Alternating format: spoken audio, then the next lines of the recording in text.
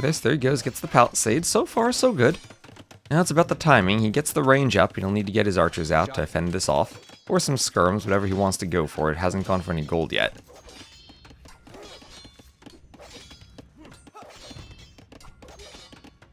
And arson for the Viper. As he's sending Vils over to the mill just now, so range before the mill. Taking advantage of those Maya longer lasting resources. You have the hunt and the sheep under your TC for a bit longer, so you can afford to skip the mill more than other civs. You don't have domestication. Now that is the farm upgrade. Remember, you don't necessarily need that before placing any of your pastures or farms. These days, it's been changed a bit, so you still get some of the benefit if you do it afterwards. And it can be tricky to fit that upgrade in when you're trying to fight off men-at-arms this early. I mean, look at this Vil. He's essentially idled because he can't get out of the palisades to drop off his food. Want to see more smush? You want to see more Saracens monk rushes?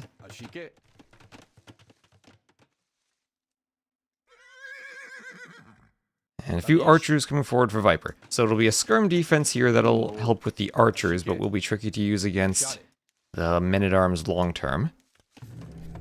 Let's see what Viper keeps adding in. He's just working on getting himself walled up. All things normal for Viper so far. Baxter only down 2 Vils. Bit of idle time there, not too much. Does a tower on the wood line.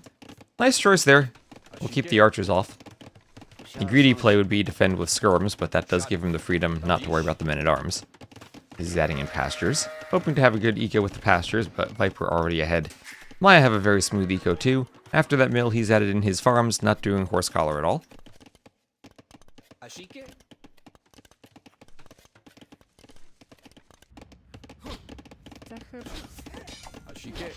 And what can Baxter do? Fend off the archers. He's forced off of the berries.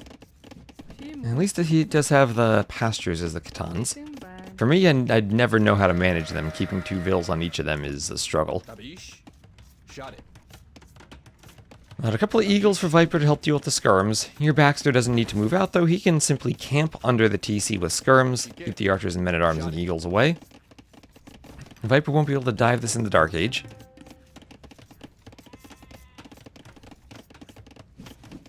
Might be a bit tricky to defend the wood line if he's walling with houses here, because then he can't get the skirms back and forth between the wood line to the TC if he walls himself out. And it'll be a struggle to take gold. Right now, both of his golds pretty far away outside the TC, and he'll need to push out the skirms in order to take them. Viper now can split up the army. Has to be careful, Baxter, because of the overchop on the wood line. But he does have a tower there, so he should be okay nevertheless. And if he's looking for a stone, Viper will see him. Viper will see him. He's thinking maybe of another tower. He's 75 stone, so he's sending 5 Vils to long distance mine 50 stone and get another tower up. Over here, protecting some of the pastures and the gold might be a good spot. The front too could be okay. I would worry about a good mangonel pushing the tower, but might also stall that out a bit. How are the animals replenished? What do you mean? Like in the pastures? Oh, in the pastures? Where they get the animals from is a fair enough question. So there's the mining camp on the gold. Long distance mined. I hope he has enough stone. Well, we'll take the gold and probably tower it. Now Viper, with all this forward pressure, he has set up his economy exactly how he wanted to. Castle Age for him. And still even Vil count for Baxter, but he's 900 res behind. Simply reacting to everything Viper's doing. Hello, Jinska. Good morning to you. Good morning. This guy really 1600? Well, he's playing fine so far.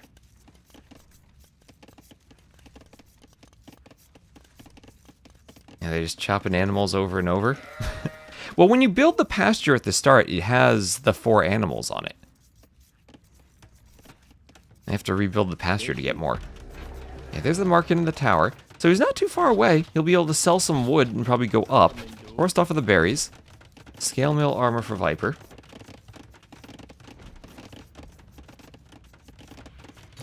So far so good with the skirm defense, but you start to worry as Castle comes in about the stronger eagles for Viper being able to overrun him. That's just an archer. I don't see a forward workshop or anything from Viper.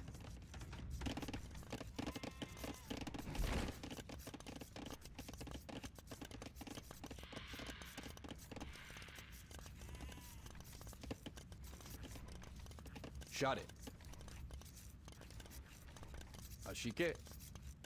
And horse collar for Viper after growing up.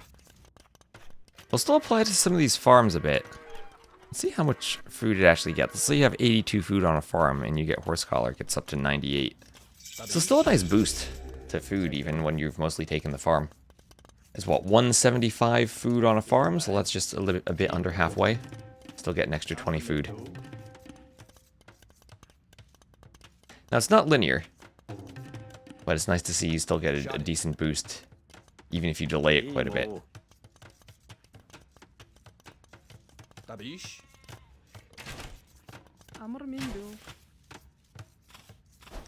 So Vil's on the gold, fleeing to the tower. Vil goes down. Bunch of eagles get in. And now Viper will dive. He's going to dive the tower with the crossbows to deal with the feudal skirms. Crossbows will outrange them. And eagles will surround and destroy the tower. So now things starting to fall apart for Baxter a bit. A res collected difference, letting Viper get up faster. Vills pop out of the tower.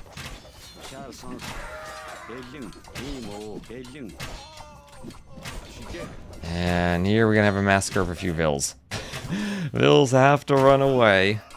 Skirms are killing some of the crossbows at least. But then the eagles can chase them down. Eagles, so many eagles under TC fire that the TC can't kill all of them. And there's Castle Age finally. Baxter's made it to the Castle Age. He's doing Bodkin Arrow. Doesn't have much for fighting the eagles and the crossbows now.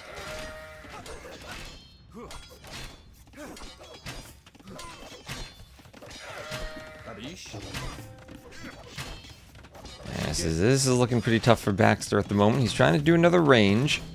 Trying to do elite skirms. But those will be elite skirms against Maya eagles. He missed the huge pastures on the minimap. Yep, Vazi can enjoy now Capture Age with properly displayed pastures.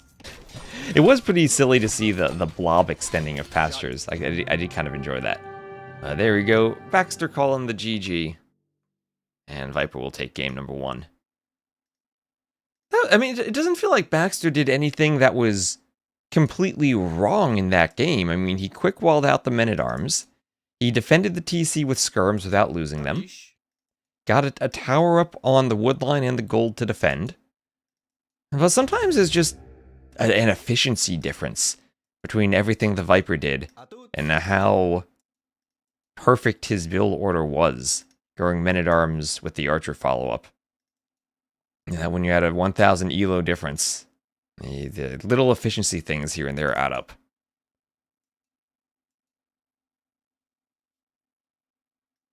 It feels like if you're against someone who's 1600 or on the same elo as Baxter going a man-at-arms rush, that defense probably works out pretty darn well. Not against the Viper, unfortunately. These are just OBS overlays. These are just images that I have in OBS. I'll show you in 1 second. So here we have the score, 29 to 5 KD. Economy here for the Viper. Technology also. Let's see, faster uptime. Yeah, 2-minute difference in the uptiming. So what I do, Bozzy? I have this little. Do I have a display capture here? Add one. I have this little control panel thing I wrote for myself where I can change the score and save it and change the overlay. And that's my display capture there, so you don't see the overlay. But I do that so that when I'm here and I change to my next scene, boom, the score is updated both on Capture Age and outside the game. Because I got real tired of clicking the buttons twice and having the score out of sync. And I don't think there's a way to do that with the custom overlays and stuff, so even if I were using that, I would still have my own scoreboard thing outside the game. Yeah, I mean, yeah, exactly, as Paul says, he did very well considering the elo difference. I don't look at that and think, oh, there's one major mistake that he did. I think, you know, a higher level player probably doing the same build is going to do a lot of small things differently. So that's a loss for the Kitans, a win for the Maya.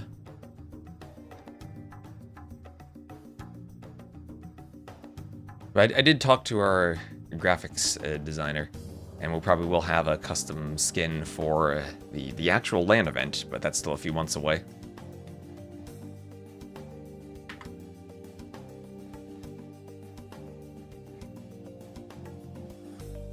Yeah.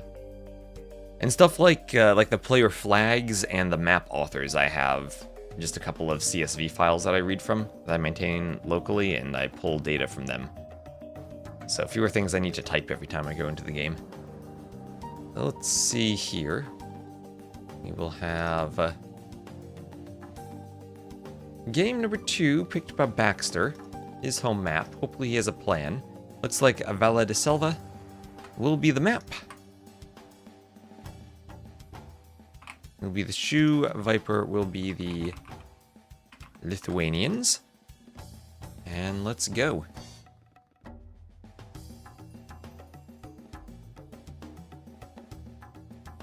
Actual skin for the land, most likely. And here we are. We'll have immediately some deer being pushed from Baxter as the Shoe. Viper as the Lithuanians will be going for the drush, the instant drush from Viper. So some deer in the middle, one pushed in already. There are 6 deer in the middle. We've seen deer pushes, we've seen players fighting over them. I think pushing them with the scout is a mistake because then you're not picking up the capybaras on the sides. I do like how we've seen different approaches to them. And it'll be a full wall off right now for Baxter. Now, not the best lumber camp for Baxter, to be fair. I think he could have gone a bit farther to the back. But it'll be fine. There are trees there. As long as there are trees, he can chop. He's fine. Viper doesn't even have a lumber camp yet. He's just chopping the straggler trees, going for that insta-drush. He'll find a couple of capybaras on his way forward. Piers lured in, as are the deer for Baxter. And here comes the drush. Very close to the TC right now. No loom, though. No loom, and Baxter will have to quick wall. Here come the palisades. Can disrupt your wood a bit early on. You need to wall this out, but I think he'll succeed. There he goes. He's fine. And a few militia attacking the palisade. Doesn't look like they'll break in right away, so good job for Baxter to wall that off, despite the perhaps suboptimal lumber camp location. Needs to make sure he gets the palisade, and just in time, gets the wall. Now this will be incredibly annoying, and you don't want to lose HP on the scout like that. It's tempting, it's very tempting to attack the militia with the scout, but don't do it, don't lose the hit points. So early score lead for the Viper, thanks to having made the militia. We'll have a mill on the papaya trees out by the front. Does give him the option maybe to wall between that house and that wood line. Make a little cut, as Phosphor would call them, around the papaya trees.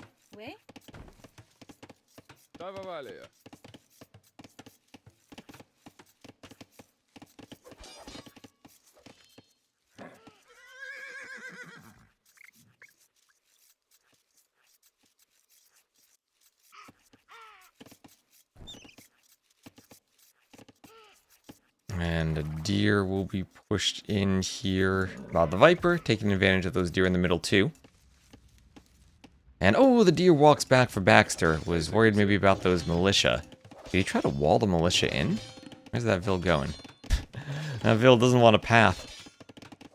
That Vil doesn't want a path. He wants the house. He wants to trap the Viper. I think there's still a hole. He's almost got it. He's almost got it. Another Vil on the way. Viper's still attacking the lumber camp. Is the Viper going to notice? Will he notice? He doesn't notice, and the drush is trapped. The drush is trapped. Viper over here pushing deer. Baxter's up to the feudal age, around 30 seconds behind the Viper. But the Lithuanian drush now is trapped here in the back next to the lumber camp. Baxter has done it. Baxter on 24 Vils. We have seen a couple of fast castles here. Maybe he's just up slowly because he was disrupted by the drush. Maybe this is a planned fast castle into war chariots. FCs actually are viable. We have seen Jordan lose to one from the shoe. Need to go over to gold soon. It'll be very hard to place farms on this map thanks to the rock terrain.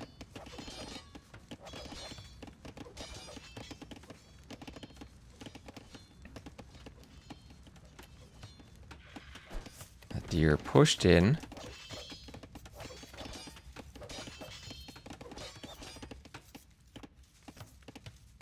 And walls around the front for Baxter. Baxter looking to wall up here too. Wants to be fully walled, and should be fully walled. He might struggle a bit for wood, but taking advantage of the straggler trees, just as Viper was able to do. Viper with a blacksmith and a stable, and looks like it might just be a couple of scouts, as he'll probably want to FC behind that. I can't wall atop the rock terrain directly. There should always be a gap that can't be covered by buildings. Although a mule cart civ, Armenians or Georgians could go for the mule cart wall.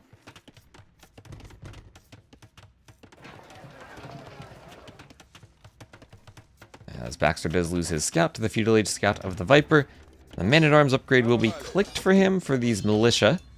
They still attack that lumber camp.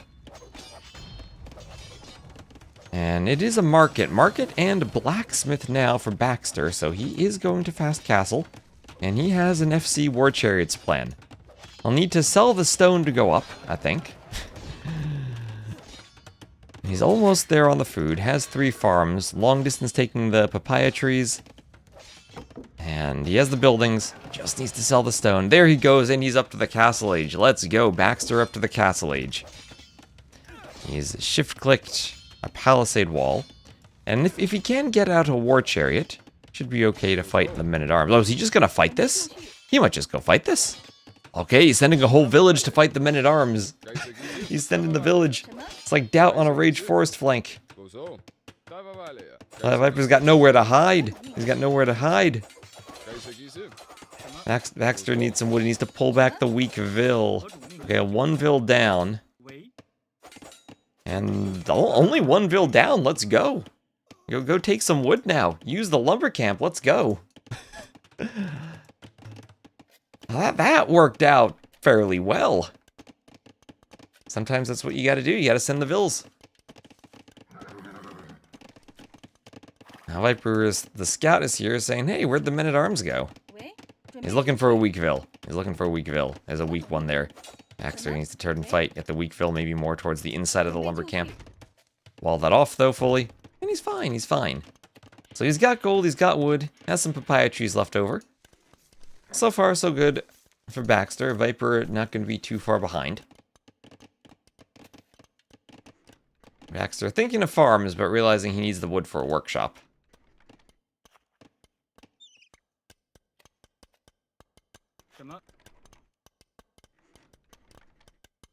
And there's Viper buying some food, selling stone.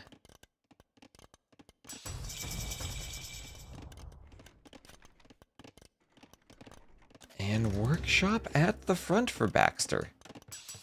I like how the blacksmith graphics overflow onto the rock. I certainly have been a victim of the false sense of security of thinking the blacksmith walls an extra tile than it does. These East Asian blacksmith graphics, they trick you. Especially with the bamboo on the houses. You get a bamboo house on one side, or the market on one side, the blacksmith on the other. Easy to think there's an extra tile walled. So maybe a bit of a mistake from Baxter, though, putting the blacksmith near the rock terrain. I think he very easily could have been fully walled off by the forest, and Viper's scouts will get in. So this is the first thing I'm going to look at Baxter and be like, you know what? This is probably a good mistake of, now not just an efficiency thing or a panic reaction to a quick wall, but needing to actually get that walled off a bit. Scouts shouldn't be in here right now. And he's going to lose a Vil because of it. One will get back to the TC. Yeah, the blacksmith certainly, it can trick you, but not for a gap this large. But he has the war chariots. 2 war chariots on their way forward. Let's go. Double monastery monks for the Viper already doing redemption. As the Lithuanians, those monasteries will work faster. So he's ready to go for a monk defense here. War chariots, can they kill some Vils? They will get a Vil kill. Let's go. Let's go. And, oh, 2 Vils down. Gonna get a third. He's gonna pull back. We'll pull back. Needs a way to deal with monks now. Third war chariot out. They are faster than monks. 0.99 speed, so they can avoid conversions. More war chariots on the way. Alright, 4 Vil difference. A bit more idle time for Baxter, but Viper had to idle a bit too. Maybe the Viper's gonna try to grab relics. Maybe he can just camp under the monasteries. All he needs to do is shoot the monk, I think. We need to go for this monk first. But now the monk has no more monk juice. So you could try to chase it down. Isn't Mangonel the correct counter to this? Mangonel could counter this too. But so can Redemption Monks, and Viper wants the relics. Needs to go for this monk too. That monk will take a shot, but ultimately dive to the TC. And Viper can't bring that relic back. I mean, war chariots kind of die to everything. It's kind of weird. It is such a weird unit that FC war chariots is a legit strat, and in the right case is a strong strategy. But I also feel that they die to everything. Feudal spears, scouts, knights, monks, mangonels. I guess the one thing they don't really die to is skirmishers, and maybe that's why they're so good. What is this game for? This is for the Brazilian Dynasty tournament. These are the qualifiers for the LAN event that will be happening in July. Hera is invited, and 11 more players will be qualifying. Yes, Fervor and Sanctity both on the way for the Viper. As monks want conversions on the war chariots.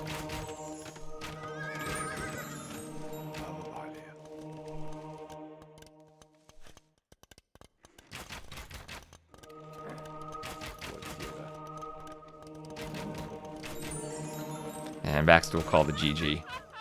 GG 11. So he had a plan. Viper also had a masterpiece. So that's maybe I know that feeling. You have a plan, but then you get masterpieced. Oh, it burns. It burns. And Baxter's opponent is the Viper. Yes, it is. Yes, it is. This is the international qualifier. There will be a Latin American qualifier, but that'll be after the 2 international qualifiers for the final spot. Yeah, so Viper's a scary opponent to have in the first round. I think Baxter was the lowest seed to make it into the qualifier. And to be honest, 16-15, that is not a low elo. He is a pretty good player. I think we've seen that so far. I mean, Viper has been doing Viper things, but Baxter hasn't been just folding over.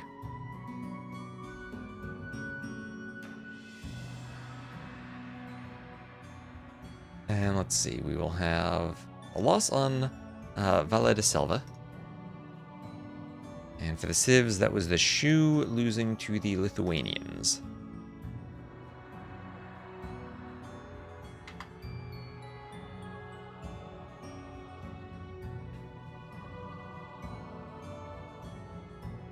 And it will be Coast Arena as our third map. Ooh, Baxter's also changing up his color this game. He's going red. More visible on the water, at least. And it'll be a Koreans mirror matchup. Ooh, I hope we get to see turtles.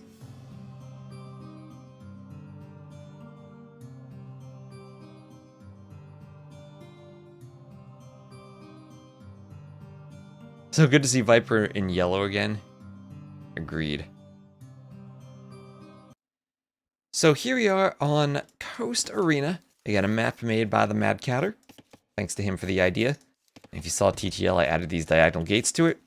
And it'll be a Koreans mirror matchup. The first picked civ from both of these players. Thank you, Pete025, for the follow.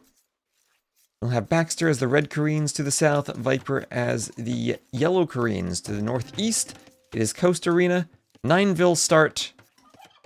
Only difference to the TTL version is you get 2 turkeys in the back to account for the 9 start. Get a total of 6 heritables instead of 8 after we skip 2.5 minutes. And Jordan, thank you for the raid on Team Onomaru's channel. Welcome in, everyone. Welcome in. We're casting the Viper against Baxter. And we have a Koreans mirror matchup. Both players taking the very first picked civ. And And Baxter going to lure in those boars. Hello there, raiders. Hello, everyone. Welcome in, welcome in. We have a long day of games today. I think in around 15 minutes we have Classic Pro versus Shikso coming up, and then we have like 5 sets that start at 14 GMT. So hope you enjoyed casting, Jordan.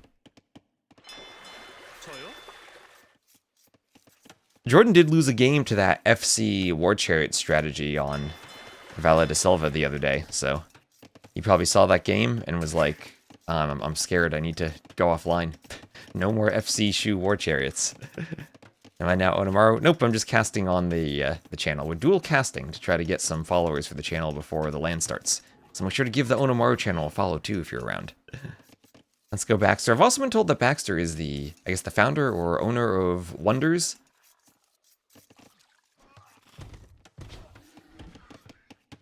And we did see Roderick's upset Kapach the other day. It would be crazy if Baxter could pull, as the lowest seed, any type of upset here.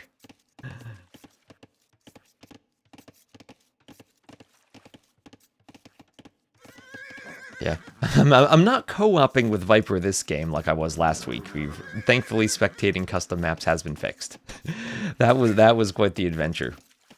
We had a bug that after the server maintenance, custom maps did not transfer to spectators, so I had to go old school style and co-op with Viper to spectate the matches.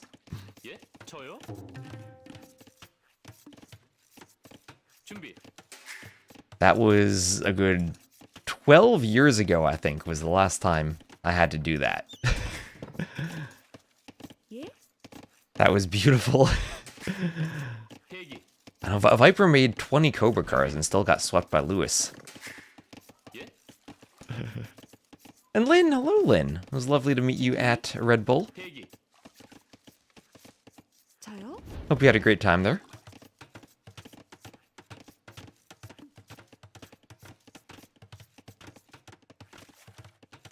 Any team game tournaments coming up with the new team alignments? There is the league coming up. I'm not exactly sure when that's starting. Our base is in the chat. He might be able to answer that. You have a full day job, or are you a full-time AoE2 guy? I studied math and computer science, and I still do part-time work as programming. I swap between that and streaming. Like seawalls, why do they have a different radius? But that is a technical question, Bozzy. When the Mad Catter originally made the map, he had a lot of hacks for making the walls in the right spots. And there's a bunch of invisible placeholder objects in the back that block the walls so they don't get spawned there.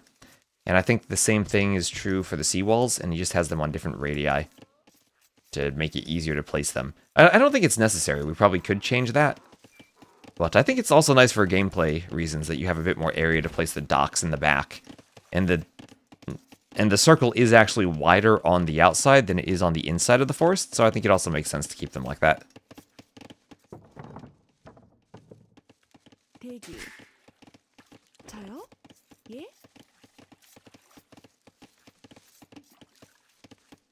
I know the Mad Catter here, who originally made this map, has a 40-minute video on his YouTube channel explaining all of the tricks he used to get circular walls. So if you really want an answer to that question, I'd go look up that video. you might get a very technical explanation there. Anyway, we have Baxter up. I was hoping we might see one of those Dark Age transport ships, men-at-arms rushes from him. This is his home map. And oh, Panic House from him. Doesn't want to be he doesn't need the house. He has a pop space available. And he's up to the Feudal Age. Market for Baxter. And Market Blacksmith for the Viper as he does another dock. One of the things I'm going to be looking for is where do players place their docks? Because we have seen those Dark Age transport ships a couple of times. I think that strategy should be much harder to pull off. Because now that you can garrison the fishing ships, you essentially have towers for your docks, where you can shoot the forward vills or shoot the men-at-arms. And I think if you have the docks spaced properly between the forests in the middle of the map, it gets much harder to do a landing. Where I've seen the landing succeed is, in part, luck, where a player does 2 docks on one half of this outside area, and then the other area is open for the landing in the forward buildings.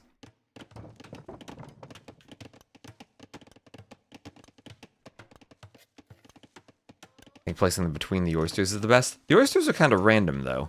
Not always a consistent spot. So Castle Age on the way for Baxter. Castle Age for the Viper. 5 fishing ships to 6. Viper. Oh, Viper lost his scout? Why did Viper lose the scout? Why does Viper not have a scout? It's not like it fought Baxter's scout. Did Viper delete something and delete the scout? Was Viper housed and he just deleted the scout? I think doing it on an oyster is right, as Arbe says, because you can delay the mining camp, and you don't need a mining camp if you take from the oysters. You can skip that. And here we see Baxter skipping it to go for stone. Baxter has a kill? Oh my god, I didn't even see that. Where did he get the kill? Did Viper, like, get inside? Did Viper lure his boars with the scout and Baxter just killed it? That's right, 1-0 for Baxter. So whatever happened, Baxter is winning this game right now with the KD lead. Selling wood, buying stone. Outside the wall on the left. Why was the scout so weak, though? I'm looking at the build. Maybe he lured the boars with the scout. Anyway, Viper's about to get castle dropped. Viper doesn't have any stone himself. Here there's Viper scouting with a villager. Extra line of sight on the Korean villagers. If Baxter drops the castle and sees that... Wait, that's a full HP scout and a loomless vill. Wait, Baxter. Let's go, Baxter. Get the castle, Find the villager. Oh, please find the vill. So, the fire lancers, though, for Viper. Get the castle up, Just do it. Oh, two fire lancers shouldn't be enough to stop this. Well, let's go. He's got this. 50%. 50%. This is Baxter. This isn't doubt. He's walled the vills in. That's not good against the charge attack, but he's almost got it. 66%. 70%. He's close. 80%. Does he have loom? He has loom. He's sending more vills. He's got this. He's got it. 85%. 88, 90%. He's got it. Viper, he's getting a forward workshop. He's mining gold on the outside with his main gold taken. But Baxter has the castle up. He's done it. Castle on Viper's face. He kills a villager. That's making up for the 9-to-1 Vill KD difference. He's got it. Baxter, he is 16-15. Siege tower from Viper. Siege tower fire lancers. And he's in. So Baxter, I guess he needs to run outside his base now. Use the walls on the other side. I'm doing a guard tower now. He's trying to get his vills over. You know what he could do? He could transport ship his vills around these walls, or just delete an inside one, run out and re-wall, and then take wood in the back. Have a very safe wood line. How did turtle ships do against fire lancers? Could he make one turtle ship? But I think he's reacting okay. Walling up, waiting for players. We're good. Lag spike there. Does he have a war wagon? He doesn't have a war wagon yet. Double barracks fire lancers, gambesons for Viper.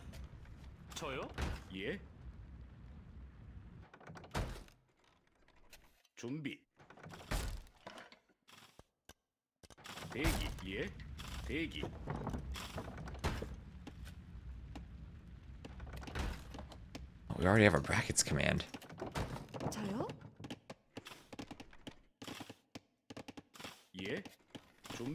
I'm not sure how the bot works in both chats. Hopefully if it's in the Onamaru chat, it still responds to commands from my chat. So Ram from Viper, he's through. And fire lancers will be poking down the stone wall. And the war wagon is inside. Viper going for a monk defense. The siege tower going to block the war wagon so the monk can try to convert it.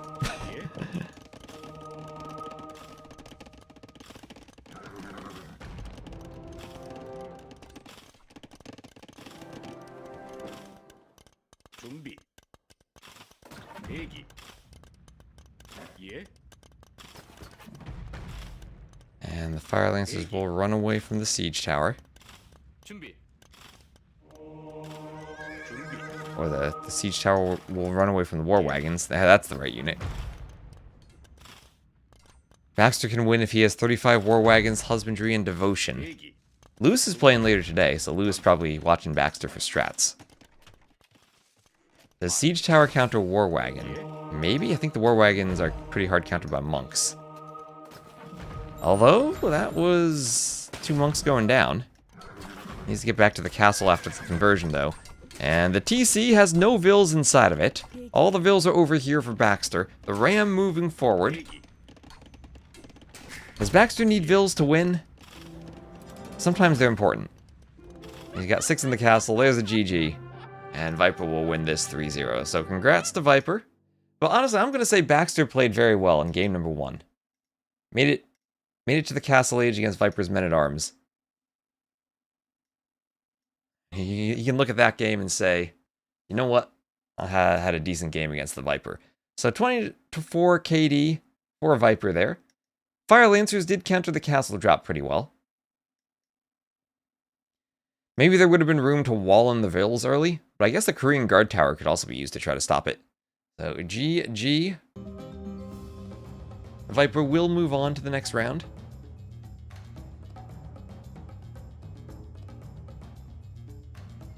And we'll win Koreans versus Koreans. He won the draft, though, picking the same civ as Viper with the initial blind pick. Classic Pro versus Shikso. What are my predictions? I think Classic Pro wins that. I think he's a pretty good favorite there. Maybe 3-1. Let me update my title here.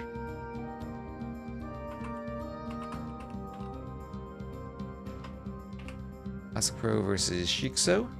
And let's see if we have drafts for this yet. And yes, we do. Yes, we do. They are drafting right now, so let me get my scoreboard set up. Classic Pro versus Shikso.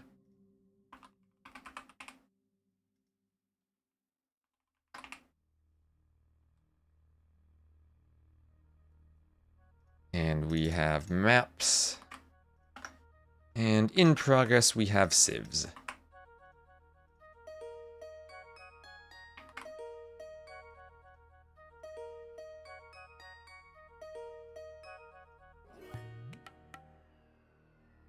Lewis better pick Koreans now and get to 35 war wagons.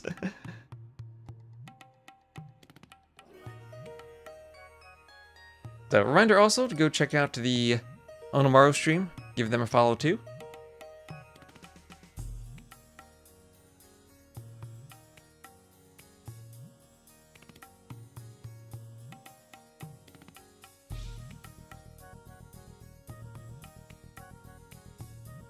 And we'll have Mongols and Japanese the first picks. Shikso picking a couple of water maps.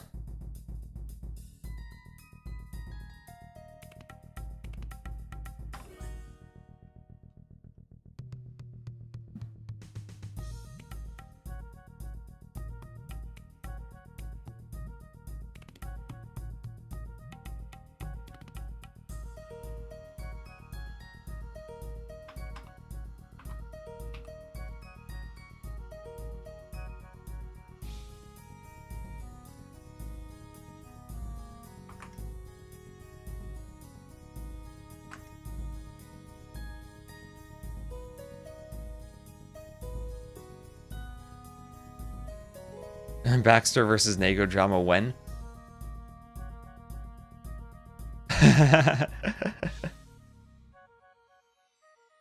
Hello, Baxter. Hello, hello.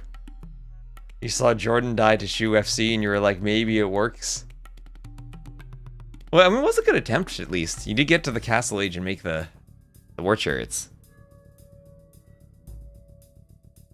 I'm sure the early drush was difficult.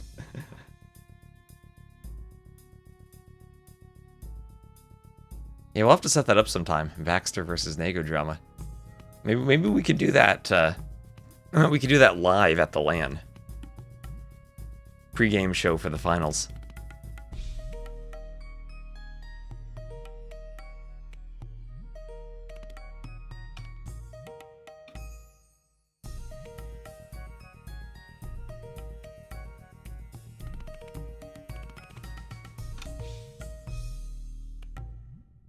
Hello, Stray Wind.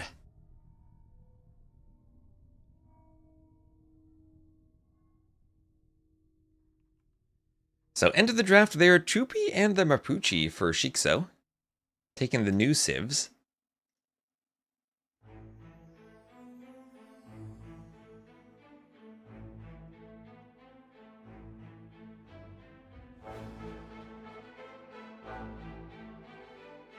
Do I think there will be a Londinium too? I have no insights into Red Bull or what their processes are. Every time there's a Red Bull, I hear it's the last one, and then they do another. So what the future holds, I don't know.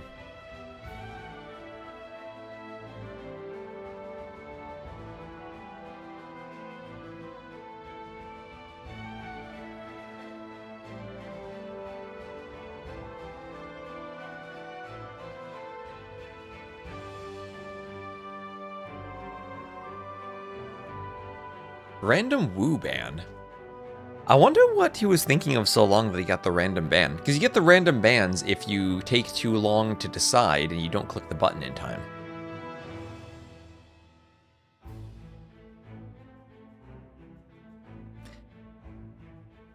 I haven't seen all the stats from Red Bull. I know that it hit a very high peak viewership total. I don't know what the stats throughout the entire event were.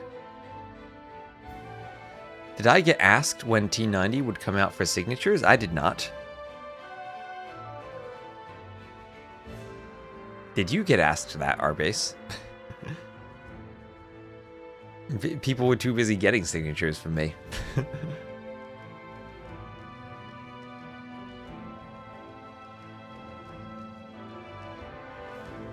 Yeah, poor Armenians getting double banned.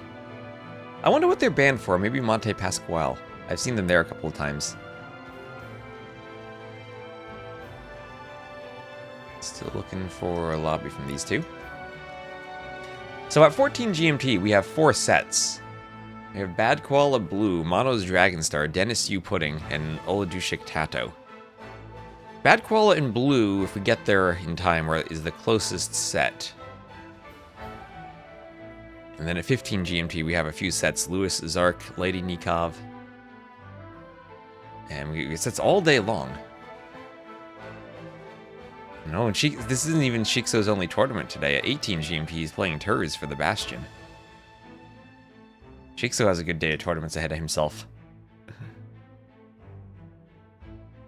You had to take a picture with T90 when you were speaking to Nilly. You're only the intermediary guys. Ah, okay. Good morning. Yep, it is still morning. You do have your internal clock correct, Susie. You do. Welcome in. And so let's look at these maps. Araucarius will be our first map. A map I've really enjoyed. It's 3 tunnels with 3 javelinas each, and then some fish booming potential. So you can play it like you do Black Forest and Vilfight right at the start. You could try to wall the passages. I have seen some stone walling. I've seen some sneaks and forwards. I've loved what we've seen so far. Oh, you got one with Nilly with a Jester costume. What is the most OP civ on their perfect map? I do have a feeling that since Pantanal is a land nomad start, there will be potentially the Huns with the horse being extremely good. And I don't know if there's a civ that can match that economy if the Huns get literally every single capybara on the map. Other than that, I'm not sure. Some of them are kind of standardish open maps. Monte Pasquale is certainly different with the Pilgrim start. I don't know if there's any one particular super strong civ for it, though.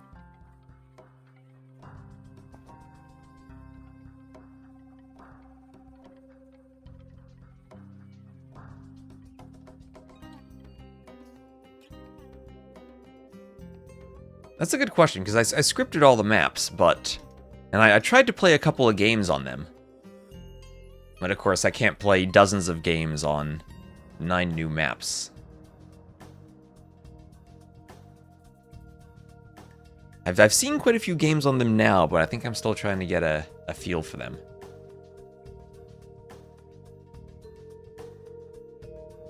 Louis still here. Go pick Hans on Pantanal earlier. Or later when he plays the set. We did see that the other day, and it did win, so I'm confident in it. The 2 times I've seen it, it's won. Even though the weakness of the strat would be if you do what Jaguar does and run straight into the TC.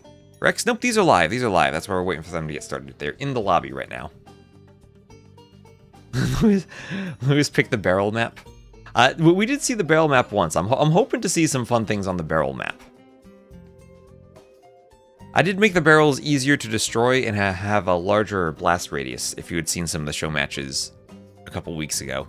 So the barrels are a bit stronger by virtue of being weaker and easier to destroy. So it looks like these players are in the lobby. We'll wait for them to get started, and they should get launching right away, hopefully.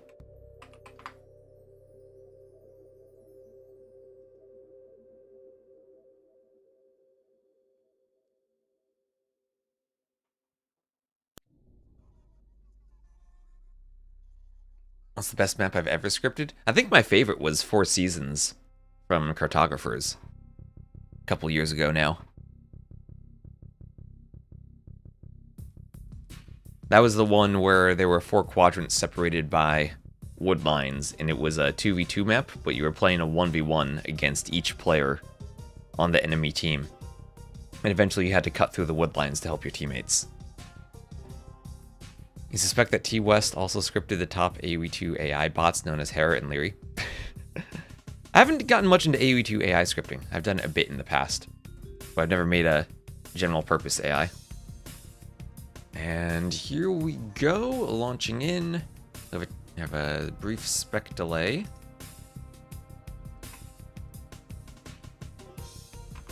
Nope, we're going. We're just going right in.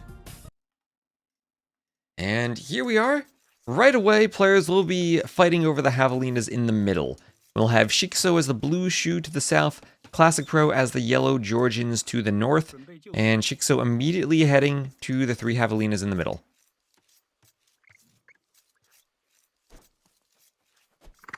And Classic Pro picking up... Oh, early dock?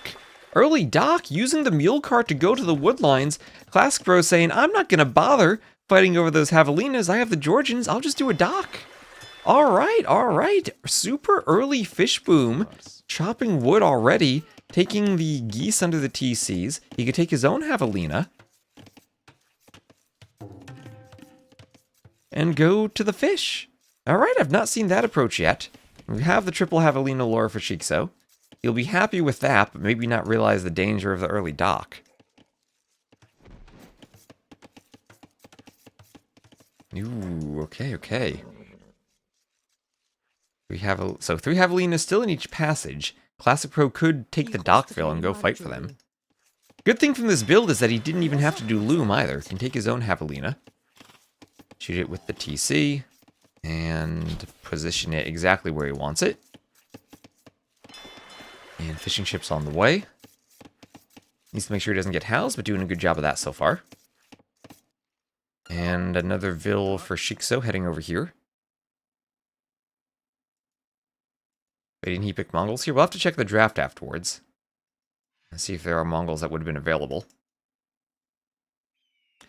So each of these tunnels will have a pair of stone tiles and 2 groups of 3 gold tiles, along with the relic and the javelinas.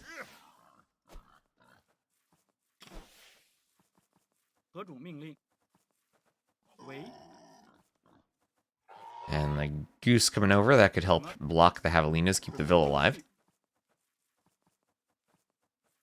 I mean, there are other maps with some extra hunt, so I think Mongols could be a good pick on a variety of maps. No, not necessarily needed here. Ooh, don't block the Vil, Shikso. Block the javelinas. Hello, Dizzy.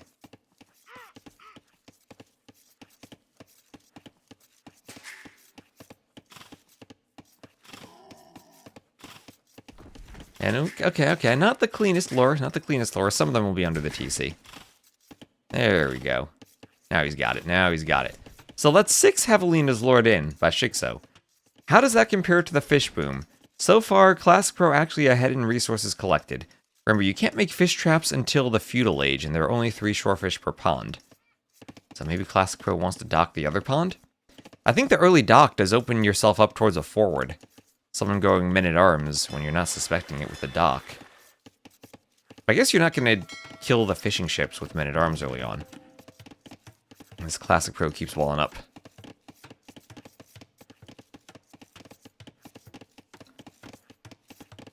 Deer being pushed in by the scout.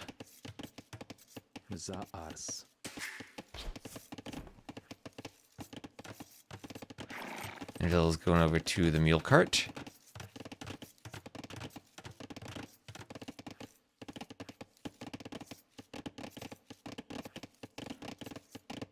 As Feudal and Feudal Age for both. And okay, we're 8 of the 9 javelinas now lured in by Shikso. Classic Pro not even trying for them. He's happy with his fish boom. He is content with fishing. Doesn't want to do an early loom, doesn't want to lure anything, just wants to fish.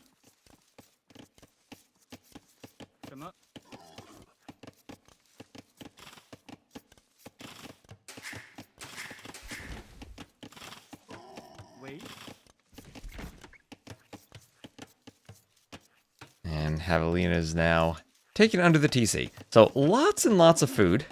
Maybe Shikso wishing he were the Mongols now. Didn't even take his own Javelina yet.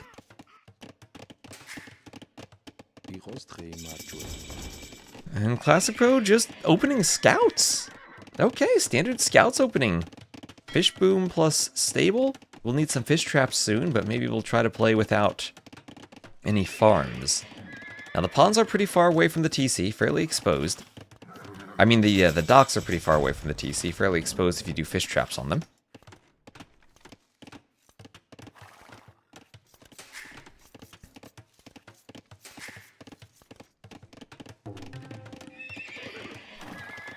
And a mule cart out here on the gold.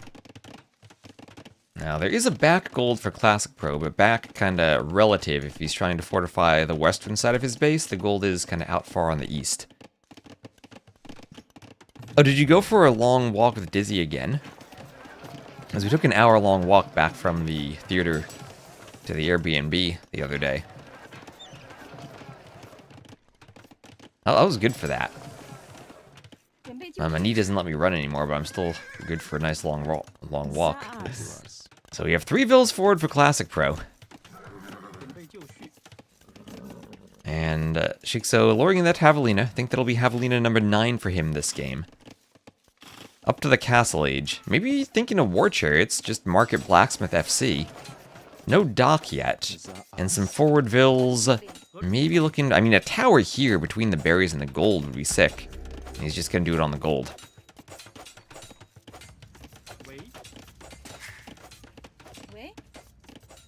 And Shikso will send some vill... Oh, wait. Where are these vills going?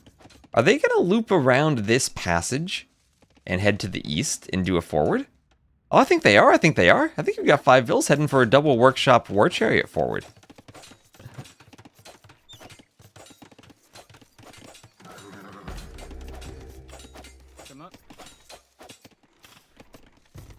Alright, so this is tricky for Shikso. He needs to extract the vills somehow. Get away from the tower. The scouts can run around that wall. Trying to... Okay, he tried to do something fancy with the vills. Didn't work out for him. He needed another vill to come from behind and do a separate gate there and get the double gates up.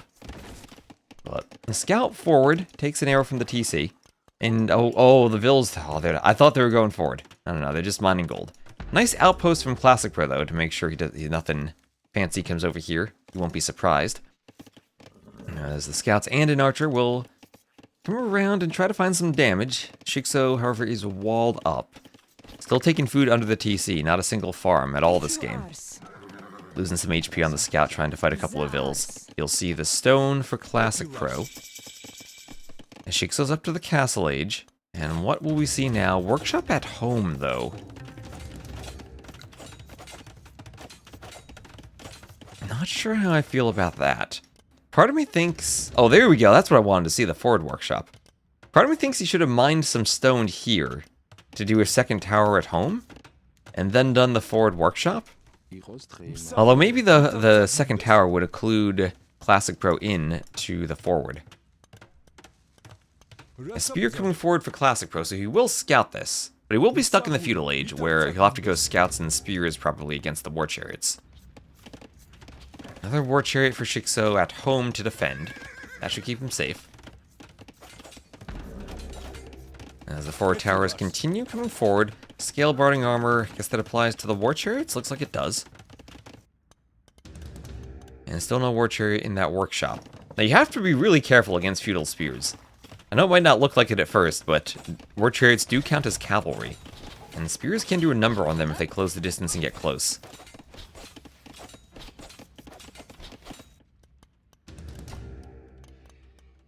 And I think this will have to be an ungarrison on the inside first. Ooh, okay. What will the spear do?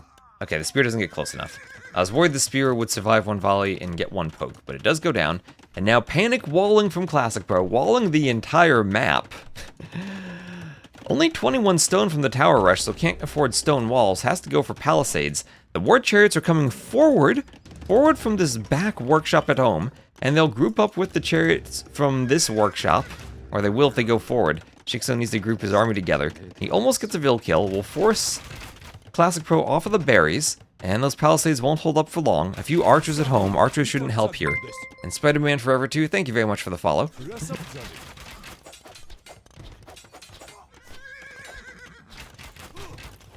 And the scouts will come in and try to destroy the war chariots. How effective are scouts here? I think they kill each other rather quickly. War chariots don't have all that much HP. What is this, a new unit with only 65 HP? I'm so used to those 78 HP Vietnamese Fire Lancers. Or those 100 HP Rathas. 65 HP feels low these days. I have no idea when that was changed, Asher. I'm not exactly sure.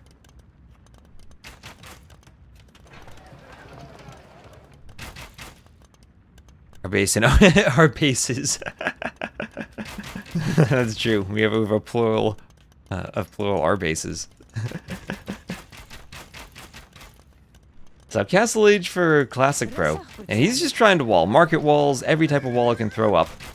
Trying to get some stone now, and he'll be looking for a defensive castle and then Manaspa once he gets up. But the war chariots will be in. The wall is open, and there'll be 6 war chariots ready to run through if Shikso ever can make it through. Stone is being mined forward. Shikso's getting a second TC up in the tunnel. And defensive towers now. I guess towers are pretty good at defending against war chariots. They do have a ton of pierce armor, though. Not all the Vils will fit inside that tower. And the stone is not there for the castle from Classic Pro because he is throwing up the panic towers. And Vil's going down. And I think what really would be devastating is if these war chariots were to come and destroy fishing ships on the pond, but Shikso hasn't scouted that. He doesn't have the scouting to see the pond. More Vils going down on the wood line. These things take forever to reload. Classic Pro now is up. Vil's down. Only a 3 Vil lead for Classic Pro, but then that is with 7 fishing ships. Oh, and Shikso doesn't have the scouting he needs to see the dock.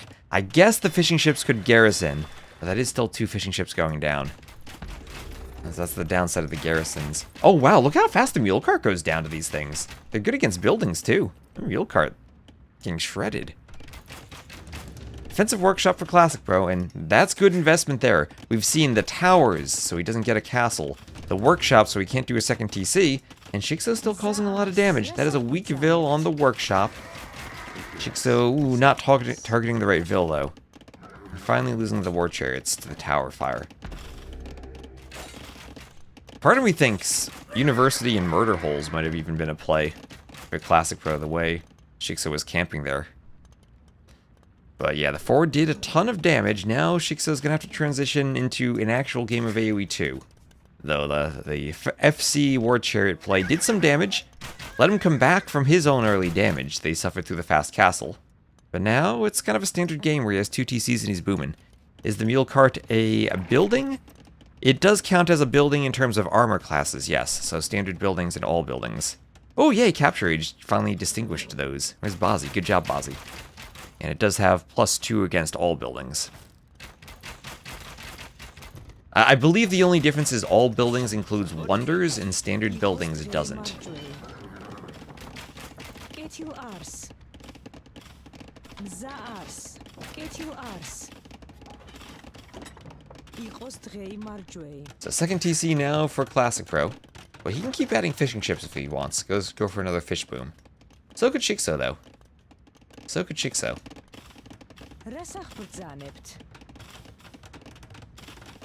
And a wheelbarrow on the way for Shikso. Now that I'm thinking about it, the players forgot to set a time limit. I'll write that in their Discord channel. I was checking.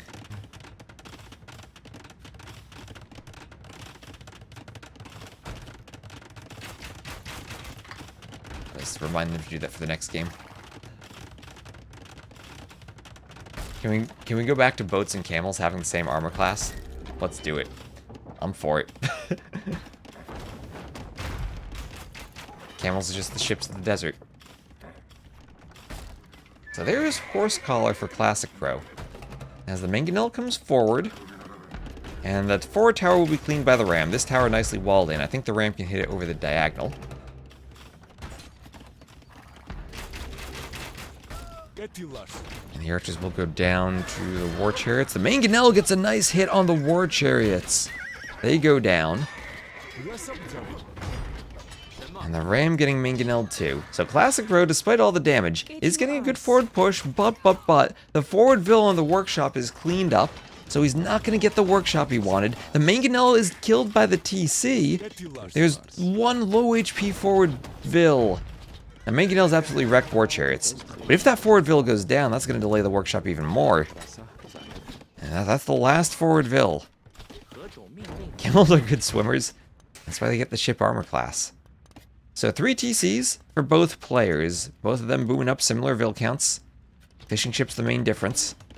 Wheelbarrow's in for Shikso, so in terms of actual vills, I think he's ahead pretty well. Knights should be decent against war chariots too. But it's always an issue of can they force the fight. And with proper micro and positioning by the TC, the war chariot should be able to hold on.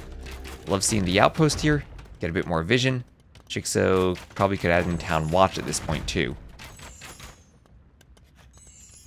Still going for war chariots. Do the Shu have access to redemption? They do not. So no chance of converting the mangonels with this monk defense. And the outpost is destroyed. That should slow Classic Pro's raids. Won't have the vision for the mangonels. And more outposts for Shikso, more vision. I'm still worried about that one forward villager. Some knights trying to get around the back, but monks are there.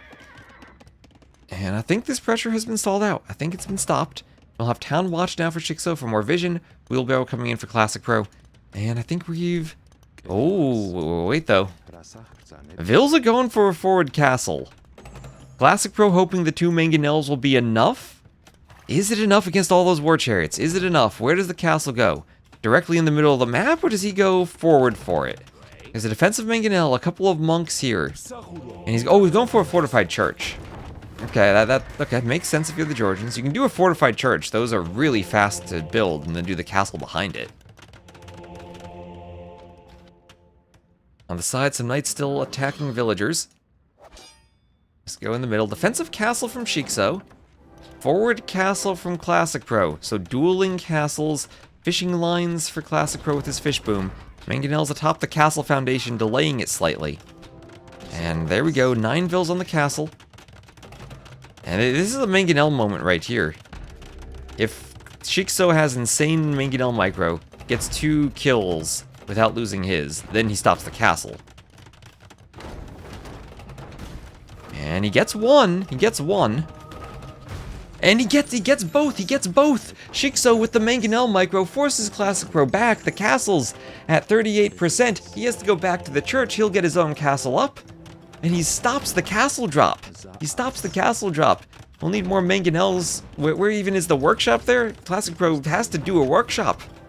He does it. 2 mangonels cleared and the castle is stopped. The mangonel hits the forward vills on the workshop. Classic Pro doesn't garrison in time. Another vill goes down. And he deletes the castle foundation. Has to do it behind the church. Still not a bad spot for a castle, but not as forward as he wanted it. There will be hills here for Shikso should he get Imp and be able to treb. Resources not close to Imp, though. Classic Pro a bit closer to Imp. He's definitely ahead in res collected. He'll have the fortified churches for the Georgian economy, and Shikso's been raided quite a bit. Shikso still can't get control of that watchtower or those resources. Still has that forward Vil from Classic Pro. Squire's on the way. Another castle foundation placed. What are those? Some white feather guards. Where's Emu? Fortified church going down to mangonels. Don't see that every day. The Georgians can repair them. And here we're seeing just how effective mangonels are against the war chariots. This castle, I think, goes up. Shikso thinking of diving the murder holes range of the fortified church. He does get another Vil for it. Has to be careful with his mangonels now. Some Huiguang Cav. I don't think they'll be in time.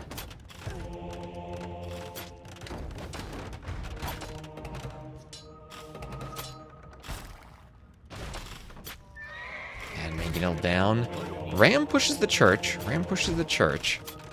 Both players using the market at the exact same time. Shikso sold 1,100 wood all at once. Trying to find a way up. But Classic Pro's eco is better, and he is up first. Relics going back to the monastery. And he's still using the market. And there he goes, both players using the market at the exact same time to go up. And there we are, slightly faster for Classic Pro, about 40 seconds ahead. Now the Shu do not get trebs, they have to deal with traction trebs. Less good at pushing the buildings, but maybe able to hold the middle. And if you're the Shu here, what composition do you want against the Georgians? Shikso's been with a TC on this side for a while, hasn't walled it off. The Georgians as a cav civ, I think, are going to enjoy the mobility to raid down all three passages. And walls would be prudent here. And a pretty big gap to wall still for Shikso, though.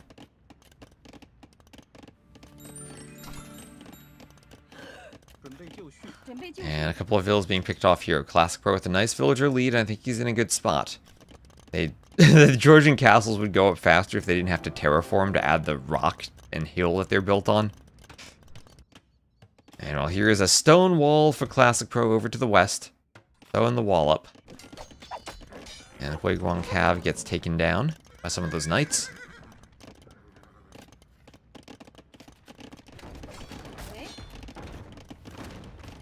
These knights also try to pick off the Vil.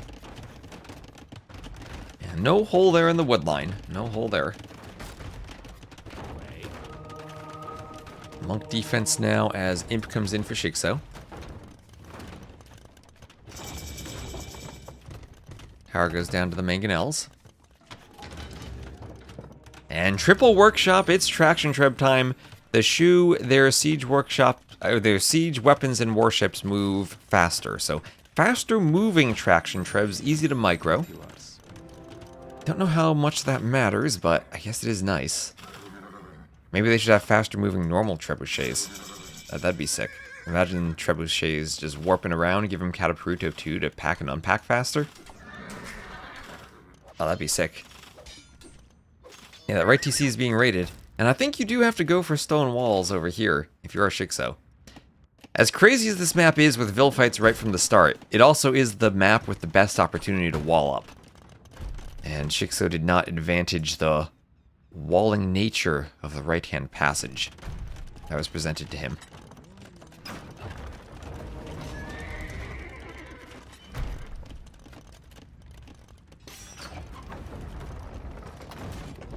And fletching on the way for Shikso.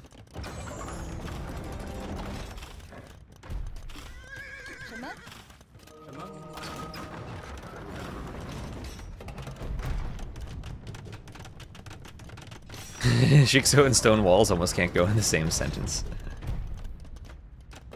So, traction treb, we're going for the treb at the front. Classic Pro will have to repair that. And some good repairs on it.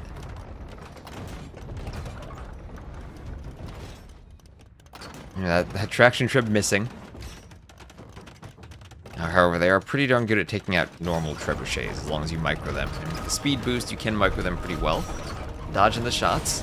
And white feather guards. How good are white feather guards against the Georgians? Where's Emu Warrior? I need him to answer this question for me. This TC has been rated so much, though, and the Vil difference is huge, 113 to 80. Those fishing ships still alive and working on the pond.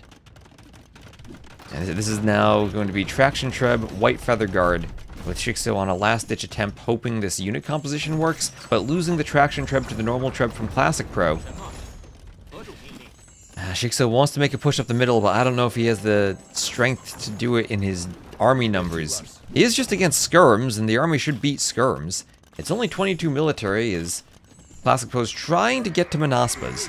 White Feather Guards do have +8 against Cav, so Manaspas might not be the right unit. And Shikso still has a path to victory if White Feather Guards beat Skirm Manaspa Treb. Siege Tower, dive, and run away, that might be the best strat.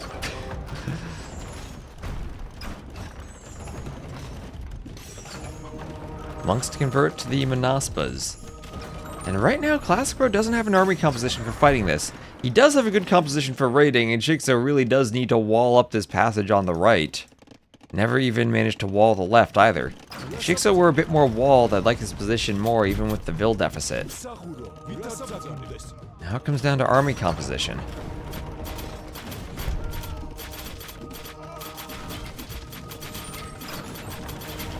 Trebs go down. Down it goes. No more Trebs. And the Traction Trebs can start attacking the castle. We'll have a Cav Archer swap for Classic Pro, and since the White Feather Guards were underneath the castle, underneath the fortified church, shooting arrows with the relics. Does that shoot arrows with the relics if you're the Georgians? I don't even know. I think it does. I thought I saw it shooting. Maybe those Cav Archers. But anyway, he was under there and he lost most of his army. A couple of conversions were suffered, and now the Traction Trebs have to be forced back as the Cav Archers move forward. Maybe a few skirms need to be added in too. White Feather Guards have decent pierce armor. Decent, but they still don't want to fight upgraded Cav Archers. Another opportunity where Shikso, maybe he could have made a wall over here and tried to stop some of the mobility of the Cav Archers. And there's the GG from Shikso, as Classic Pro will take game number 1. This map has given us crazy games so far. I've really enjoyed watching it. And there we go. Stats here. We will have a 93 to 69 KD for Classic Pro. Hit the GGs in the chat. And 10k more res collected. That Georgian's economy in the late game with the churches. And with the fish boom early on. So different approaches there. Shikso going for luring all the javelinas he could. Classic Pro ignoring that. Going for the fish boom right from the start, and it worked out for him.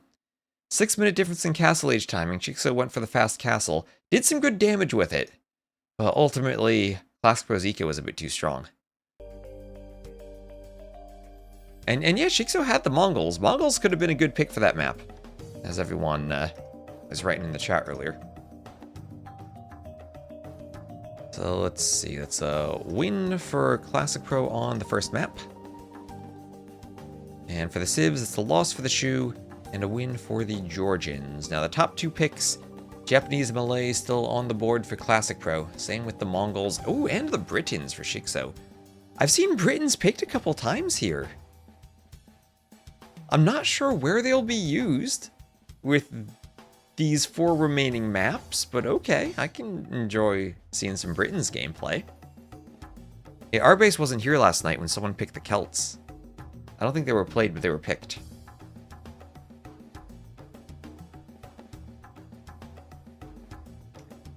Got a thumbs up from the players. Remember to use the 90-minute time limit.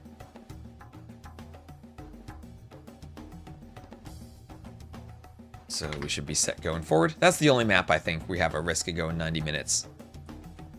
Yes, we have seen the Muisca picked a couple of times.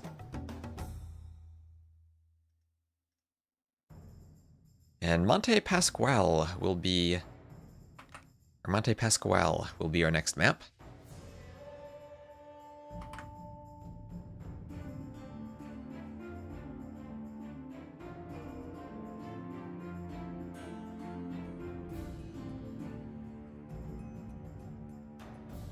And again, thank you everyone for watching on both of our channels. go give a follow over to the Team Onamaro channel if you can too. This is going to help us all out if we can get some more viewership and more follows for that channel before we have the actual LAN event. We're up to 1,150. We started in, I think, the mid-900s the other day, so we've been growing quite a bit there. Are White Feather Guards really good versus Cav? They slow down the Cav when they attack, so they have a interesting mechanic when fighting them. How's my Spanish? Non-existent. The only Portuguese I know are the map names that I've created for this event too.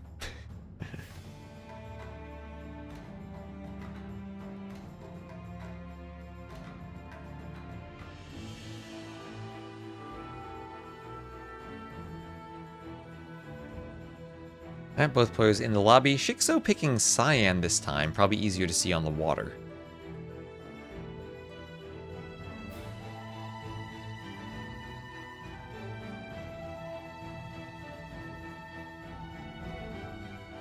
And here we go, Japanese and Romans.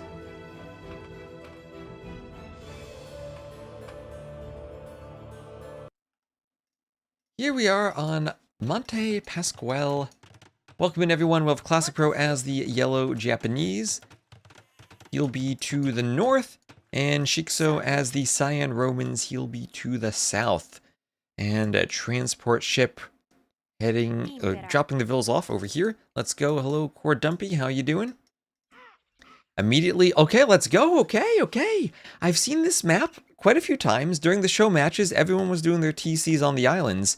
Here we have different approaches, mainland TC versus island TC.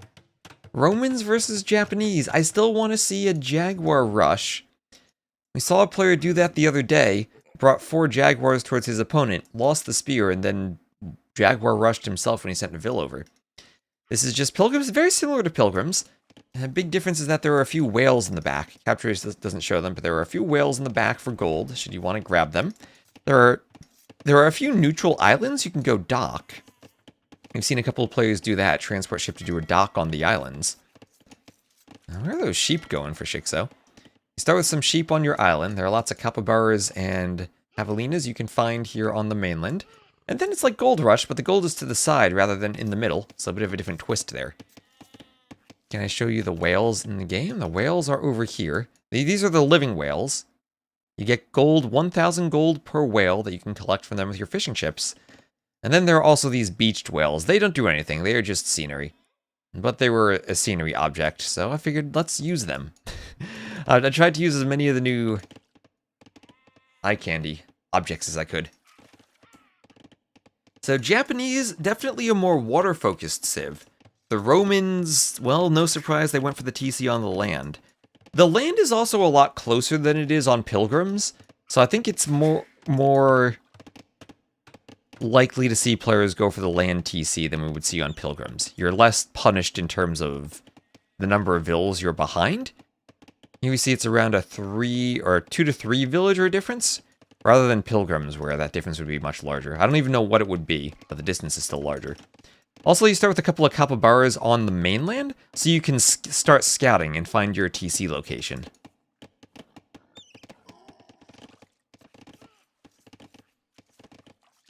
Easter Mount, yep, that is the translation, yep. So I don't know if maybe by the end of the tournament, we have players who coalesce on one strategy and find a meta. But at least right now in the opening rounds, I have no idea what the best strategy will be. I think there's a lot of room for practicing your build orders and having a different build for it. I played one game against Ornlu where I got wrecked because he had a smoother opening, and that was about it. But that's also the first time you play a map, you kind of luck yourself into, is your build good or not? And how do you improve if you practice? That was one thing I learned years ago when I played a 2v2 tournament with ACCM on a bunch of Nomad start maps. There's a huge difference to practicing the start a few times and knowing what you're doing and getting a feel for the eco balance. How's my rating versus Ornlu? I think we're both around the same. Kind of around that 1900-ish mark usually. It's going to be whoever is playing more recently will usually have the advantage. Except for water maps, though. If we're playing Baltic, I will heavily favor myself on Baltic. Otherwise, I think we're pretty similar. What's in the far corner? Lots of gold, and then lots of black panthers at the very top of the hill. Feasting on those skeletons. Oh, look at how close those Makar fly to the ground up there. Yes, lots and lots of black panthers, and then lots of golden stone. It's essentially Gold Rush with some cracked terrain. I use the same idea as we had in Zimbabwe, if you saw that in TTL. Cracked terrain near the Gold Rush area.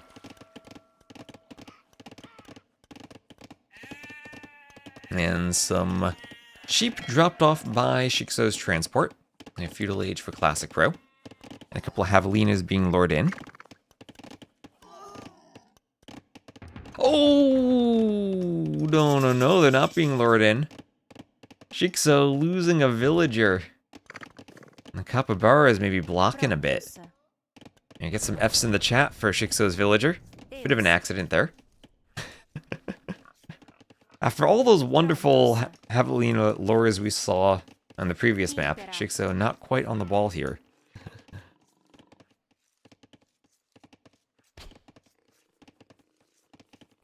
And going for the double lure again. This time still no loom. Have to be careful on the hill. You don't want to take a hit when you're downhill. Let me bring them in. These pineapple bushes are reskinned to berries, so don't mistake them for trees. They will be berry forage bushes.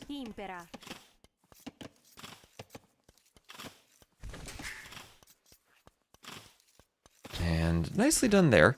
But now we have faster Feudal Age, and therefore faster galleys for Classic Pro. I think the Island TC not only gives you a slight Vil advantage, but also means you get into the Feudal Age faster.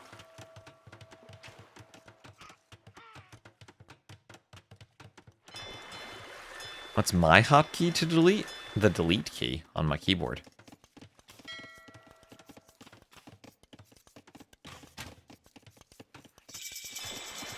So dock down here for Shikso.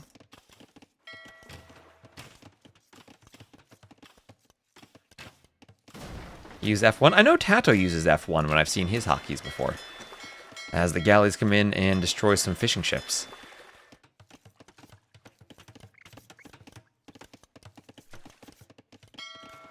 And Shikso does really want to keep the transport alive, I think. You don't want that to die. You want to be able to ferry your remaining vills over to the mainland. You could just leave him out there on the lumber camp, but that'll be overwhelmed soon. So, Classic Pro winning the water. He wins the water. And he also did manage to get on land. He's doing an archery range. I'm doing another lumber camp on a wood line. And a few vills will pop out of the TC. We'll have a market for Shikso. And he's looking to get up to the Castle Age. Okay, so we're gonna have Castle Age Romans, double workshop Scorpions maybe, pushing Classic Pro, who still will be in the Feudal Age. With only 6 fishing ships, might not be up all that fast. The fish are getting kind of far from the dock. This is where you need more docks, maybe on these middle islands, maybe spread out across the mainland.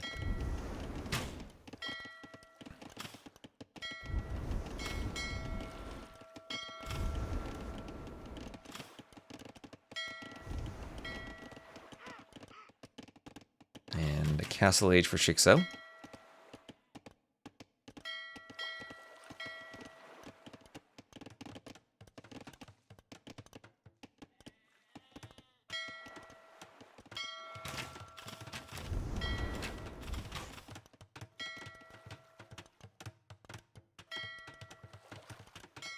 Our galley's attacking and moving back a bit. Yeah, and he's nowhere near castle. So I'm genuinely kind of worried about this. For Classic Pro, we'll have scale mail armor for Shikso. The TC should defend a lot of this eco, although he needs to get some wood soon. Bit of a lag spike up as the archers walk forward. Not going to walk into TC fire. They do have fletching. So Shikso has to be careful here. There's a couple of dead vills. But he can run off the gold. And go grab some sheep. Now, this map has gold on the beach, no gold in the forest, but then gold again at the top of the mountain. And you'll head to the back for more gold. Sold this stone to go up, so won't be able to do a defensive tower. That archer down to 10 HP. Maybe Vils could chase it away. Could do some damage over there. Maybe he should have been taking a wall and up. But a couple of militia. Maybe we'll need to see men-at-arms and squires to chase down the archers. And he will need gold for scorpions, even though the Romans do still need some type of gold. Maybe the answer is run to the dock, garrison the fishing ships, and have them shoot the archers. That's a few Vils going down. 3 archers have been devastating to this plan for Shikso. And, ooh, some archers at the front killing the militia. And the timing has not been there. Medium warships and men-at-arms. Tried to FC for medium warships to get back on the... Well, he is still on the water. He has quite a few fire ships. Are medium warships enough of an advantage? He can turn this around and take the water back. I was thinking this would be full land, and he's still attacking with men-at-arms in the Castle Age. Well, he does have double armor. Squires is on the way, but this is not the timing he wanted, and he's not even going to kill a single Vil there.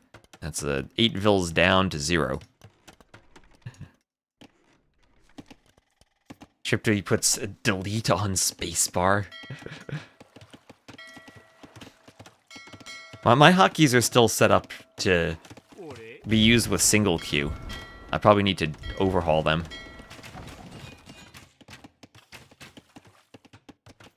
We once were setting up PCs for a LAN and we had the player hotkeys and we didn't have our own hotkeys.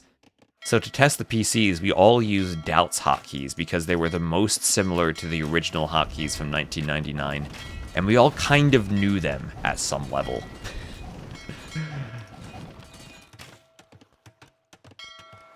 Okay, so some Hulks for Classic Pro. He's still up. The 6 fishing ships are great for him, but actually 8 fishing ships for Shikso. He needs to find a way to fish by his docks, though. He's going to push the Hulks back. And a few archers still wandering around. Yat has gotten a new keyboard, though, that I have seen. He did get a new keyboard at some point. So Men-at-Arms still pushing forward, but Castle Age finally clicked for Classic Pro. The timing advantage for Shikso still has a bit of an advantage, needs to push on the water more. Fishing lines for Classic Pro, but he's kind of running out of fish. He's very far from the dock.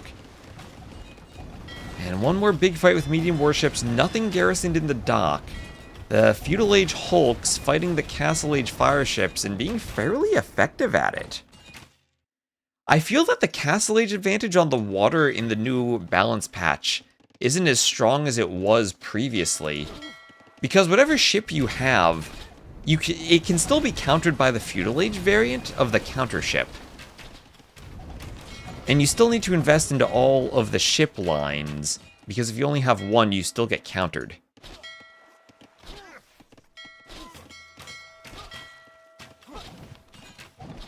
And you still need good numbers?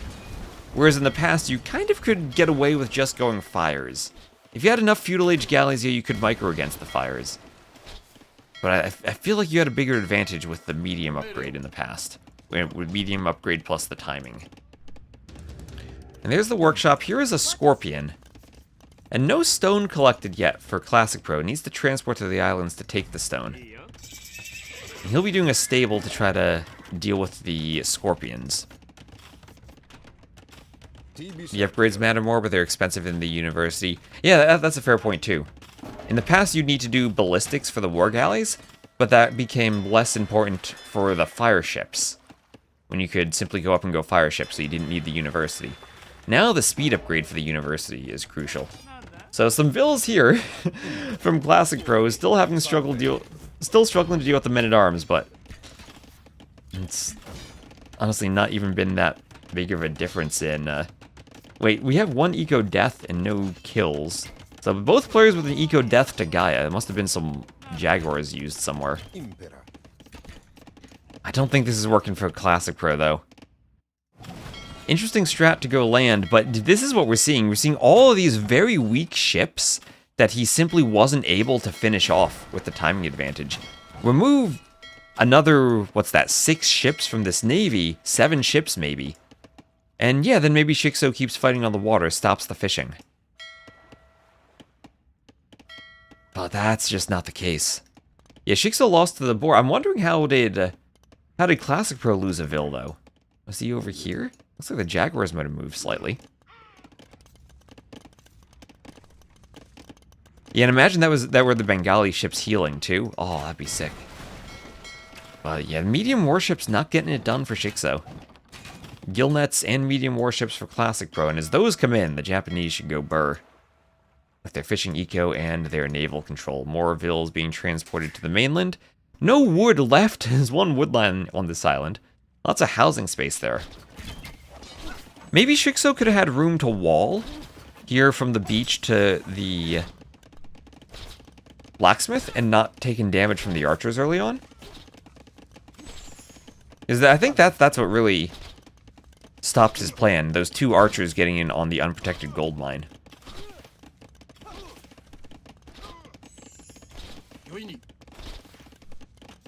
And now we'll have a good mainland TC atop a bit of a hill for Classic Pro, moving into the jungle.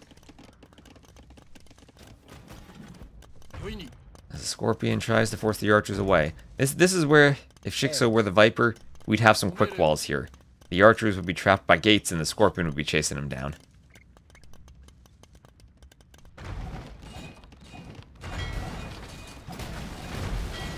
Fishing ships going down to war hulks.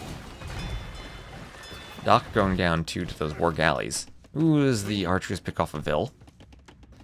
And Horse Collar will be on the way for Classic Pro.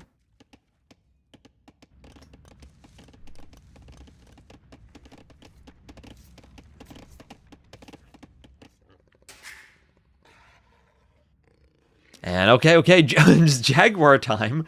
Jaguar time. 4 Jaguars chasing Classic Pro's Cav Archers. And 5 Jaguars getting aggroed. I don't think they should get a kill. Well, they'll be annoying at least. Yeah, and Classic Pro's just booming now. Jaguar going for the Vils. They have full HP. They should be fine. I want to see more spears and more Milmano rushes.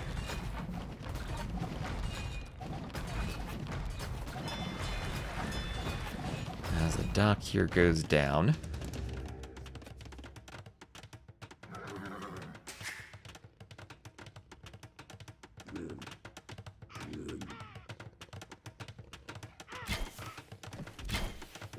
Jaguar is killed by the Cav Archers.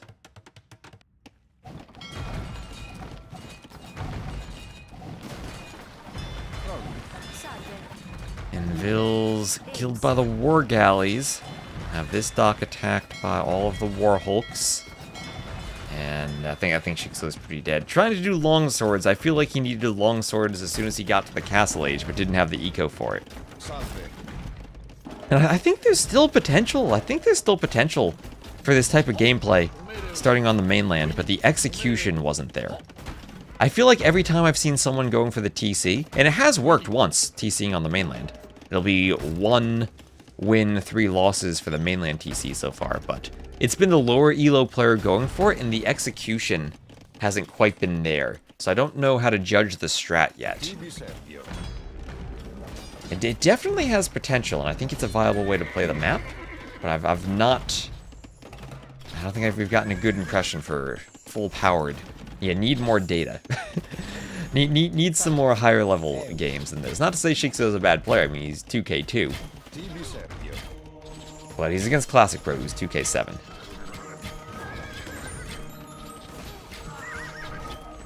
And same thing, right? Considering the elo difference, Shikso came with the strats. He tried to do the Shu War Chariots in the first game. Tried to do the mainland TC in the second.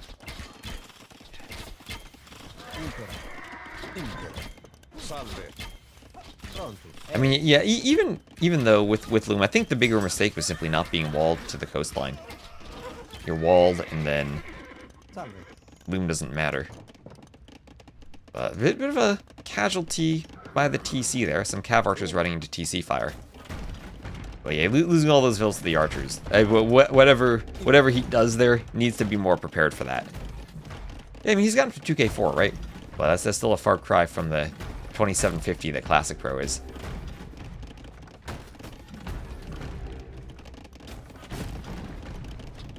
Outpost and tower simultaneously collapsing. Salve. At the very least, he has a very pretty flag atop that ram. I enjoy that flag.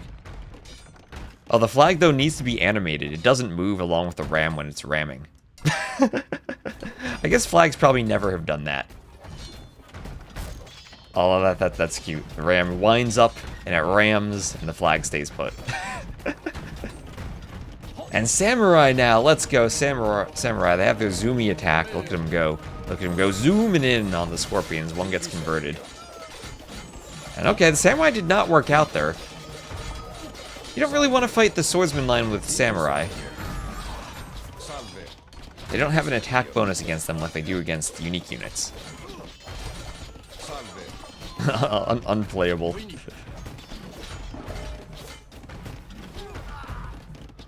Although that's true, converted samurai will have the attack bonus against other samurai. Alright, they do have that unique unit plus 10, and they are themselves a unique unit. Samurai versus samurai, everything dies quickly. All the scorpions! There's no way Shikso still can do this with Roman scorpions, right? I mean, Classic Pro's booming, he has the top of the hill, he has the water, he has everything.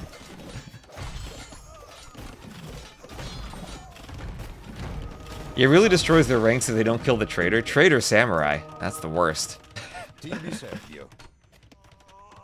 And castle up here for Classic Pro. Super far ahead in res collected, but still kind of at the limit with his resources. He needs something to kill the rams now. Maybe some mangonels. He will have 2 castles now, and he's just gonna enjoy making samurai. Let's compare the stats though. Samurai 10 attack, and then so 10 plus 1 and 1 plus 2 for attack and melee armor.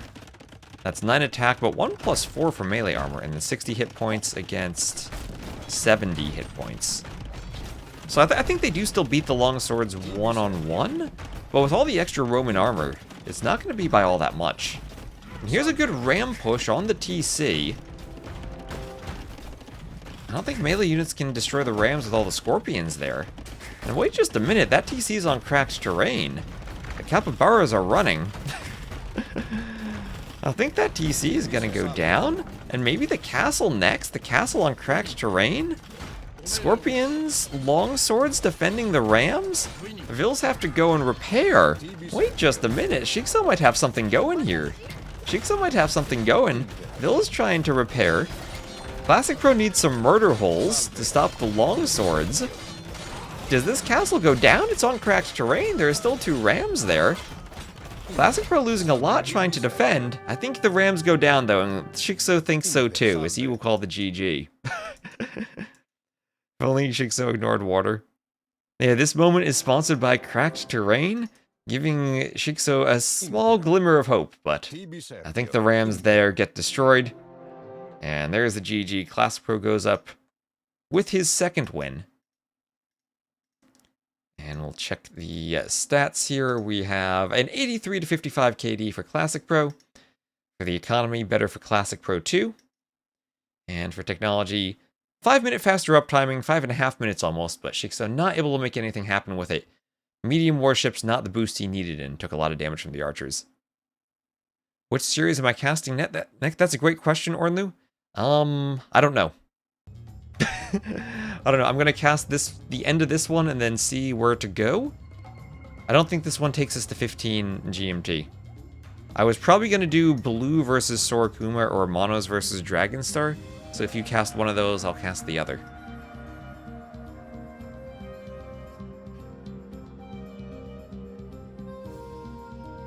Yeah, sounds like a plan. Try to cover as much as we can. That was a win for the Japanese and a loss for the Romans. But Britons and Mongols still there for Shikso.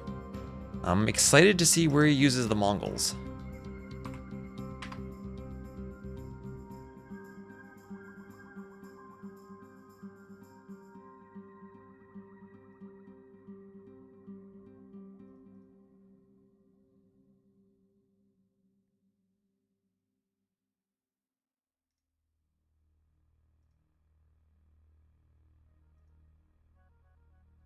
And Shikso hosting the next lobby.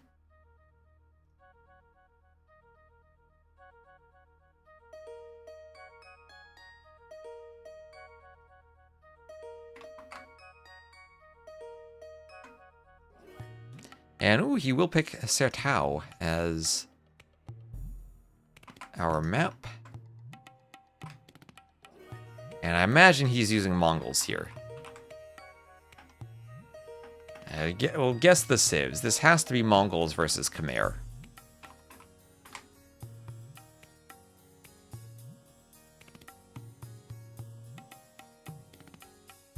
He's picking one of Classic Pro's maps. And I guess he'd be saving Britons for Coast Arena. Or maybe for Valle de Selva, as you have a ton of capybaras on that map.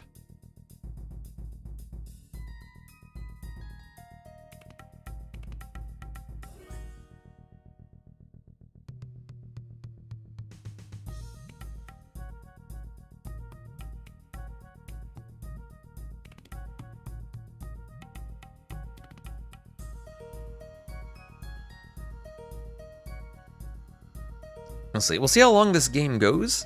If it goes pretty long, which I doubt it will on this map, then maybe I wait for a 15 GMT set to cast. If it's very quick, I'll just jump into one of the 14 GMT sets.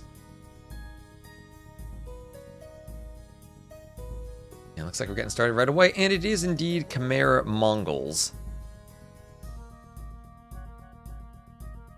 as our Civ matchup. And here we are. Classic Pro will be in the yellow to the west, playing as the Khmer. He'll be to the northwest, and then Shikso to the east as the Cyan Mongols, staying as Cyan. So Mongols, his very first Civ pick. On this map, you do have 3 Javelinas. 3 Javelinas to lure in.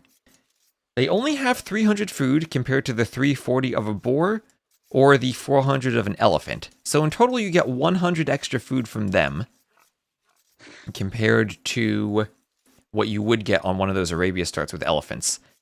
Ooh, part of me wanted to see Shikso hunt with the Mongols one of those Rhea on the way to building the lumber camp and then drop the food off at the lumber camp. So, small wood lines, acacia trees, lots of open area on the map, will be very aggressive, and also, all of your big stone and gold mines are down in pits with cracked terrain. TC there, you should always be able to TC one of them down there, but your TC them will be downhill on cracked terrain, so extremely vulnerable. And will I stream Tato's Qualifiers too? I think Tato's at the stage where he has a pretty big mismatch in terms of elo, although Oladuchik is still a pretty good opponent. So I think I'm going to try to stick to some of the closer elo matches. As I said, it'll be either Mono's Dragonstar or Blue versus Sorokuma. What map has produced the most fun games? I've really liked the games on Araucarias. That's the triple tunnel map. I think those games have been crazy.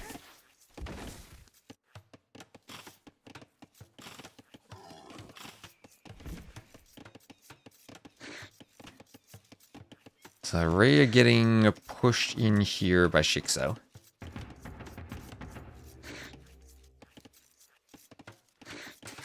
Lensoy Mariensis has given us some great games, too.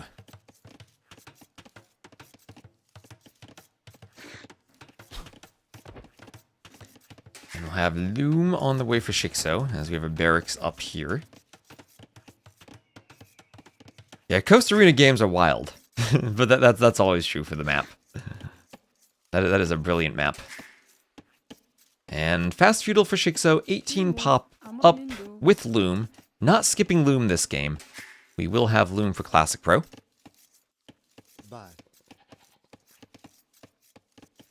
And Classic Pro going forward for a gold. So looking at his gold spawns, a bit unfortunate. Both of his golds are forward.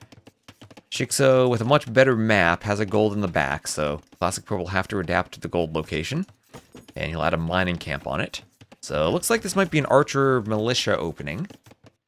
We have seen Scouts openings, we've seen Men-at-Arms openings, we've seen Skirm openings with pure Skirms. Not entirely sure what the best opening is on the map yet. Personally, I like the idea of double stable Scouts, although Running gave us a wonderful Phosphoro-esque FC into Bolas Riders the other day.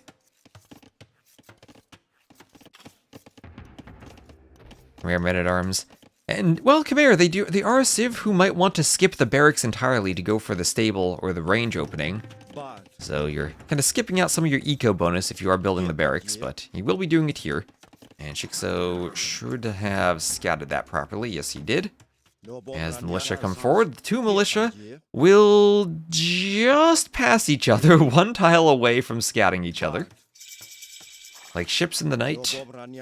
They'll each march forward, and no mill yet for Shikso, who immediately will do a tower. Nice tower location between the woodline and the gold.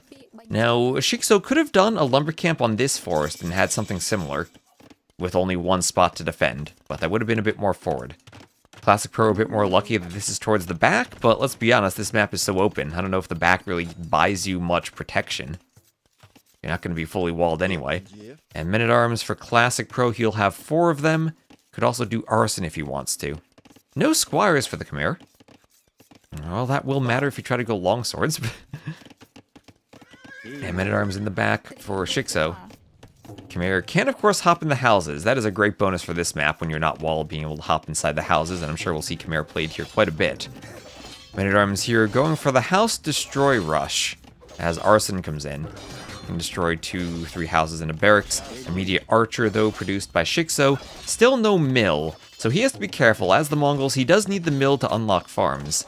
Honestly, skipping the mill and being able to farm as the Khmer on this map, that old Tato build order, is a nice bonus. Against Mongols, he'll probably want spears. Well, we'll see. Mongol player could be housed. House is only 25 wood, so it's not that bad to have to rebuild them, but still does hurt a bit. And oh, the spear! The spear gets a nice hit from Shikso, as a Classic Pro was looking to wall the gold line at the same time.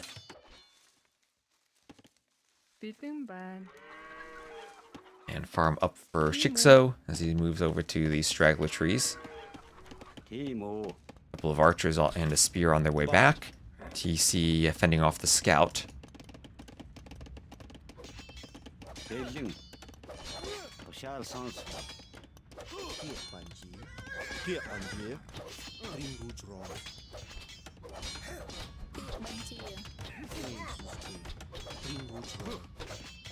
And Panic Tower there. For Classic Pro on the gold. The Men-at-Arms are almost in. And he has to wall behind the tower. Nice wall there. Ooh, Shikso getting a bit over-aggressive on that archer, running into the TC. At the same time, Classic Pro runs directly under the TC, but Shikso's microing on the front and he doesn't notice. He still doesn't notice. Finally he garrisons, but a bit too late. Oh, almost a disaster for Classic Pro. But Shikso doesn't notice in time, trying to micro on that tower, and he'll pull his army back. This map is going to give us some crazy games. This is going to be amazing. It's unusual hearing you stream. Is the pacifist? Well, welcome into the stream. Well, one day, we hope to find a way to spare Kushluk. No more houses going up for Shikso. And another house for Classic Pro by the pineapple bushes.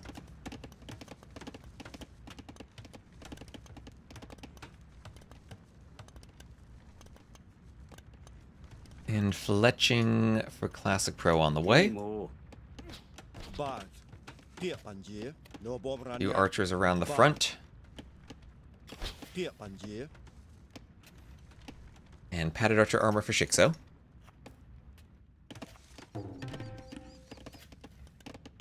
House is up here for Classic Pro.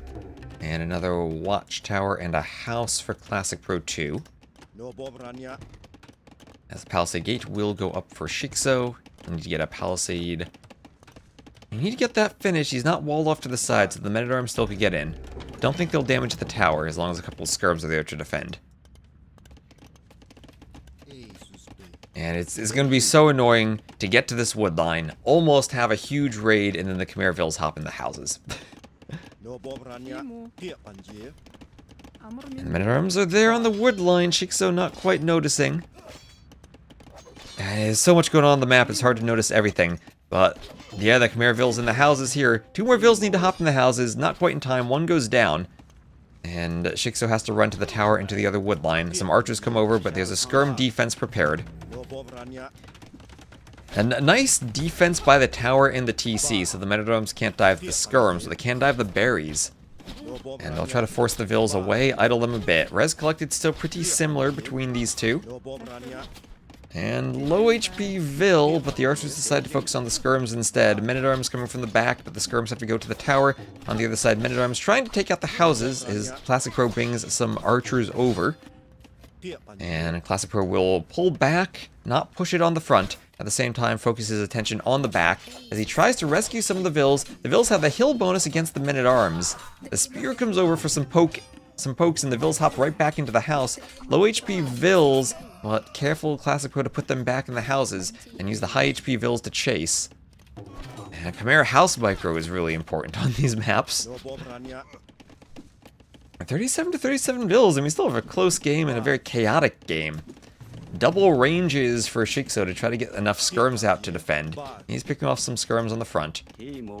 Now the Mongols have basically gotten past the point where their hunt eco bonus matters. They'll have a market from Shikso, he's not close to buying his way up. And still no stable, no scouts. Mongols have steppe lancers and camels in addition to the knights and light cav at their stables. So they will have the more well-rounded stable, although Khmer do have elephants. Early Castle Age stable advantage for the Mongols, I think. Extra HP on the steppe lancers too. And nice micro from Shikso picking off an archer, then losing the spear. And has to be careful to run away from the skirms. Classic Pro trying to dance to the hill. TC picks off the men-at-arms. And Castle Age clicked for Classic Pro. Shikso will have to use that market, selling wood, buying food, but still not quite able to click up. Slightly more res collected now for Classic Pro. Those Khmer farms paying off, even without Horse Collar. Affording Horse Collar on this map will be a challenge. Men-at-arms going down.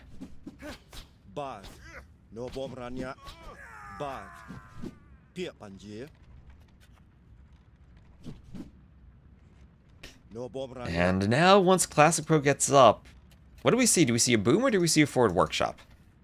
Whatever you do on this map, it's going to be a risk.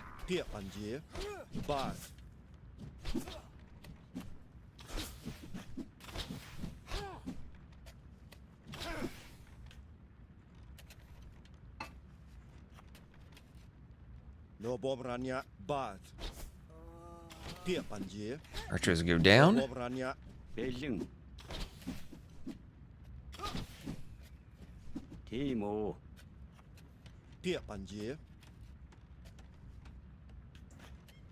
And around a minute 15 difference in timing. I imagine we have a straight push for Elite Skirm from Classic Pro. No one with a stable yet, so if you've seen the full Feudal fight with double ranges and you see that your opponent doesn't have a stable, Elite Skirm feels like a good option. Tower there, do we have Town Watch? No Town Watch from Classic Pro. Not from Shikso either. Ooh, I mean, on this map, Town Watch, a couple of outposts here and there could be very valuable. I wonder if we'll see Ethiopians at any point for the outpost line of sight. And the fact that you don't need stone for the outposts. Byzantines will see outposts too, of course, with the free Town Watch and Town Patrol. And with the skirm prevalence on the map, we will see a lot of Byzantines picks here. Ethiopians, I think, could be an interesting pick too.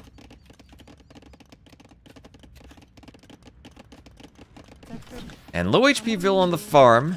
Shikso notices, though. Nice job from Shikso to notice and to wall off the skirms. They are elite skirms, though. They won't care too much about Feudal Age TC fire, and they will kill some archers on their way through. Classic Pro deciding simply to dive and pick off as many archers as he can. And elite skirms. Skirm, the ultimate raiding unit. Panic workshop for Shikso in the back, as he wants to get around the back with crossbows, and Classic Pro has to notice this. He's got some weak Vils. He can head for the houses. And again, so annoying to raid the Khmer, and the Vils hop in houses, but he does get 3 weak Vils there. Now the skirmishers will camp the tower base. Shikso will run the Vils. He's got nowhere to go. He's trying to get a mangonel out. How good will the mangonel shop be? Vils going down left and right. 7-5 Vil KD. Crazy how that's only what the Vil KD is, and we haven't had more. Mangonel about to pop out of the workshop. Will it be able to get a hit on the skirms? Palisade Gate, Shikso wants to wall them in, and yeah, almost. Needs a good mangonel shot here, trying to chase the skirms. Can he get one more? That's a decent shot. Some skirms in the back going to clean up the forward army. Mangonel shot misses again, but the tower's doing work now. Ultimately, the skirms get cleaned up, but it's not from one big mangonel shot. That's now a 12-5 eco KD in favor of Classic Pro as he's pulling ahead. Skirms hit the Vil. And we'll get a mangonel shot on the skirms. Vil has to pull back. It's killed by the skirms. There we go. Finally a mangonel shot, but the damage is done. Shikso on stone. He's going to YOLO a castle then. Last ditch effort to YOLO a castle somewhere.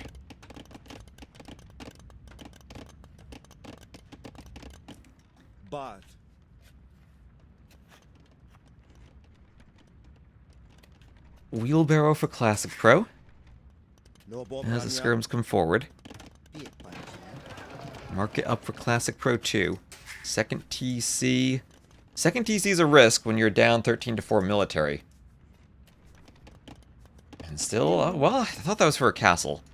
But I mean, Mangadai against all those skirms are a bit of a risk. Some cav archers for the Khmer now. As they head forward.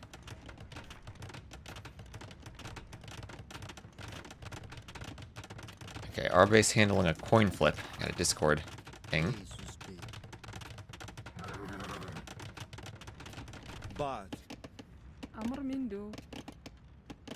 And Vil's run from the stone.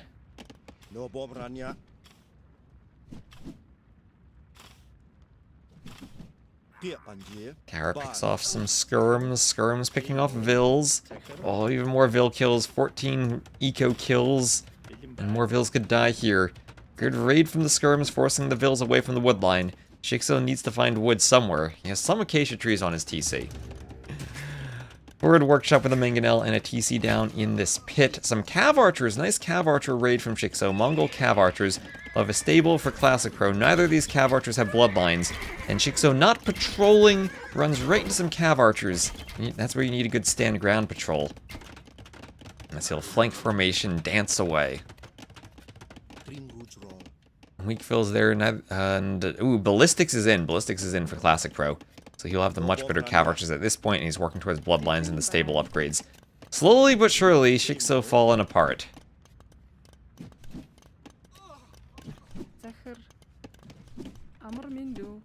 Skirm's killing the Vils. Oh, the cav archer. He's saying, Shikso, we've lost too many Vils. We gotta get out of here, buddy.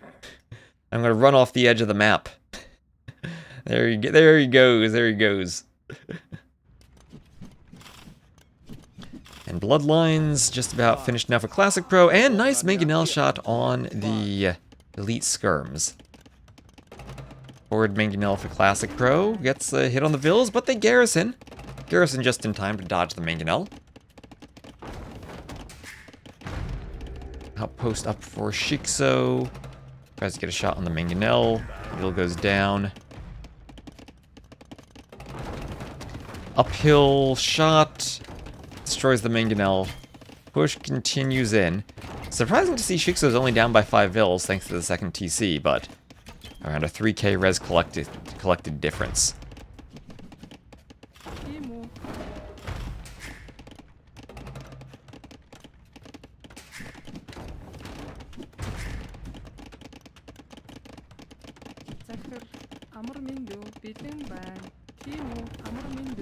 And mangonel hits the Vils.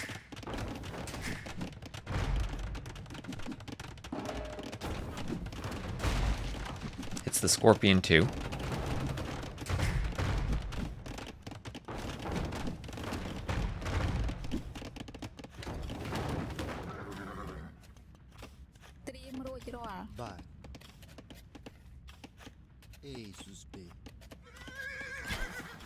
And then cav archers chase the Vils.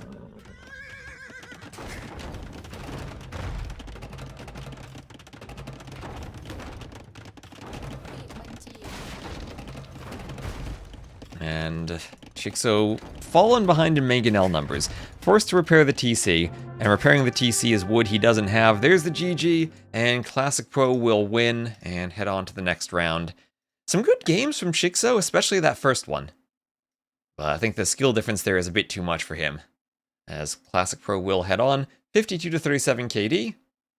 Both players going for a men-at-arms opening. We're seeing how good the Khmer are at hiding in their houses there.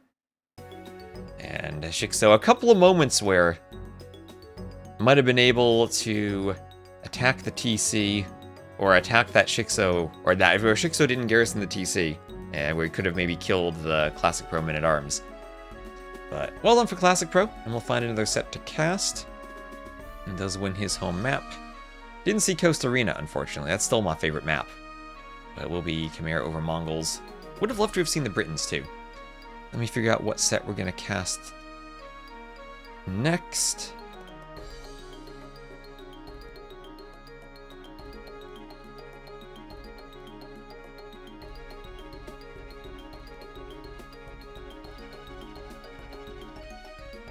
Oh, Arbase tried to flip a coin and then his internet died.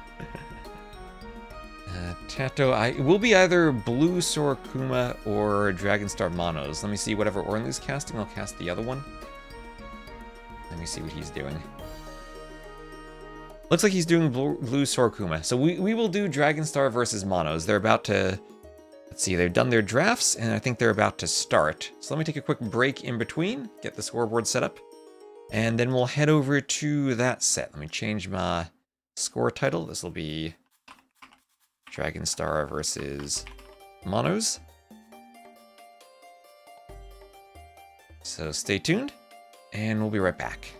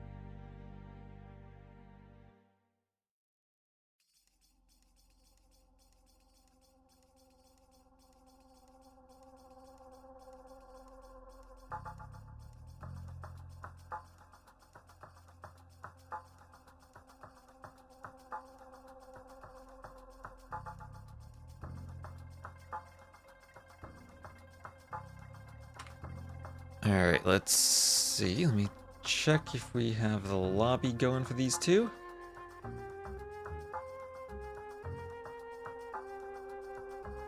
And Amazonia, let's go game number 1. Cyan versus Orange. I'll catch up to live time here. They're in game for a few minutes.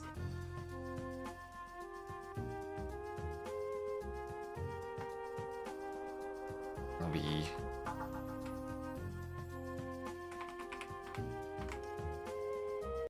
Alright, so we'll have Monos as the Orange Vietnamese to the southwest, and Dragonstar as the Cyan Georgians to the northeast. This is Amazonia, where we have these wonderful bridges that separate the front water from the back water. Now, there are only shorefish in the back. I haven't seen anyone go for a full fish boom in the back, but you are protected from any galleys or hulks or fires from the front because they can't sail past the bridges. Whoa, bridges, yes, bridges. we had an idea to put some islands in the middle of a river, and I was like, how can we make this fancy? And bridges were the answer. Dragonstar getting ready to wall off the bridges. There we go. There we go. And look at that. 6 fishing ships, 2 deep fish, and they're going to be gone by the time they hit Feudal. Weird colors? You don't like Cyan versus Orange? And it's the colors the players picked, so we'll stick with it.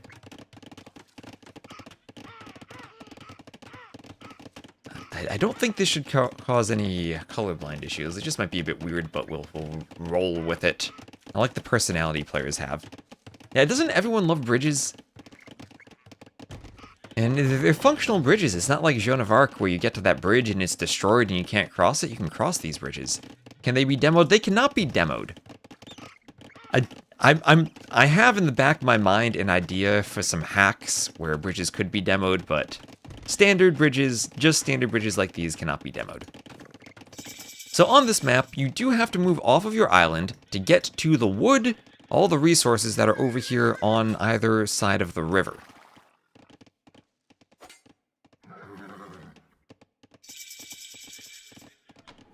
You are a bridge designer. Old bridges are fire.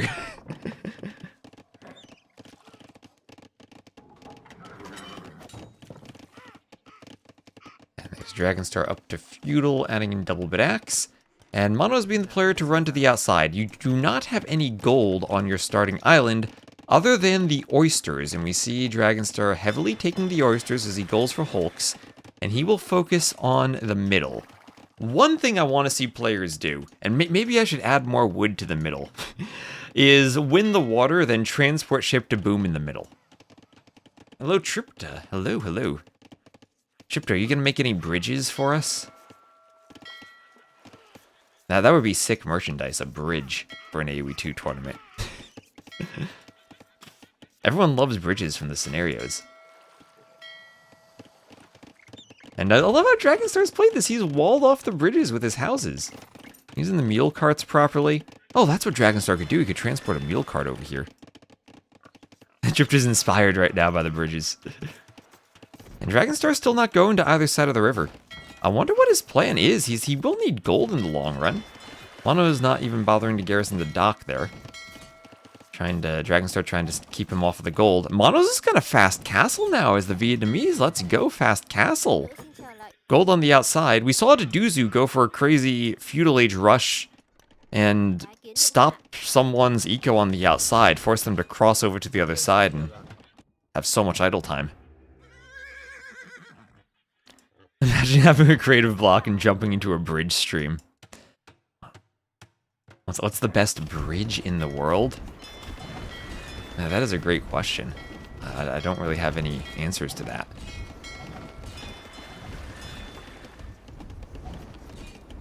The most significant bridge near me would be probably the George Washington Bridge from Jersey into New York City.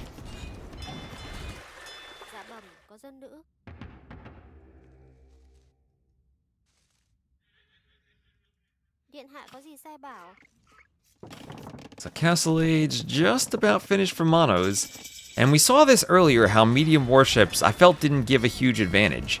But here he's not going to go for them. Good dock in the back and fish boom, but you can't get your fish to the back.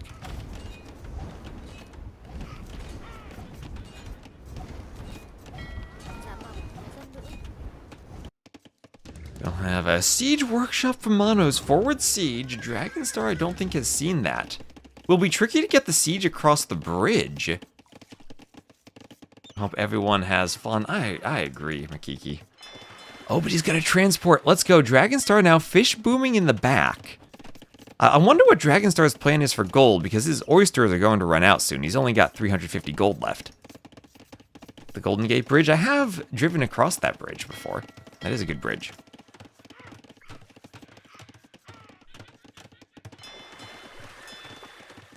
Can Dr. Agenstar see the sneak? He is so far unaware of it. Although, as the Georgians, he could just throw up a fortified church and probably be okay. But he's up to the castle age just now. And transport ship for Monos as he gets some mangonels queued. Oh, this is amazing. This is amazing. This is what I was hoping for on this map. Some creativity with the bridges and the transports. Part of my thinking was also, because of the bridges, even if you lose the water, you won't be trapped on your island since you can do a transport ship in the back to go to either side. I like this. Did he scout? He scouted it. He scouted it. He saw it. He's doing double barracks with men-at-arms now. Transport ship will have a fire lancer, some vills, and a mangonel coming across. Oh, this is amazing. He gets a good hit on the vills. They do have loom. Oh, lag spike just as this happens. There we go. The vills go down. Only one barracks. A man-at-arms being trained. The fishing ship's garrison in the dock. The Hulk comes out to change sails and attack the transport. The transport will go down quickly. And I think Monos maybe needs some ships here for this to work properly. The vills fight off the men-at-arms. The dock tower is a great defense for this. I don't think Monos was anticipating the back dock from Dragonstar, and that really does throw a spanner in the works, as the vills will go down to the men-at-arms, and the mangonel will be destroyed by the dock tower, and those fishing ship garrisons. I'm still not a fan of those. I do not like the dock shooting arrows. That stops the forward. So, great idea into a disaster. Dragonstar, with the back dock, defends this. And now Mono's simply going to start booming with another TC. Did kill a Vill, but he'll call the GG as he sees Dragonstar hits Castle Age. Well, good idea, but not quite enough against Dr. Agenstar. It'll be an 8-3 KD for Dragonstar. The FC sneak didn't work out thanks to the back fish boom. I don't hate the garrison of fish, but docks should not shoot.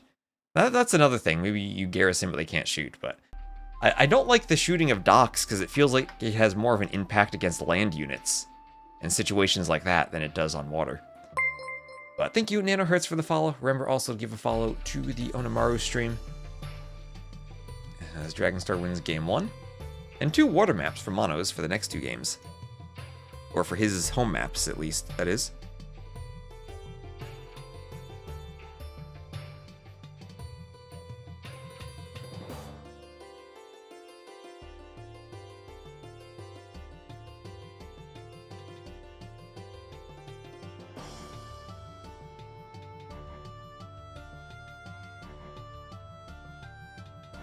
And Monte Pasquale will be the next map.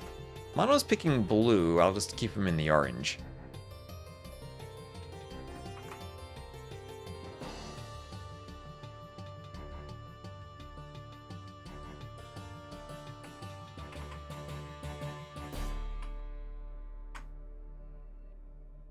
And to reopen Capture Age.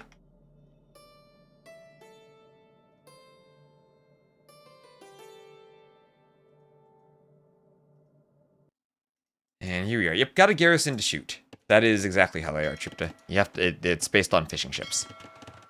So once again, 1 player on the island, 1 player TCing the mainland, and it is Dragonstar. Dragonstar, a player who I know is well practiced on the maps. He's always someone to prepare interesting strats for tournaments, and he's going for a TC on the mainland, using the capybaras to scout and grabs a gold and a wood line immediately. He's bringing all of his sheep and villagers over. And he's going to get some good scouting. There's that beached whale. In the back, there are some whales. We have 3 whales over here on this map. Usually pretty far from the players. This is about as close as you can get. And Dragonstar, good dock location on the back. Has a great... this start looks about as well practiced as you could get from Dragonstar. Dock on the back for the fishing ship. 4 on wood. 5 vills going to build the TC. I don't know how many vills you want to send to do a TC in the center. You won't build with all of your vills like you would on the mainland. Or on the mainland, on the starting island. He's building it on the mainland, of course. And he's getting great scouting. He'll have a huge score lead because of all the scouting. Look at all the sheep he has. Confident that his opponent isn't over here yet, so he's just scouting with everything. He can even capture the capybaras of his... Yeah, he's even taken the 2 capybaras from Mono's. So Mono's, having lost the capybaras, probably can guess that Dragonstar is going for the TC with the transport ship.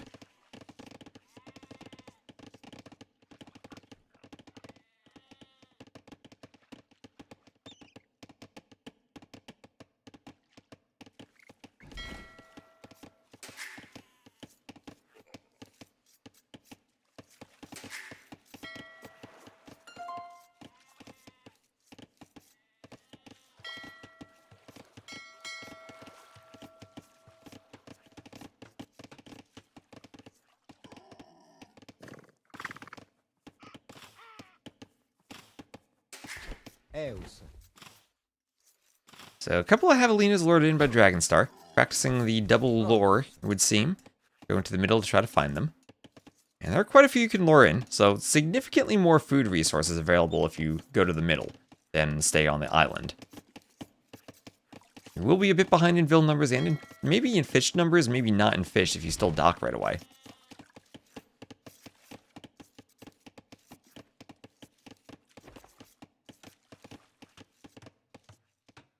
Oh my gosh, imagine someone transports here to this island and then fish booms in the back. Someone would totally do that, won't they? Little bits of stone on these islands in the middle of the water. Little scraggly islands out there.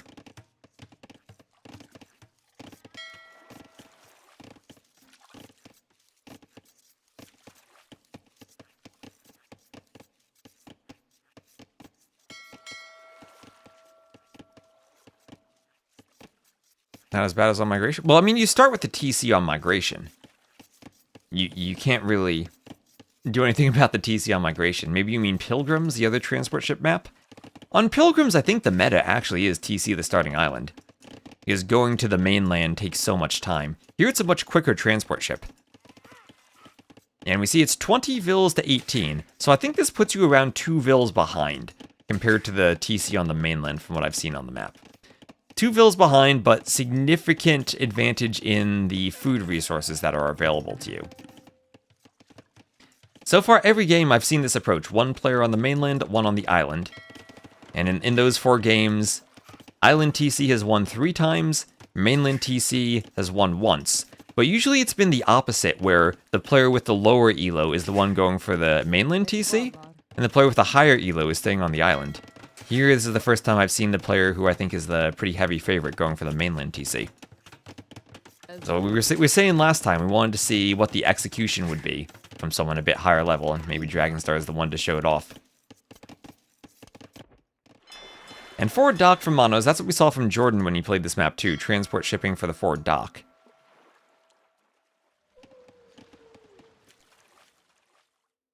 I wonder if we'd ever see Huns on this map with the Hunnic horse being transport shipped around to do some crazy scouting.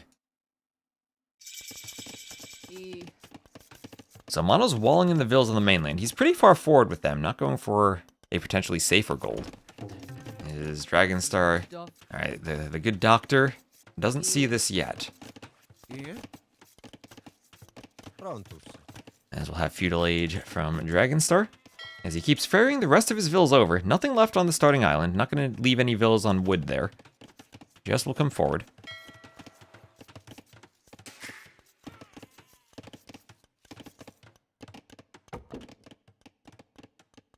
We'll get a lumber camp up on this wood line.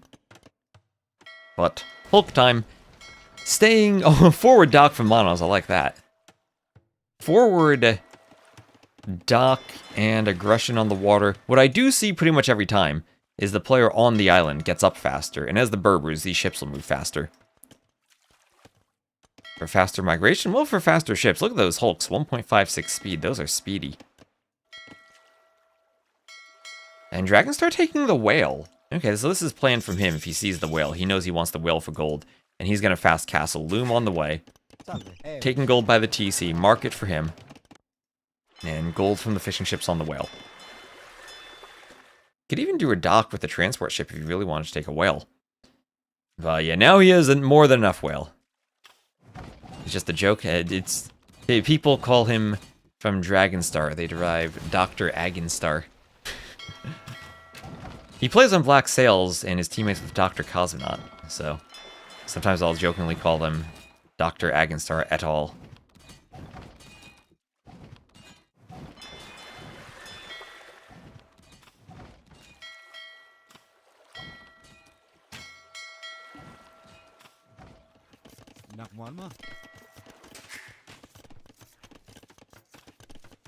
So Castle Age for Dragonstar.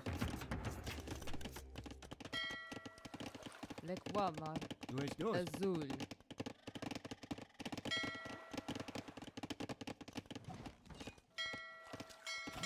As some galleys are taking down fishing ships.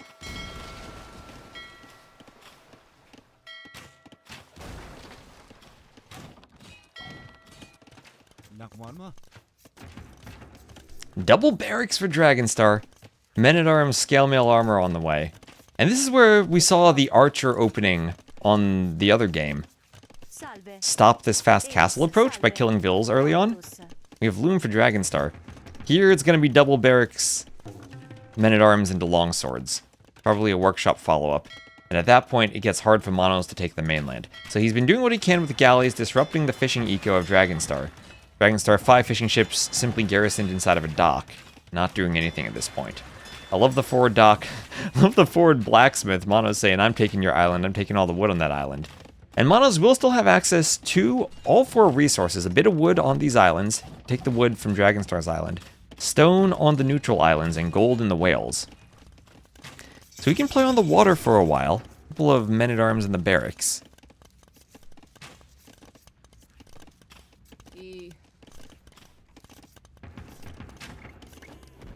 And the longsword upgrade on the way for Dragonstar.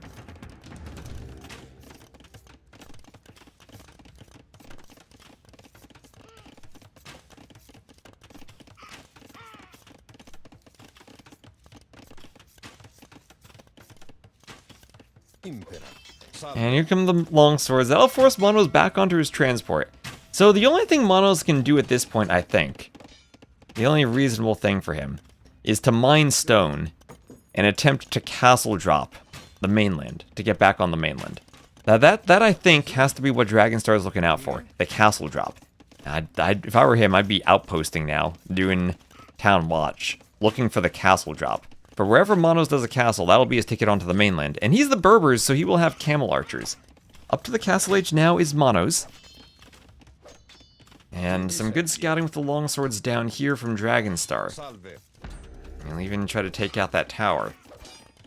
Big whale on the sand. Yeah, the beached whale. Beached whale graphics.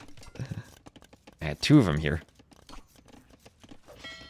And full water control for Monos, but Dragonstar taking a score lead. Hasn't done a second TC yet. Tower should go down, but it's all about the castle drop now. All about the castle drop and where it goes. Maybe a castle right on this TC would be scary. As Dragonstar keeps scouting with the longsword. Also, let me just double check they have the settings. If they didn't use the time limit, let me just write them message.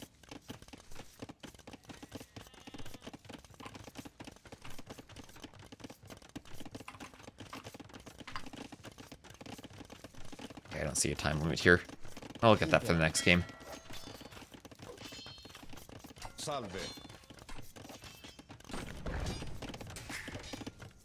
So, town center for Dragonstar.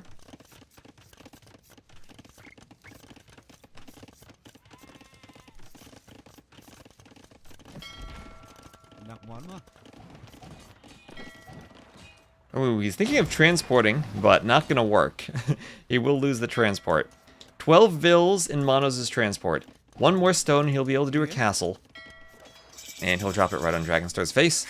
I'll put it right here. Dragonstar has nothing to stop this. No mangonels, scorpions from the workshop, but they'll be too late. And there is the castle drop. There is the castle drop right on top of Dragonstar's TC. I'll fight it off as best he can, but he has to run. He has to run now.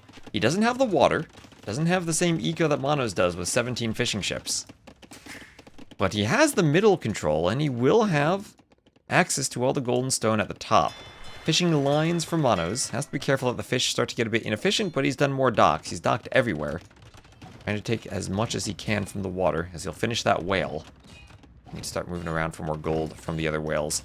But he has a TC spot in the middle now, or at least a mining camp spot, with that gold left over. And he'll have camel archers. And I think camel archers are going to be really scary. And I don't know how you fend off camel archers. As Dragonstar is housed, you'll need more houses for scorpions.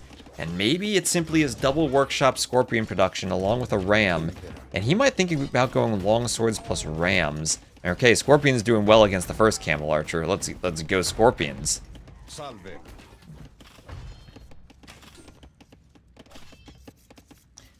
Oh, wait. Oh, could we see a second castle drop, though? From Monos, could we see a second castle drop? Dragonstar aware of it, though. He's scouting. He'll see Vils. Ooh, he just misses it. Will the Vils finish the lumber camp and auto-task to these trees? If they do, and they do, and the Scorpion sees it. Oh, that is huge for Dragonstar to see the wood. Monos will struggle for wood. He needs to get to the mainland to get wood. There are little clumps of wood here and there on the islands. But he needs to get to the mainland. And so far, a Monk Scorpion.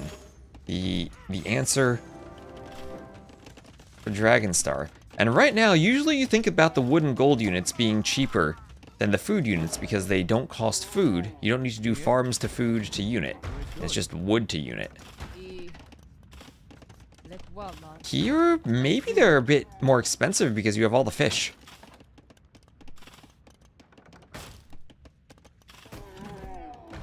Now, no ballistics yet for Dragonstar. But monks and scorpions working for him so far. He also has one ram still. I don't think you're going to push a castle with one ram. Monos can get more stone on the outside if he wants another castle drop. Still has all the outside to work with. There are still 2 whales left for him. 2 whales of gold he could take if he scouts there. So he's not yet desperate for gold. If he scouts properly. Right now he has 0 Vils on gold. He'll just do a TC. And he hasn't scouted the gold over there, which he needs to.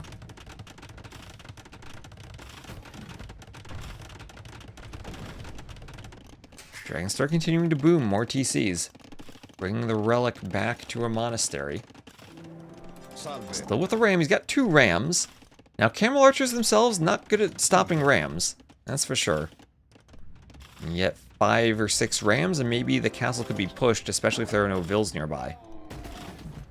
Ooh, the camel archers getting hit by the scorpions. Mono's not going to try to micro them down. Does have Bodkin, will be doing armor for them.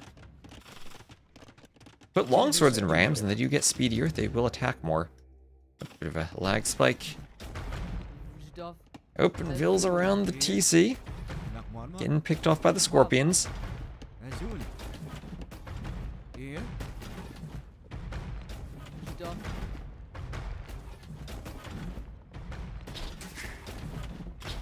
No town watch yet. I do agree, it does feel useful.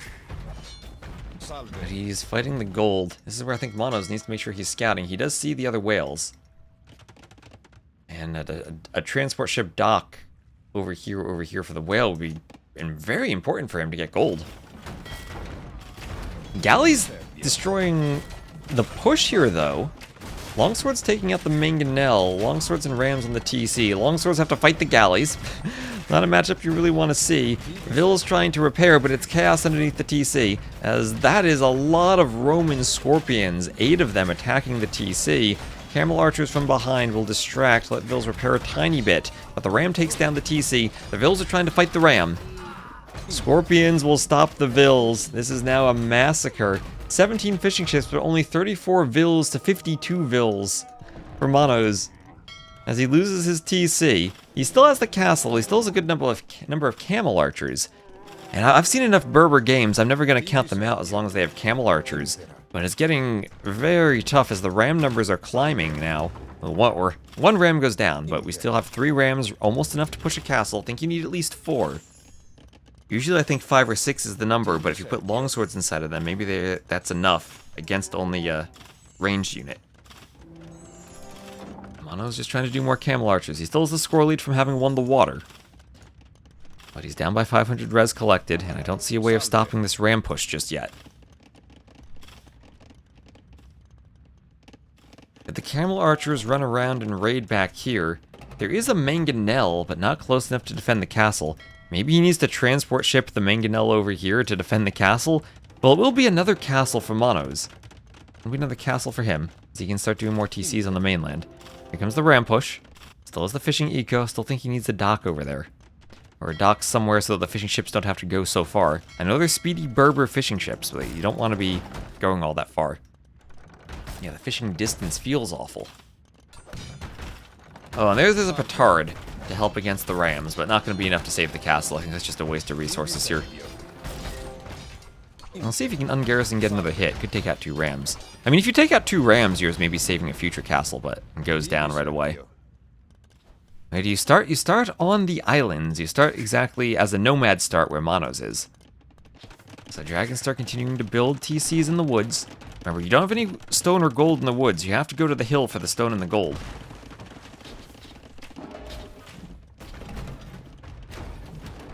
Yep, you start with the transport, just like pilgrims.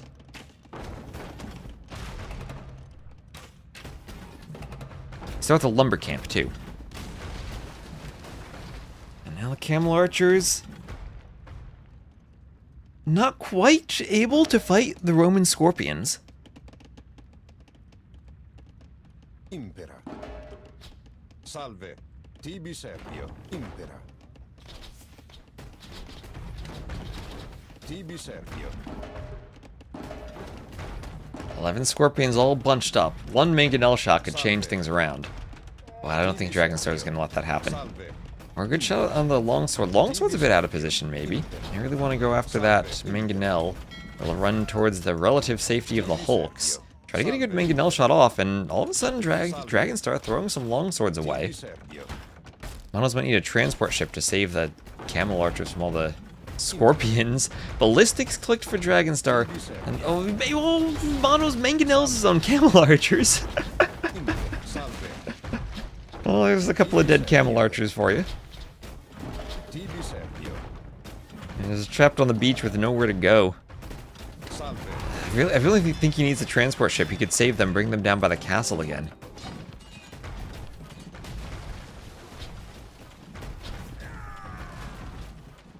Well, he's moved some villas down to this island. Can do another dock and maybe another mining camp. He's a bit more wood. He does have some wood income now. I have Town Watch and Ballistics on the way for Dragonstar, as the camel archers will find some villas by these pineapple bushes. And camel archers take down 3 villas. Nice raid. Here's another push on the castle. Rams are walled out for the moment. The mangonel is queued. There are a couple of camel archers there. This time there are villas for fighting the rams if need be. But I don't know if Dragonstar will be able to push that. Still significantly more stone accessible for Monos on the outside. We'll do an outpost there to scout that. I mean, there's not much to scout there, but he will find the stone. Not much wood, but there is stone access.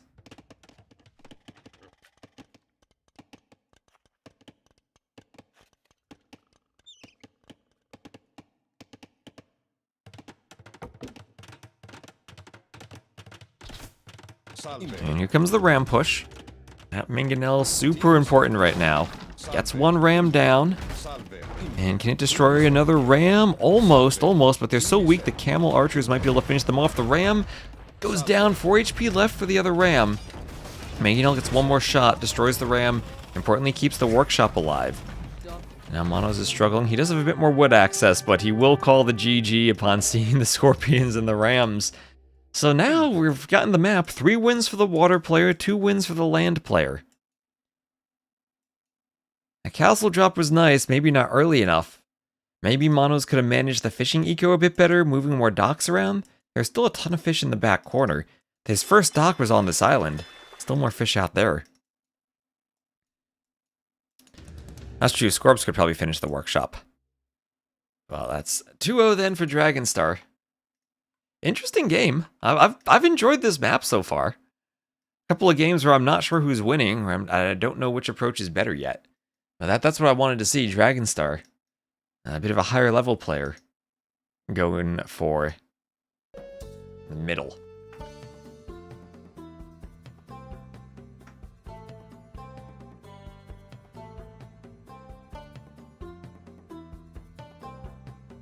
And it's a loss on Monte Pasquale. We'll see if we can get the next map, which let's see if I can say it. Fernando de Noronha as potential home map or potential map pick for Monos. Roman's the first pick, so that's still a Dragonstar thinking they're good for going to the mainland. Berbers I liked as a Civ pick too, for Monos. Played them exactly how I think you play. Win the water into Castle Drop Camel Archer. Dragonstar able to defend it though. That's where we're seeing maybe the skill difference in the opposite direction. Where the land player is the more skilled one. And it will indeed be the water map. Fernando de Noronha as game number 3. It'll be Malay for Monos and Byzantines for Dragonstar. I'll keep them in the same colors. Keep the orange, and I think that works for the water map.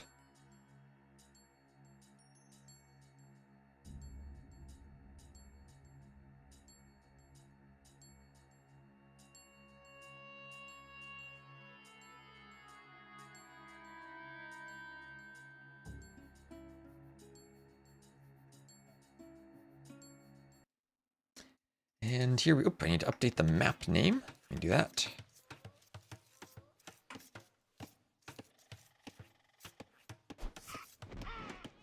And here we are, game number 3. We need some Portuguese lessons, I do. So we'll have Dragonstar as the Cyan Byzantines to the west against Monos as the Orange Malay to the east. Immediately does a house. Add some bills to that lumber camp. And 5 bills on the lumber camp. Now the question is, where do the docks go, and will we see transport ships? Will we see early transports?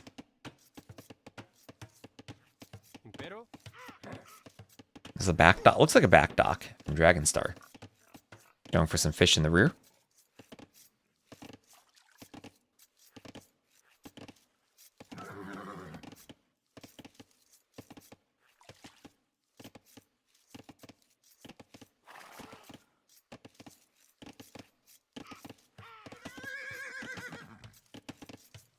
And you're getting pushed by this scout from Dragonstar. Right in towards the TC. We'll also have a dock up for him. So back docks from both players. Now, I haven't been seeing forward docks so much on this map. It's mostly been back docks. The neutral islands haven't come into play all that much. It's mostly been docking and water play. But I also haven't seen it go late game. It tends to be someone kind of snowballs on the water early. So even with all the water changes, not really avoiding the snowball. In some ways, I think it's a bit more snowball-y. Not being able to counterattack because of the garrison to fish.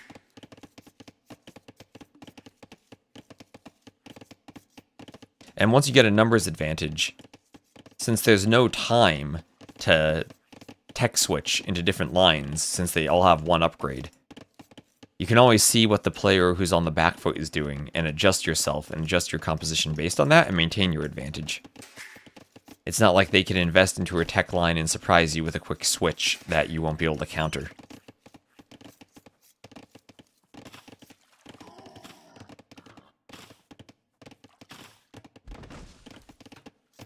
So Javelina lured in by the TC.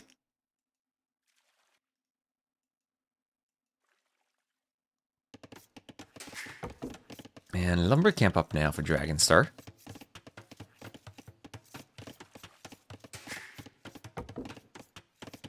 So you'll try to get enough of an eco to maybe fast castle now. Wouldn't be surprised to see a fast castle from both of them, seeing the back docks. How many archery ranges can you fit on those islands? I'm pretty sure you can fit more than 3 on each of the islands. Thank you, Ace of Spades, for the follow. I'm pretty sure you could go 3 barracks, 3 ranges, 3 stables, and have your full feudal age military set up on the islands. So I appreciate the follow, Ace of Spades. Make sure to go give a follow over to the Onamaru channel too. We're dual streaming with them. So go say hello over there, give them a follow.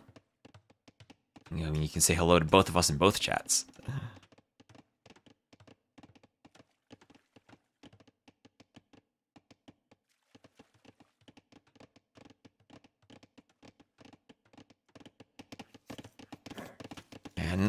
And a nice Dark Age, though. I wonder if we're just going to see fast castles. I have heard that fast castling feels like it should be the meta on water maps these days, particularly because of how defensive it can be with garrisoning the fish. So I think that's what we're going to see here.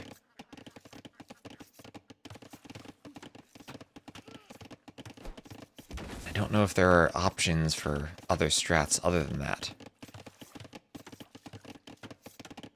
Maybe that's what we'll see. Because Feudal Age galleys feels like it should still be maybe a viable play, but if everyone's backdocking...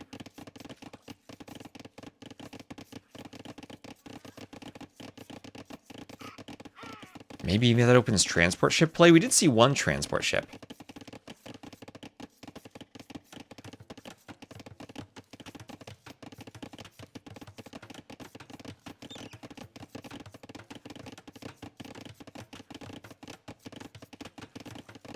Great meeting you in London. Well, thanks for saying hi. Hello, Shermack. Welcome into the stream. Feudal Age for Dragonstar.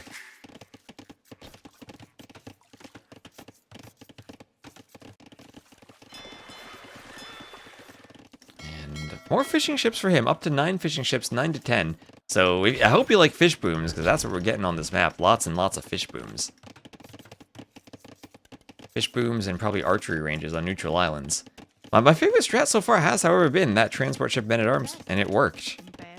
And I think if you catch someone who's trying to fast castle in the Dark Age and you go men-at-arms, and you have a good transport ship timing, you should be able to wreck them. And we're 8 minutes in. This would be around the time when men-at-arms hit and can push through houses. Get a forward range up, and suddenly someone who hasn't prepared a barracks has to react to the range. Maybe even lame some deer.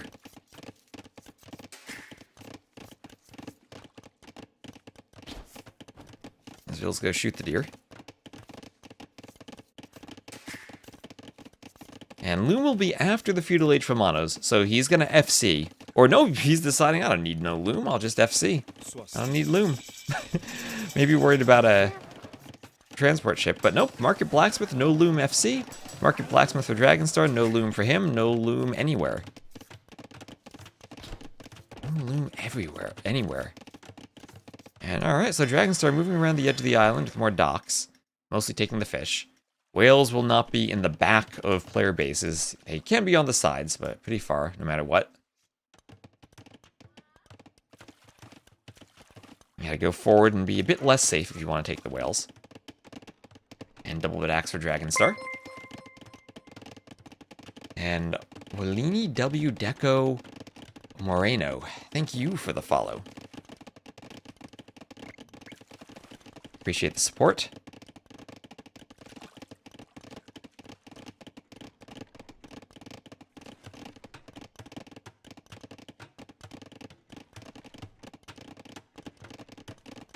And a 1 minute difference in timing. Mono's up a bit faster thanks to being the melee.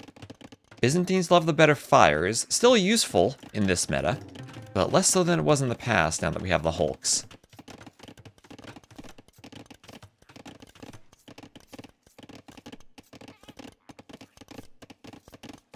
Here's Dragonstar selling some stone.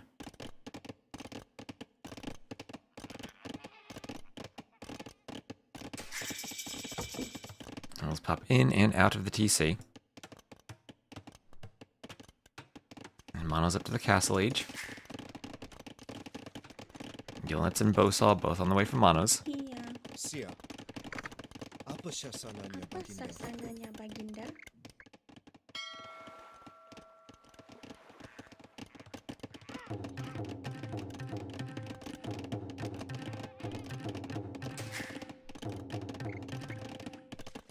Maybe a clean sweep. It might be. But I don't know how these civs do now. Who do we actually favor? I think the Byzantines have the more powerful ships. This could be a game that goes late and where harbors become useful. And with all the places you can build harbors on the map, that could be crazy to see harbor docks all over. Hulk's getting to the rear.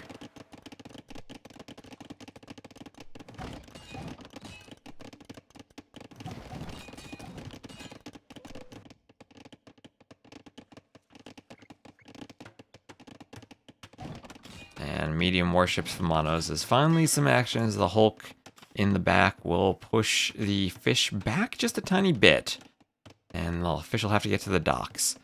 We'll have gillnets, medium warships, bowsaw, and iron casting all on the way for Dragonstar. You've been playing Dragon-style?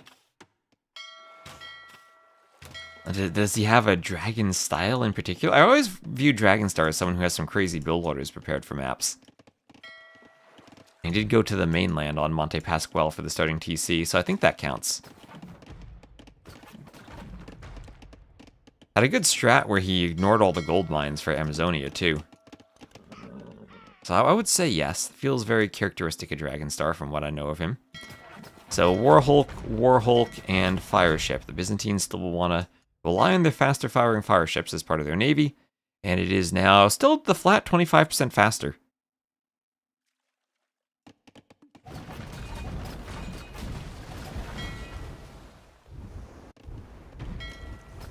Flat 25% faster as a fireship in the north will take down some of these war galleys.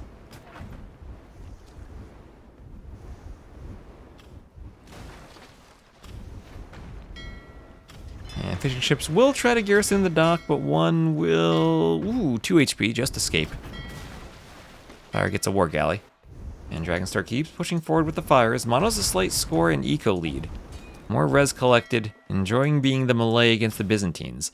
Byzantines still have their cheap imp to look forward to. Both players on 1 TC, so no additional TCs yet.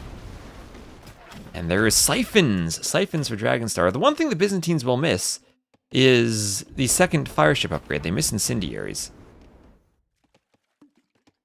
Are their fireships better still with Greek Fire 2 +1 range and attacking faster? Probably. But they will miss that final upgrade.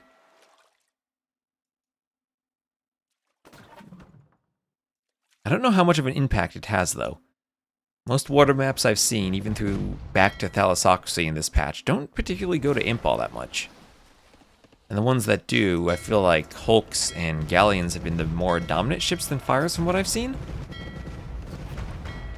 That might just be a bit of a bias, though. Don't know if that's actually true.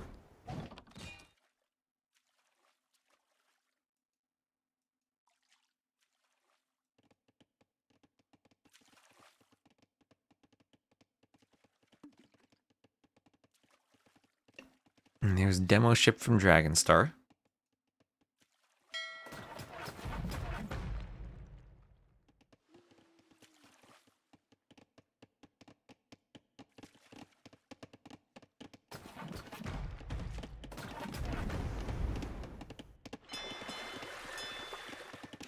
He's actually doing a demo.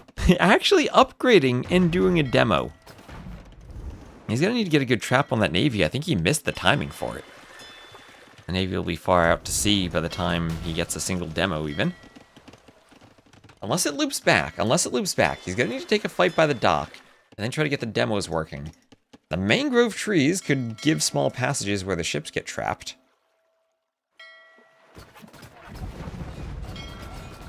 Hulk's in front. There's a demo mixed in. Okay, nice demo shot. Here comes another demo.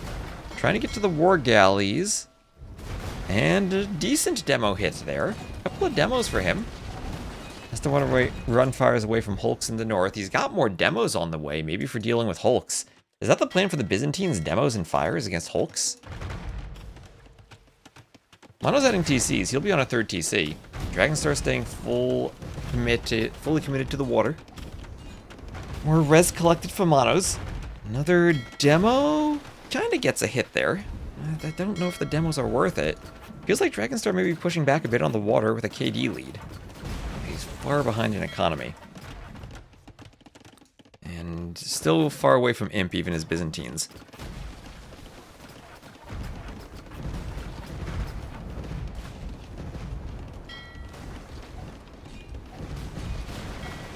Fire's going down. These demos push forward.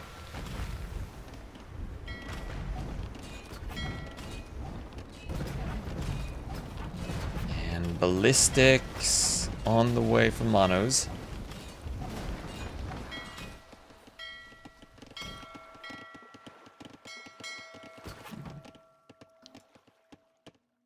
Is it sponsored by Fortran 77? It is not. Guys could turn around and attack the War Hulk.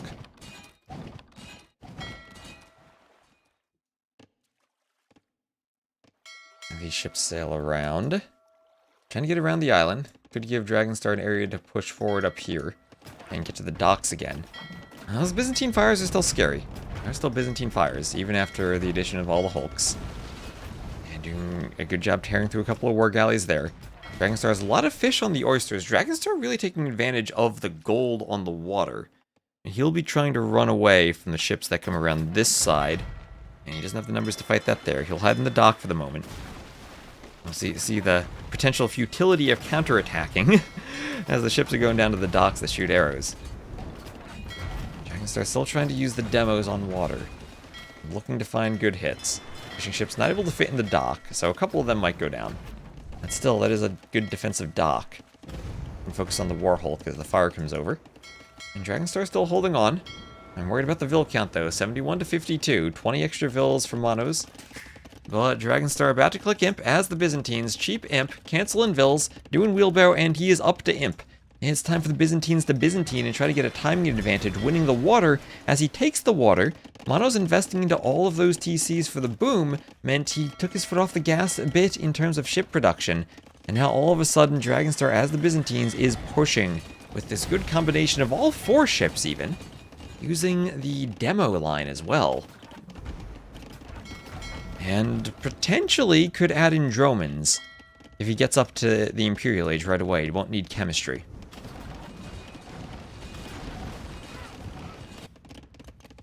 Also options to transport ship Vils and do 4 docks on the islands.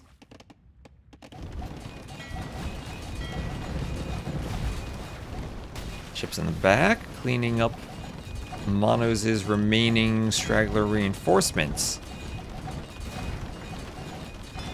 The docks, 1 fishing ship in that one, no fishing ships here, won't be providing much arrow fire against these fires. And fires do take out docks pretty darn quickly these days. Looks like that's what Dragonstar will do to Monos here. And Wheelbarrow on the way for Monos. Hello, Thunderbolt, how you doing? And Imp 55 seconds away for Dragonstar as he takes the score lead. Still, 30 villagers behind. But Monos will need to find a way to turn those villagers into a water advantage. Well, I believe need to be started by a castle on water. Followed by docks and potentially even thalassocracy and harbor docks to ensure he has space to keep the docks standing before he can do more ships. Don't think you ever come back on water on this map. Maybe not. I honestly don't think you ever come back on water in the current water balance. I think it's extremely difficult.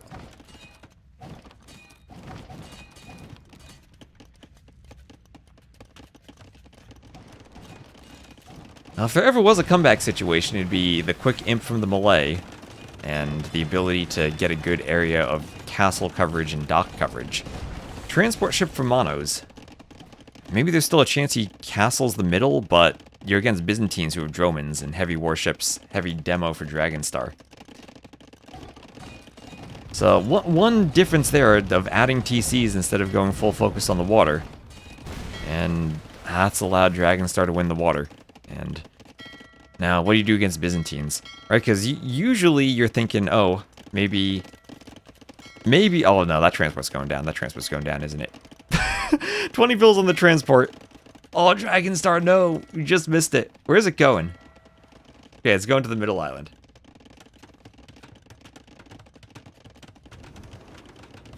Yeah, no galley to deny the wood. That's true. You're against Byzantine, so it's mostly fires. So at least your wood isn't being denied. But that's maybe the only thing going for Monos. Is you're hoping at some point you do a castle, you dock in front of the castle, and Malay are the save to do thalassocracy and get Imp fast. Maybe control some more area with the harbors, but... Going for demos? Well, he has been going for demos all game. And I mean, it does kind of make sense against the Hulks you're going to be fighting if you're the Byzantines going for fires. I mean, look how clumped up those are. Imagine a heavy demo right here. Imagine a heavy demo here. Mono's taking a decent fight. That was as good of a fight as he could have hoped for. Still Castle Age ships versus Imp ships, but he's only 30 seconds away. He has the middle island, he has a castle up on that island, he has gold there. Dragonstar this game has been focusing on the oysters and whales and taking a lot of gold. But now it's time for dromons. There's our first Byzantine droman. Just like their fire ships, the dromons will attack 25% faster. And that's a pair of dromons headed to that middle castle. And even if you don't attack the castle, you could simply attack the mining camps and ensure Vils can't drop off their resources smoothly. And now here are heavy demos, but no clump of hulks now. We'll have chemistry and thalassocracy, the tech that makes the docks shoot arrows. And dromons are great because you get them out immediately. I don't think they're as good against castles as cannon galleons, certainly not as elite cannon galleons. Oh, the demo gets a Vil. Oh, demo's a farm. He's looking to demo a wood line. Dragonstar will get a castle up on an island himself. He does not have Greek fire yet.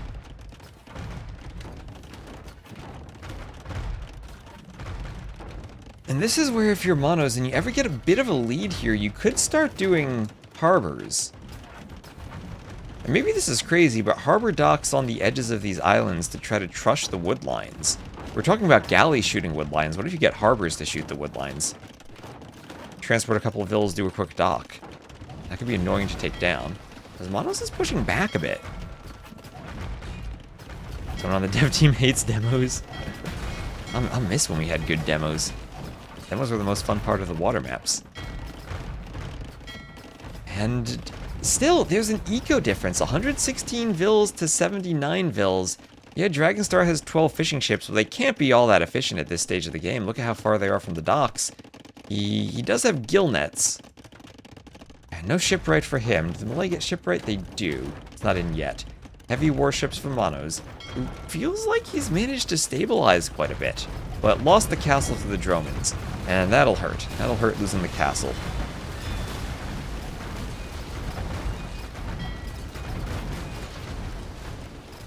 How much range does the droman have? 12 range. So compared to the cannon galleon, much less range. And there is, as he loses the castle then, Monos will call the GG and fall back. And he's up by, what's that, 5k res collected? And different in timing and strategy there, where Dragonstar went 1 TC fast imp with the Byzantines, Monos went 3 TCs to boom. But while he was booming, wasn't able to keep pumping out navy as quickly. Just got here, surprised to see players' castle on the middle islands. Finally did get to that point. But against the Byzantines, it's hard to keep the castles up when you get the early imp dromons. Late imp, I don't think droman's anywhere nearly as good as the elite cannon galleon. Remember, Byzantines don't even get siege engineers, so they are stuck at 12 range. If it's Byzantines against Teutons, and Teutons get crenellations castles, then there's nothing you can do. And dromons do not outrange those. GG's there for Dragonstar. He will win 3-0. And we'll have a few more sets coming up just within the past 20 minutes that should have started. That's 126 to 83 KD for Dragonstar. You can see the moment where maybe the focus on the TCs and the Vils meant not enough eco was available for the water, as Dragonstar took a good lead there and maintained those numbers up through imp. Teutons on water counted to Byzantines confirmed. Yeah, late game on water, Teutons are crazy with those crenellations castles. But you're probably not going to get there with Teutons. Hey, cheaper farms, you save wood for ships, right? They have a bonus. Fernando de Naranja lost by Monos, and that'll be the win for Dragonstar Byzantines over Malay. Makes farms on this map? Players who lose the water. Alright, so what sets do we have going on right now? We have Lewis versus Zark. I don't know who Zark is. He's 2051 elo. Lady versus Nikov. Lady is 2298. That might be a bit of a closer match, but they're also just playing the same map. What do we want to see? Lewis versus Zark or Lighty versus Nikov? Yeah, give me some options, chat. You want to see Lewis? Alright, I'll go see Lewis. He's an Onimaru player anyway. Well, we can give him a cast. Let me just hop into that real quick. I'll update the stream title. I'll update my overlay as we go. Do we know, like, what country or what team Zark is from?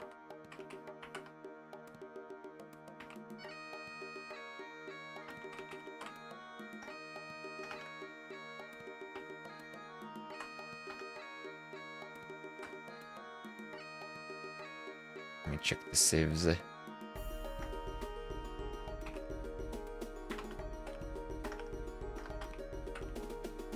He's Chilean. What is the country code for Chile? Is he on a team anywhere?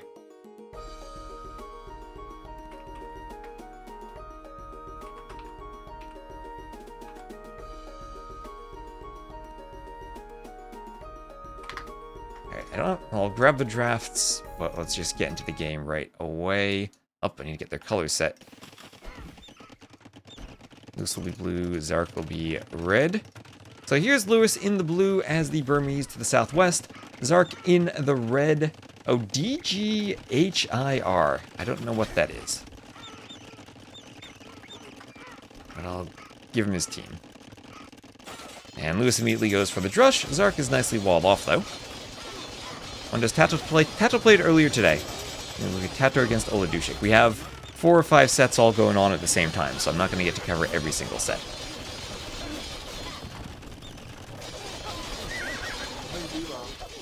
Yeah, exclamation mark brackets in the chat if you want to see the brackets. Dagger here gaming. Ooh.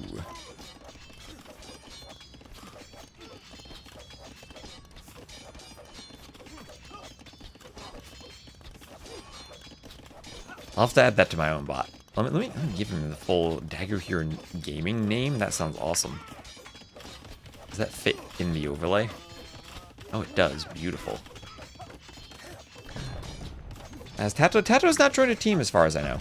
So defensive tower at the front for Zark, and he's going for the fast castle. FC Jurchens, we have seen some FCs on this map. Lewis going forward, he's going for men-at-arms to try to teach that market a lesson. Archer to stop the repairs, but the weak fills can be pulled back. Fletching is in for the archers. No hole around the back, Lewis had just sent an archer to check.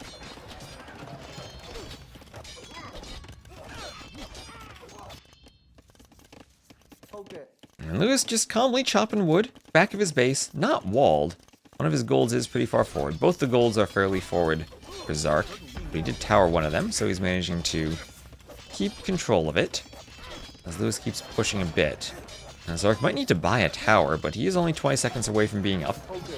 As a few archers are going to make it difficult to repair the market. Zark needs to be careful about the low HP vills. This map looks pretty cool. I wish I would add more to the ranked rotation. I wish you could simply play custom maps in ranked and have the matchmaking system combined with the lobby system, so you could do custom lobby maps. I think that'd be really important for team games. But just don't be limited to a certain map pool. Let the players play whatever they want.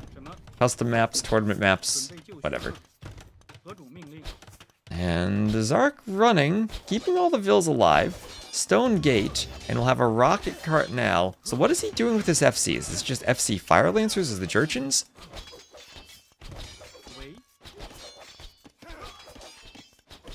And, well, he could do a lumber camp back here in this little pocket. Try to wall it off. Here comes the rocket cart. Rocket cart on the men-at-arms. Lewis not running.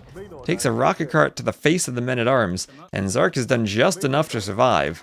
But Lewis now up to the castle age. He's going to head down this rocky terrain. And find a nice spot to raid. Okay, we've seen a couple of times armies go hide down here, down the rock. Wasn't expecting this to be used, but here it is.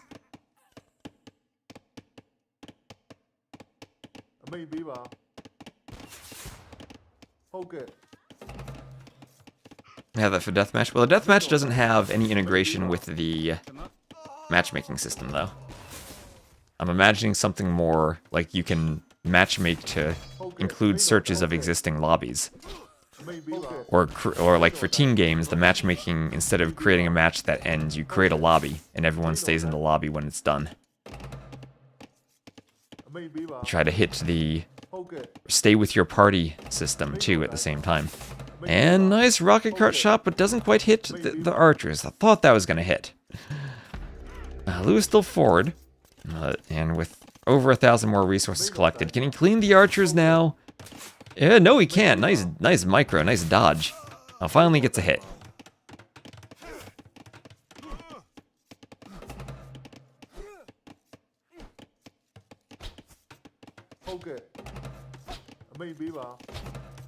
And place it.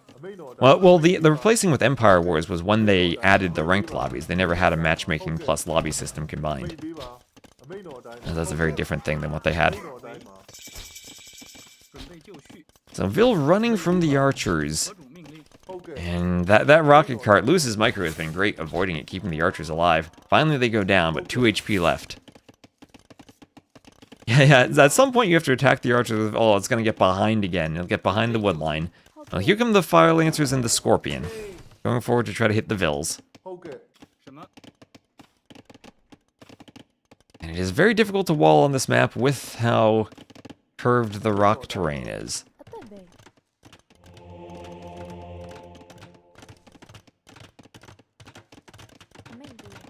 How annoying it is to farm, too, around that terrain. It's amazing what one tile does to disrupt your base building. Redemption for Lewis. That 2 HP archer stays behind the wood line. Zark staying pretty close in score, and it is only a 4 Vil difference. The res collected is where Lewis is really pulling ahead, and being able to go Burmese monks with triple monasteries to convert the rocket carts will be great. On this map, I think monks and rocket carts will be really important, but also, at the same time, they can't do much to pressure you if you slip out to the sides. So I think getting those sneak mining camps or TCs on the sides will be clutch. You'll have that clandestine economy.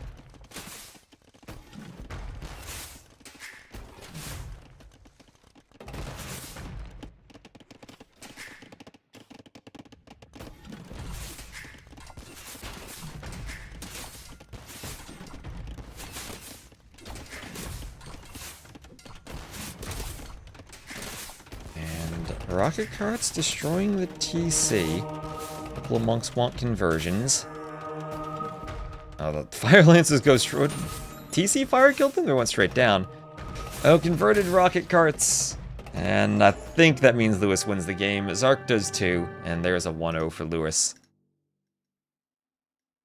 So I do like the rocket cart monk push. I don't know if FC into it is going to be the strategy on this map. Oh my gosh, at the end, the army count collapsed.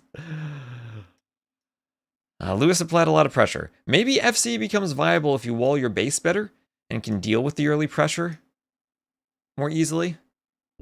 Hello, Tom.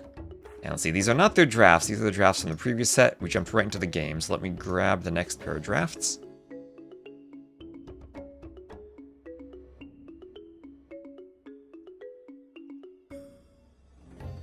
Thank you also to Nego Drama for posting all of the map drafts for us. That way I can focus on the stream and don't need to admin and stream everything at the same time. Oh gosh, for a second I thought my OBS had crashed. Updating the browser source. And remember also, Lewis is an Onamaru player. Go give the Onamaru stream a follow if you haven't already. We are dual streaming on their channel. And what civ was Lewis even? He was the Burmese against the Jurchens.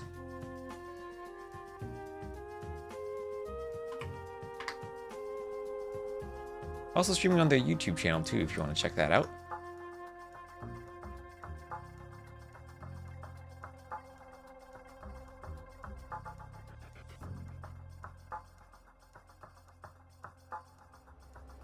And what else is on the schedule today? We have Mihai versus Thunderbolt. Thunderbolt will be playing pretty soon.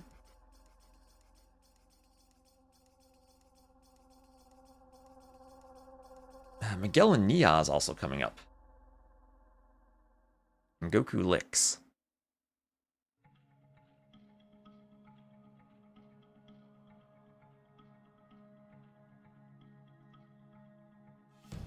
Yeah, Lewis didn't pick the barrel map, unfortunately.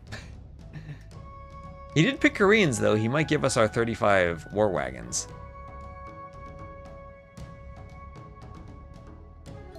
And we do have the water map again, Fernando de Noronha. And that'll be our next map.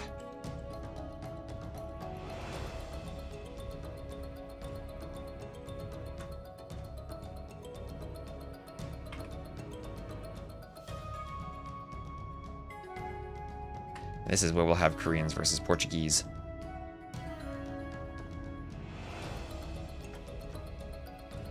Matchup we could also consider seeing on a nomad map or on a closed map, but this time it's on an islands map. I did MVL forfeit. He didn't read the dates properly when he signed up, and he's gone over the weekend, so he can't play. Olá. That is why. Quais as vossas ordens?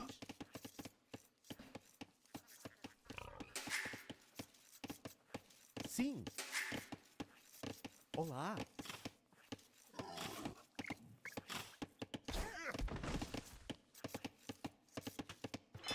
So back dock for Zark, back dock for Lewis, and I am really hoping someone goes men-at-arms. I'm very much hoping someone goes men-at-arms.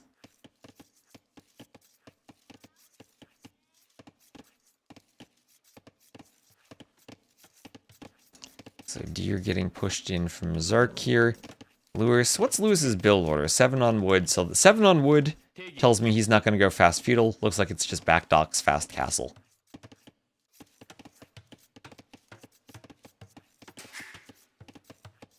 That's 3 more fills from the TC. And Loom clicked for Zark. Oh my gosh, you guys can't see this, but I just had a fly right past the light I had. Actually, the light bulb I had in one of my lamps blew out the other day, so I replaced it with one that's even brighter. And a fly just flew through it and reflected the light. Oh my gosh, that spooked me. I mean, Zark could win the water map, maybe. Does Lewis play water maps? Does Lewis know how to play water? I mean, most of the maps he plays for tournaments have to be land maps. Dark Vander having the utmost confidence in Zark to win the water map. I mean, the Portuguese, I mean, if it goes super late and wood runs out, they do have Vitorias, right? They do have Vitorias.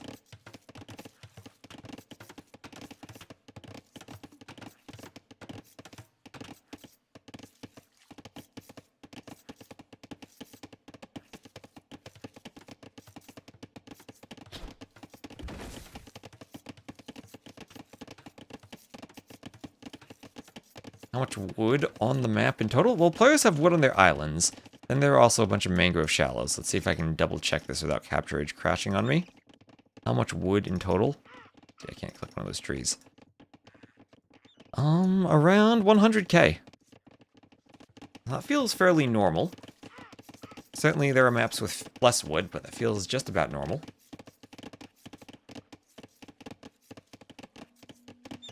Oh, OBS told me I got a sub, but doesn't tell me who the sub was. So around 100k wood. I think that's fairly standard for the maps we have in this map pack.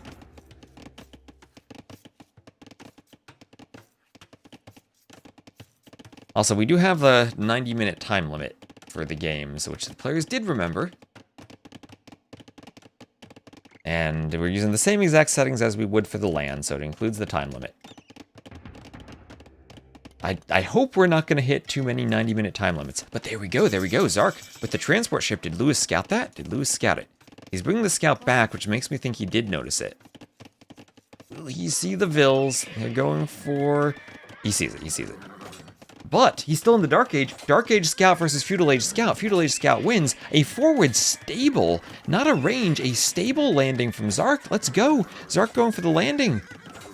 All right. Yeah, our underdogs coming with the strats for the maps. Lewis didn't even take his Javelina. That could be lamed.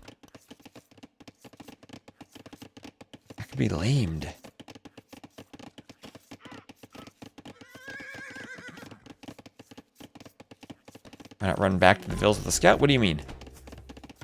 Oh, so the vills can fight too? Well, he's a Feudal Age Scout versus a Dark Age Scout. He'll win anyway. Lewis is still in the Dark Age for another 2 minutes. This is what I was saying. These Dark Age people, you stay in the Dark Age to fast castle, you're vulnerable to landings. Okay, okay. Transport ship, watchtower on the first wood line. Lewis trying to wall up. The scouts are out and about. They can run through the TC. Follow the scout onto the transport and bring it home. Like the good old days when scouts could still kidnap vills.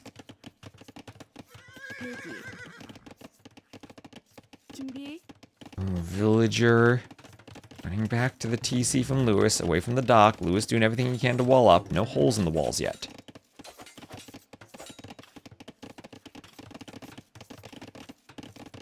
Oh, that's nice. Blocking it off with the boat so that Lewis can't finish the wall off. That's nice. And there is an archery range. Zark with the score lead. Lewis doing everything he can to wall. Palisade, a gate, deletes a house so that the Vill can get to the walling spot faster. Scouts could try to go through the gate. Scouts could simply run through the TC. I mean, he's going to run through here. Yeah, that's the play. That's the play. Run through, get to the walling Vills, use the hill if you can. Lewis has to turn and fight with Vills. There's a Vill going down to the scouts. One scout goes down, but he gets a Vill. Oh, nicely done from Zark. Lewis is trying to trap him. Wanted a gate for the low HP Vill. And now the problem for Zark is he needs to find a way to get to the Castle Age. He has 6 fishing ships, 11 on food right now. And he's doing a blacksmith. I think he might need to move over towards taking the capybaras. He's not disrupting Lewis's fish at all. You could supplement this with a forward dock. But Lewis doing a market. He'll be up to the Castle Age, no problem. And Viper, thank you very much for the raid on the Team Onamaru channel. Welcome in, everyone. Give the channel a follow if you can. We casted Viper at the start of the day today. And Viper using his Prime sub on the Onamaru channel. Thank you very much. I need to get alerts for their channel set up here. Welcome in, everyone. You have Viper's current teammate, Lewis, playing against Zark, and honestly, it's a huge elo difference, but Zark bringing the fight to Lewis with this landing. Forcing Lewis to do a defensive tower. He's up to the Castle Age. A couple of hulks for Lewis now. No real warships for Zark. And Zark with a good fishing boom. Problem is he's finished taking all the fish by his initial dock and will need to go farther away for more food. And that food eco is going to take a hit now when he needs to be up.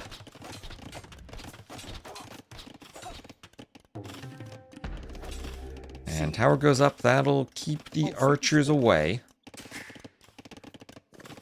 And lots of capybaras under the TC. Not too many Vills in the TC. Zark using the market, but he's still not close to going up.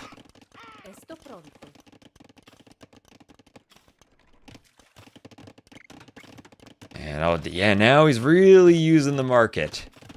Really using the market. And maybe instead of the range, because he hasn't really accomplished too much with the archers, it would have been better to have added a second dock and more fishing ships.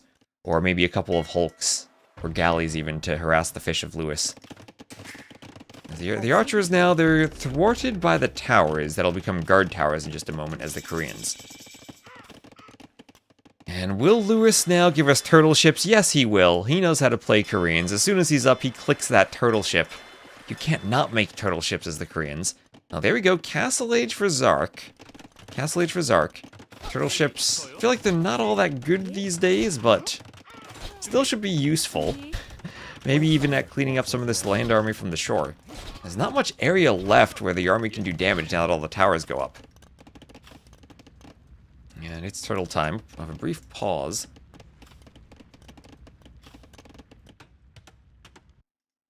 And back dock attempted, but Lewis is there to stop it. Oh, that Vill being boarded by the hulks. All those grappling ropes will kill the Vill. Turtle time? It is turtle time. Where are we? 2 turtle ships. One's going forward. The turtle ship will find the transport. Lewis won't... Oh, yes, he will. Yes, he will shoot at it.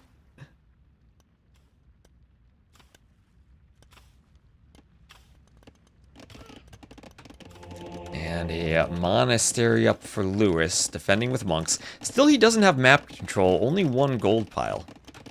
And wise turtle is always turtle time. And And a few more turtle ships pumping out from the docks.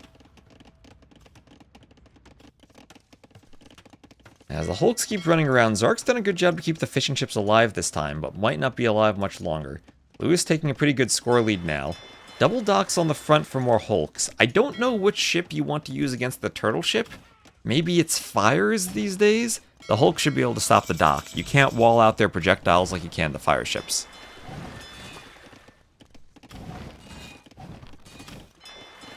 At the very least, Zark still has a comfortable, unharassed economy on this island. But the fishing ships in the dock can't feel good. Especially not with the turtle ship. The turtle ship's so large, it's literally on top of the dock. It's docked itself there. Hello, Odd Blue Turnip, and Doubt! Thank you, Doubt, also for the raid to the Onamaru channel.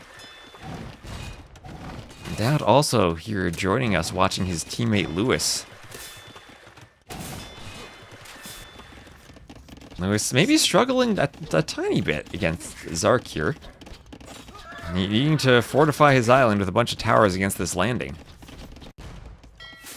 Turtle ship raids, though, getting into the fishing ships. Zark not noticing that in time to run.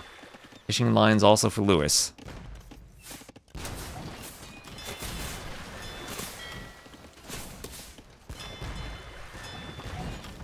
As we now have a good fleet of turtle ships for Lewis. Up to 5 of them out here. 9 total.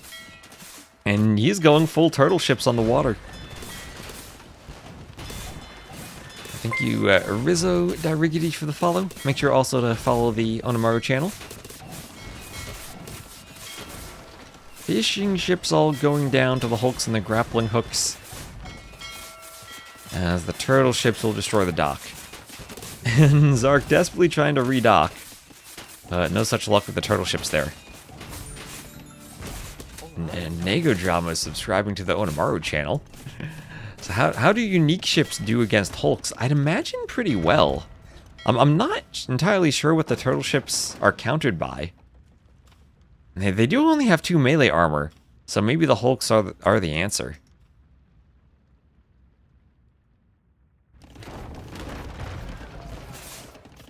And now Mangonel's taking down the market. Very low HP. One more shot should do it. Oh, look at that one rocket from the rocket cart.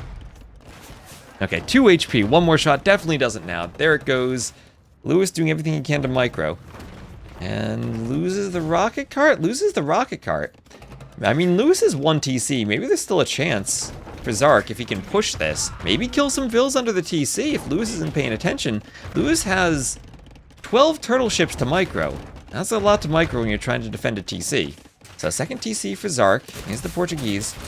They have 11 turtle ships destroying the dock. But they only have 6 range. They're not like cannon galleons. They can't deny too much of the land.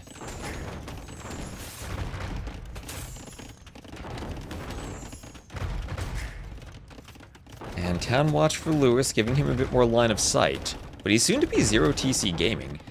He has 12 fishing ships, but in terms of actual vills, it is 44 to 45. Zark does have an actual villager lead. And the archer should be able to help defend the mangonels from the vills. Has to be careful about grouping up mangonels against a rocket cart, but destroys another rocket cart. Koreans might want to try a guard tower defense. Attack ground on the vills. Archers here. Repair vills on the way. Mangonels are defended so far. Has a weak repair vill, but you can be as weak as you want. You can still repair. GC down half HP. Needs to be repaired. Lewis spent a lot of wood on those turtles. There's another rocket cart, but more mangonels popping out. And Lewis loses another rocket cart. Look at this micro from Zark. A mangonel micro. One's just attacking a house, but he's taking this TC. Lewis has to be careful. Turtle ships keeping the vills off of the wood lines. That's cute. Zark's got to be careful at home. Notice the goat might be losing his TC. Getting Zarked. Finally, the repair vill goes down. That's important, but still a stone vill over here for Zark. Zark could literally TC Lewis's island and maybe have a safer TC. Fire Lancer for Lewis, still trying to figure this out. I know Zark's short on food, but I wouldn't mind crossbow or bodkin from him against the Fire Lancers. Oh, losing the archers to the TC. That is rough, though. That's rough. Not having the range and losing the repair available. Lewis loses another mangonel. However, there isn't really a defense to the Fire Lancer now, other than close range mangonel shots now that the archers are down. And with that, Zark will call the GG. Ooh. Doesn't work out, but again, a strat I'm gonna hope we see more of here. Gonna hope we see more of these landings on this map, because everyone's been going for that backdock fast castle. I think that does put you vulnerable to landings. And big elo difference. Hard to evaluate the strat at this point with the difference in execution. 39 to 18 KD for Lewis. He certainly took some damage from that landing. So let's keep that strat in the back of our minds for now and think, you know what, this could work. This could work in the future. We've seen that with Dragonstar going for that TC on the land on Monte Pasquale. Lewis 3k. Big elo difference.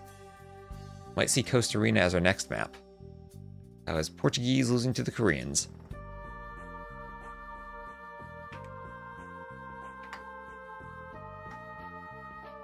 And let's see what our next map will be. Okay, it looks like gotta update the dashboard.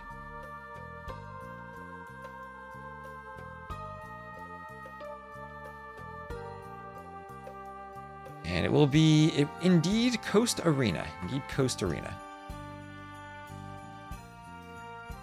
Lewis will be the Bengalis, and Zark will be the Italians. Italians a save that I think should do pretty well against Bengalis on Coast Arena. They had Genoese crossbowmen to counter the Rathas. They have a faster imp and good bombard cannon.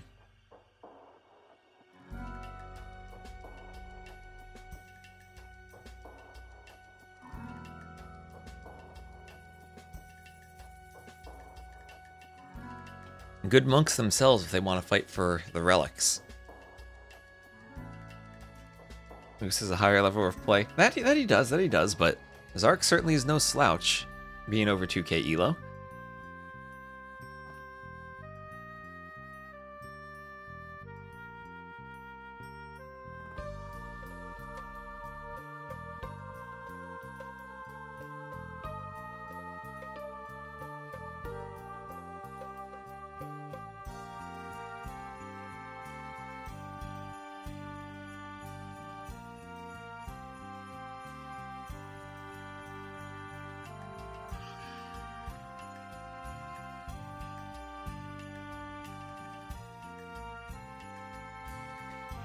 And here we go. So Coast Arena with a 9-vil start.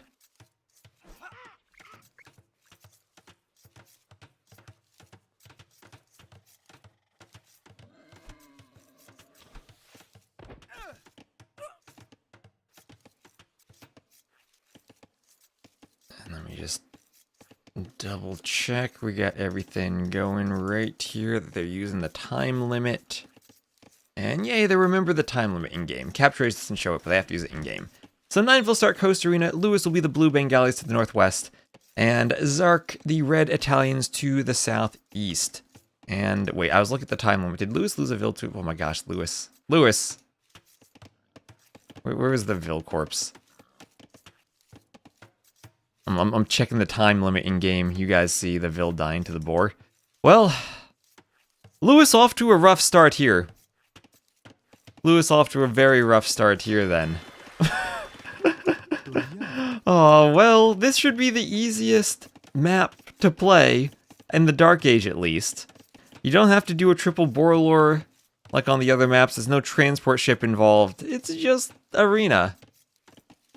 Hunting is dangerous. Oh, there we go. There's the corpse. There's the corpse. Lewis, what is this? And you just stare at that for a moment. Let's just stare at that for a moment.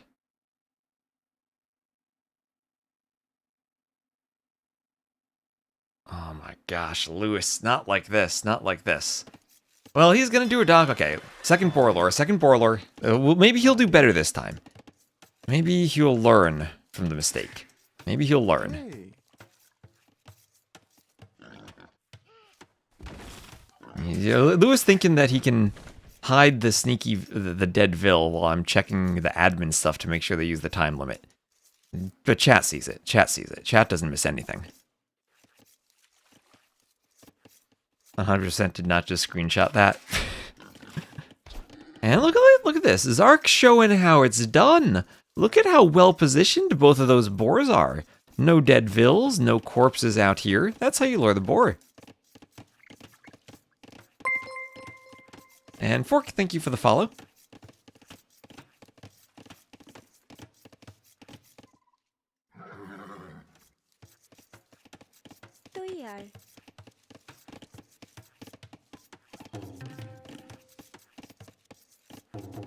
We have a couple of houses up for Lewis.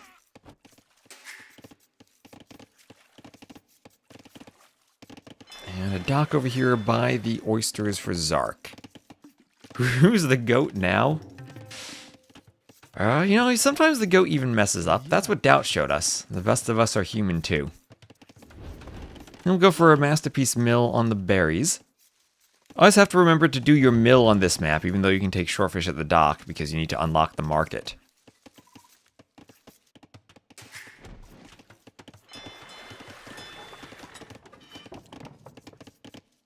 Another dock for Zark in the back.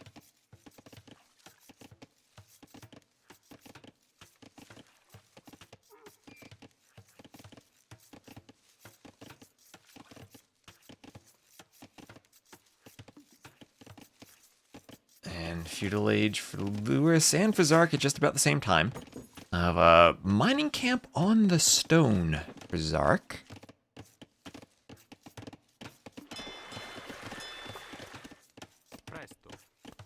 And some villas come over here to take the turkey. And that'll be a forward house for Zark.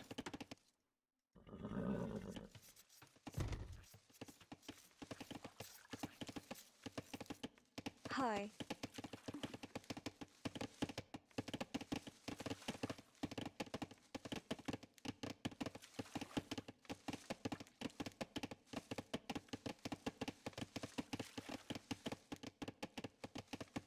Is MBL the goat? I don't know about that.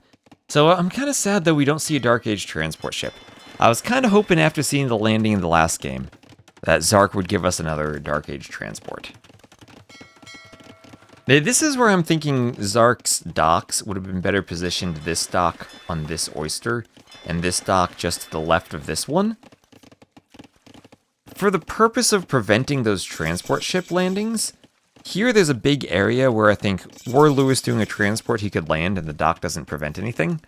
I think being able to garrison the fishing ships and use the docks as towers means you want the docks in good positions. Lewis one dock in the middle, so he's actually pretty vulnerable to the transport ship on both sides. Should they make a composition of galleys and fires? I honestly have no idea how to play this map. I have no idea. We've seen heavy water fights. We've also seen pure arena play. And right now, no warships from either player. They're hoping they're far enough apart that their fish will be safe for a while. Lewis, selling some stone, buying some food, he's up. Is there a reason Hulks don't show the ropes on Capture Age? That's because it was a bug and it has been fixed. Hulks do have the ropes on Capture Age now.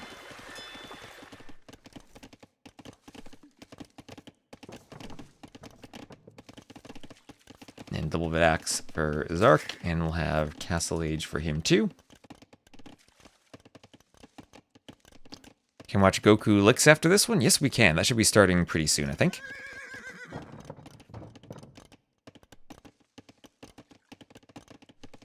So fishing lines for Lewis. And then some snappers out there in the water being gathered. So fishing lines also for Zark. So all things considered, Zark ahead in res collected. Even with the Bengalis having the extra vills, 10 fishing ships to 6. Those cheap Italian fishing ships from 2 docks paying off. Zark's in a pretty good spot right now, right? Lewis is a hamster, so he'll monk rush. Do you think Lewis is going to monk rush? He has 7 on gold. So Zark should be able to see that.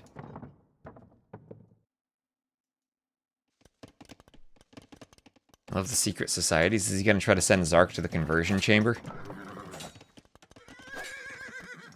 And scout fight here. That scout not even turning fully. Lewis's scout. Not even getting the full turn to hit Zark's scout. And Lewis going to try to bring a Vil to help the scout. Zark needs to turn around, and he does. He sees the Vil. Not gonna fall. Not gonna fall for that. Okay, Zark, he's going forward for the castle drop. He gets Lewis's scout. Did Lewis see the Vils? Did Lewis see the Vils? He might not have seen them. Triple monastery for Lewis, but forward castle now for Zark. Here he goes. No loom, no loom. No loom for anyone. Lewis tried an anti-castle gate, didn't get it up in time. The castle will be right on the gold. And now, Lewis has to get to the outside gold over here if he wants to keep making monks. Maybe he could take the oysters in the back, but he needs gold for monks. And a couple of hulks now for Zark. Lewis has no presence on the water, no warships. He's going to TC that gold. And it'll have to be a workshop and maybe Genoese crossbowmen now for Zark. And triple monastery. This is how you play arena. Lewis deleting the gate so he has more room for mining camps on the stone. Wants the TC to protect it a bit. And now, what's the follow-up from this? Maybe just pure imp and trebs, honestly.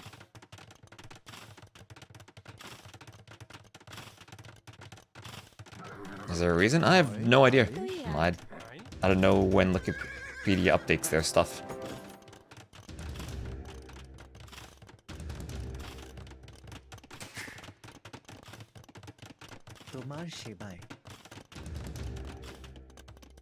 You can check the Onamaru website for the brackets and info there.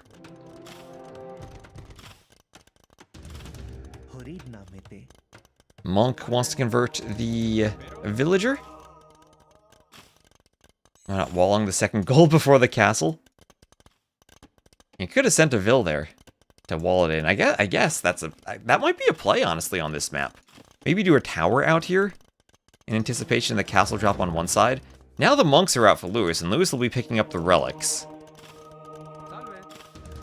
Workshop not up. I still think Fast Imp might be the play from the Italians. If you can harass on water while going Fast Imp and getting trebs, the castle's exactly where you want it. Lewis has managed to sneak out to some more gold, but you'll put a lot of pressure by trebbing the monasteries and trebbing the TC.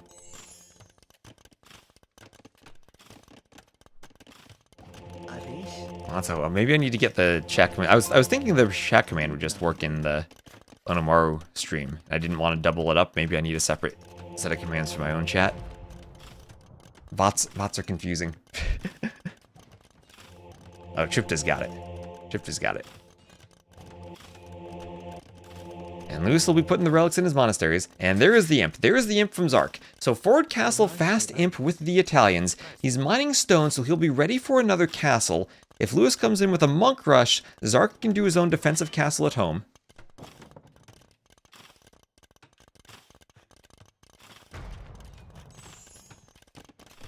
Brackets should return square brackets.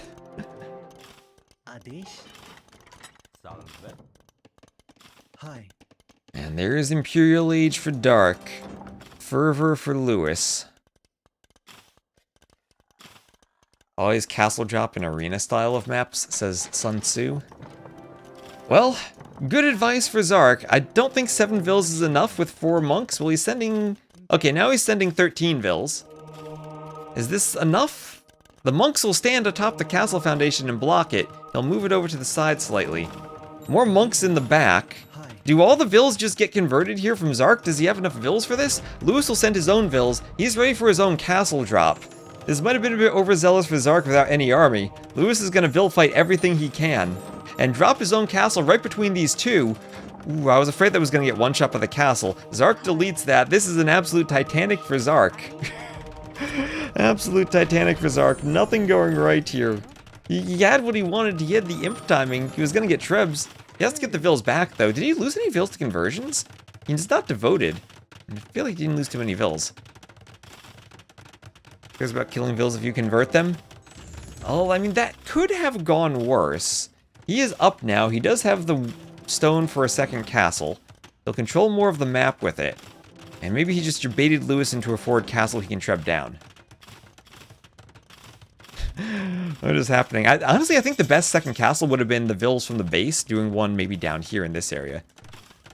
So 57 to 36 all of a sudden. Petards for Lewis and an armored elephant. And it's hard to tell when they're converted because they don't leave corpses on the ground. There were a few conversions. Oh my gosh, do these monks, they have monk juice. These monks all have monk juice. 8 monks, 6 Vils. This castle might not go up. His castle might not go up. How well can Lewis get conversions here?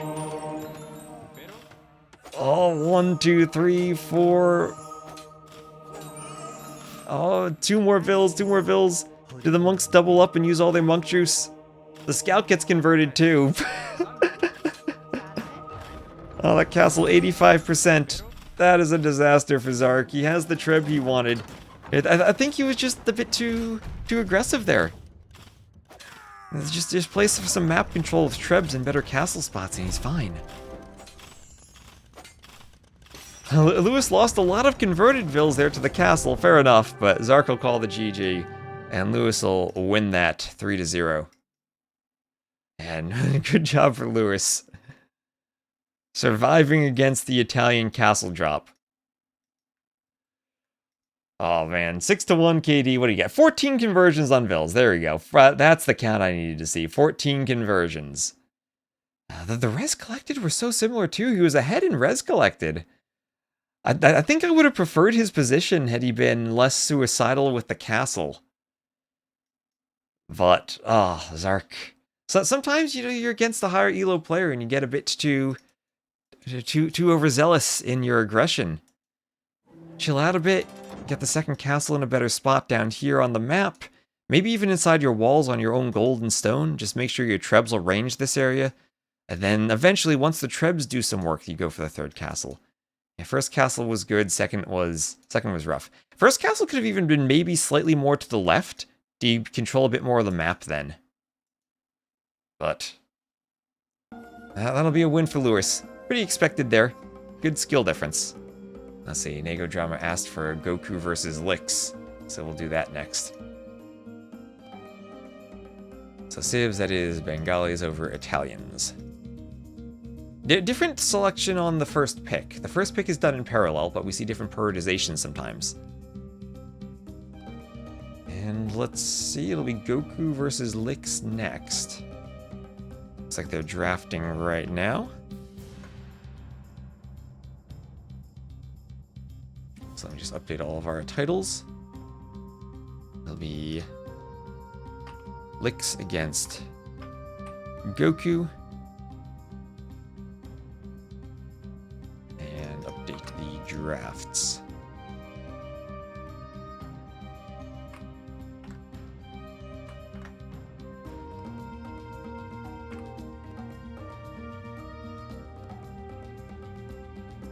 And there we go. While they're drafting, I'm going to take a brief break myself. Let me go update my stream title. I'm going to very quickly eat some lunch while they're drafting, and we'll get started in a couple minutes once they're done with their draft, so stay tuned.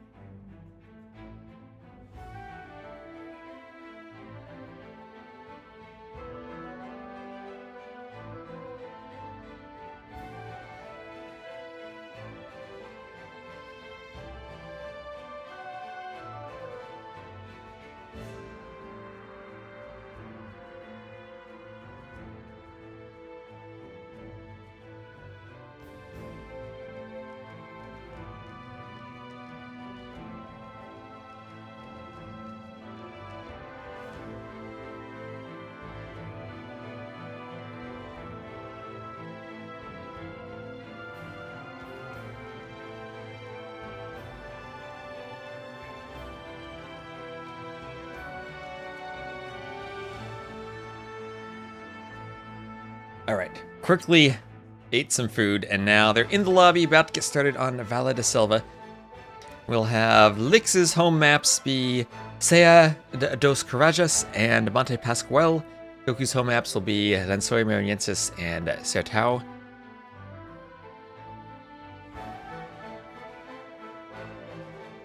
And Byzantine's the very first pick for Lix. Interesting. Interesting. So Byzantines and Dravidians, the first pick is done in parallel, so we have seen a couple of mirrored matchups. We even had Viper and Baxter both picking Koreans earlier.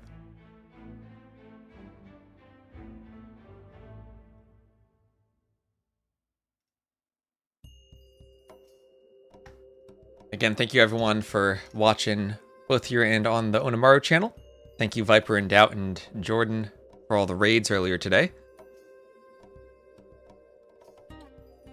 So be sure to give the channel a follow. Ooh, if you follow Onamaru's channel right now, you will be the 1,200th follower. We're at 1,199. You can be a round number.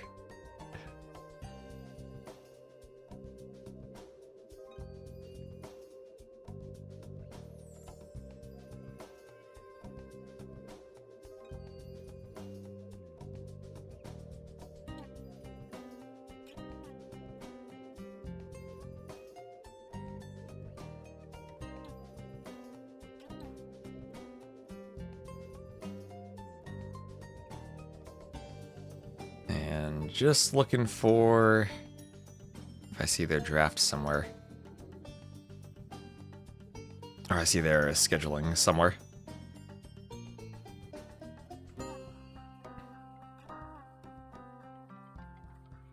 The problem with seeing every single schedule channel is it's hard for me to find the schedule channel I'm looking for.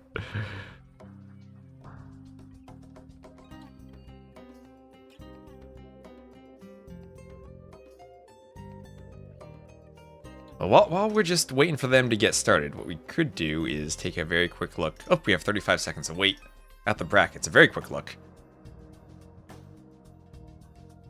at the brackets.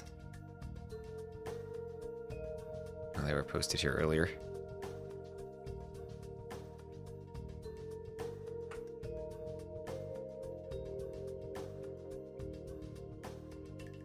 Let's post the link in the chat again for anyone who wants to see it. And this will be in bracket E. As we will get started right away. Let me just take a very quick look. I'll hop into the game and then look at the brackets. Too many browser tabs open. I can't find where my window just went. There we are. Just wanted to look at their bracket. They are in bracket D, as we'll have Lix as the red way to the northwest and Goku as the blue Armenians to the southeast. Already he's pushing in a deer. He could do a mule cart and the deer in the middle. So if you're curious about what brackets these players are in, let's just take a quick look as the set's getting started, and we'll check out the Elysian Dynasty website. This lovely set of brackets we have here. This will be the Mr. Yo bracket they're in. Some spoilers here from earlier. We had both admin wins in the same set. Look at that. It'll be Yo against the winner of this set, and then Sorokuma versus Vivi will face the winner of that. So this is all the LY players ended up getting thrown into the same bracket together. On the other side, Sebastian, Ozo, Nikov, Niaz, Miguel, Lady, Crux, and Ogrande. So Yo probably the favorite here. Sebastian able to give him a good fight. Nikov also. He did qualify for the China LAN, so some good players in this bracket. So over here we have one player going to the middle, Lix taking the deer as Goku's trying to push the deer. Now on this map, I think taking the deer is a bit risky because there are tons and tons of capybara out here, and if you're using your scout to push the deer, then you're not scouting and grabbing all of the sheep.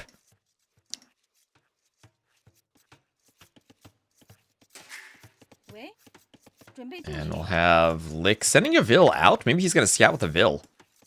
I mean, Lix does crazy things with Vills all the time.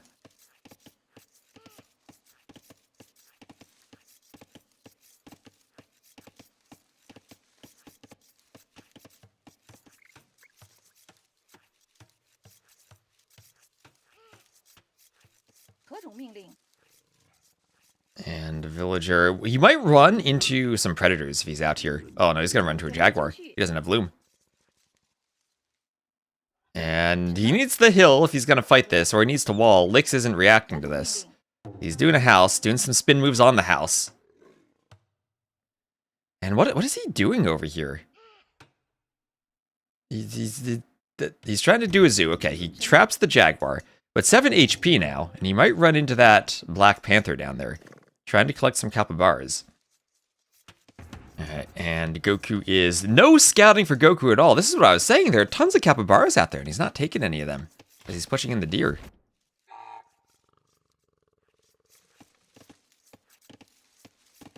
And now, a ton of capybaras for Lix. And where is his scout? Yeah. Oh, wait. This should be in... Hold on. This needs to be in adminry. Hold on. Let me see if they're in the voice channels. Yeah. Hold on. This is a bug. This needs to be admin read. Lix not moving his scout because he doesn't have a scout. Are they in the voice channels? Is Goku in a voice channel? He is not in a voice channel. Let's see if I can contact them. This needs to restart. Yeah.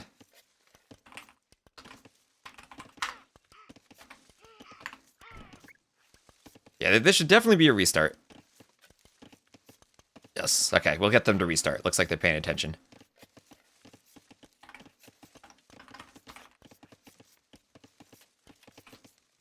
Oh, Goku is in a voice channel. Good, he responded. Yes, so they'll restart this. They'll restart this.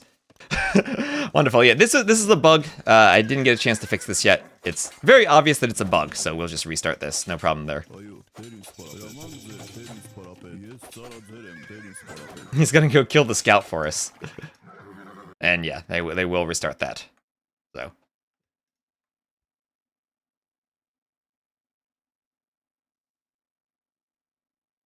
Goku doesn't need capybaras. Yeah, thanks for pointing that out. That is a bug that sometimes the scout spawns on the rock terrain and becomes invisible. So they will restart this. And yeah, no problem there. Let me just make a caster announcement for the caster chat. Goku versus Lix is restarting game 1 due to Lix's scout being bugged. That's what I get being caster, admin, and map scripter all at the same time. So I'll fix that probably after the stream today.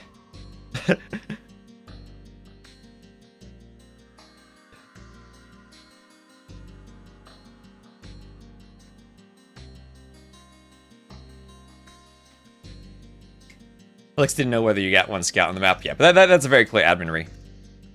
And that is my fault there. I'll fix that. It is a bug we didn't see until Jordan reported it the other day. And it's on my list of stuff I need to fix tonight. Could he use idle military hockey to fix it? No, he cannot. Actually, he cannot. At least from the bug reports I've seen.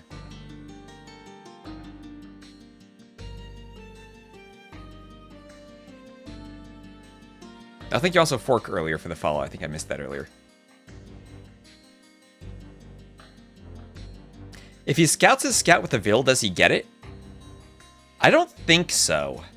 I've not actually been able to reproduce it myself. I just saw Jordan mention it.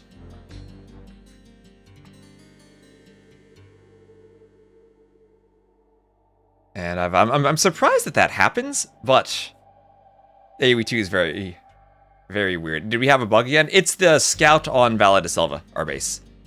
I'm going to fix that tonight and just keep the scout farther off of the rock terrain.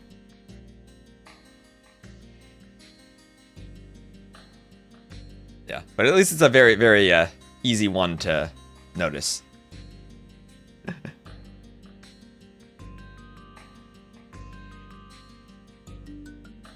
Yeah, he doesn't see the scout. Do I know what causes the bug already? I have an idea about what causes the bug. we start all the scouts on the rock terrain, make all the scouts look like that. It's because I use dead fish traps to spawn rock terrain to ensure it's always two tile, or ensure that it's always one tile wide, even on the corners, so you can't wall it. And that has the effect that I think if the scout and the fish trap spawn on the same tile, they cover each other. The bug is caused by spaghetti, yes.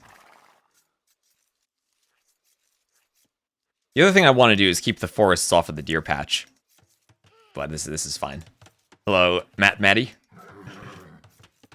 So scout pushing in the deer. I would like to actually reproduce the bug properly to understand what's causing it, but I think just keeping the scouts off the rock will be enough.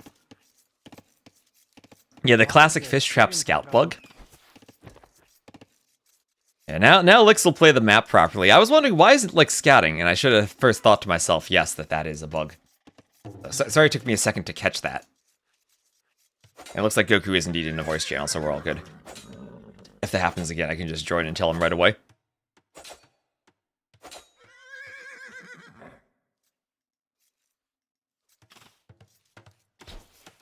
Yeah, so the earlier version of the map in the beta testing had a one-tile wide rock terrain gap, but the problem was you could wall over the diagonals.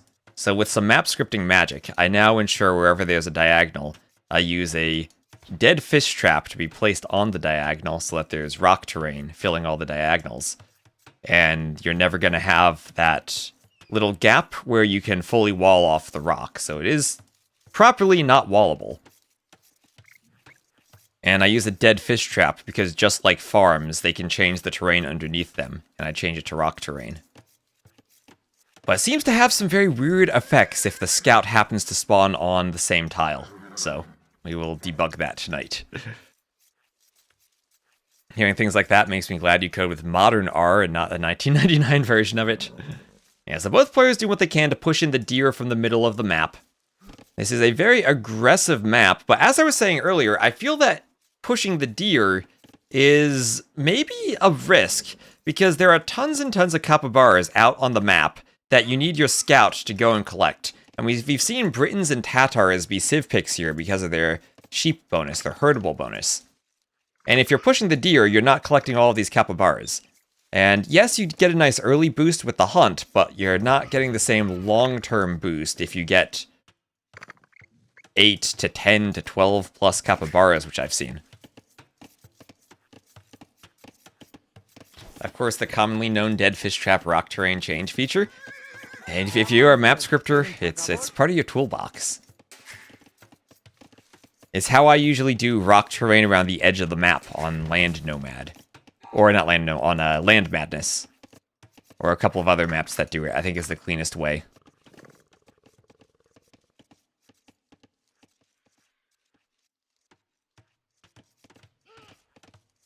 Yeah, that's how Northern Crossing also works. If you saw that in TTL, the shallows are spawned by using dead fish traps to turn the water into shallows. It's just Northern Isles with some dead fish traps. So anyway, no one doing anything super aggressive in the Dark Age. Both of them content to push deer, and we'll have the barracks from Lix. Is there any other way to learn this besides listening to Twest streams? Check out the Mad Catter's YouTube. He's the one who made Coast Arena. And also Terrace, which we reskinned to Sea dos Courageous for this tournament. He has tons of videos explaining map scripting hacks like that. That's where I first learned it. And Goku trying to stop Lix from grabbing the capybaras. Capybaras back towards the TC, and Lix up first, so he has the scout advantage. We'll get all of those sheep. And also we'll kill Goku's scout. So Goku a bit far forward, losing the scout to Lix. And Goku coming forward with a drush. Lix there in time. He may have scouted it if he's paying attention. He was also clicking his eco upgrades at the same time. There's a chance he didn't see it. But Men-at-Arms now for Goku. I think he's bringing the scout back because he did see it. Lix going for a gold. Does have a slightly back gold. Goku with a slightly back one too. Up the top. The top is wrong. Thank you, thank you. That's from the previous game. Thank you. Sorry about that.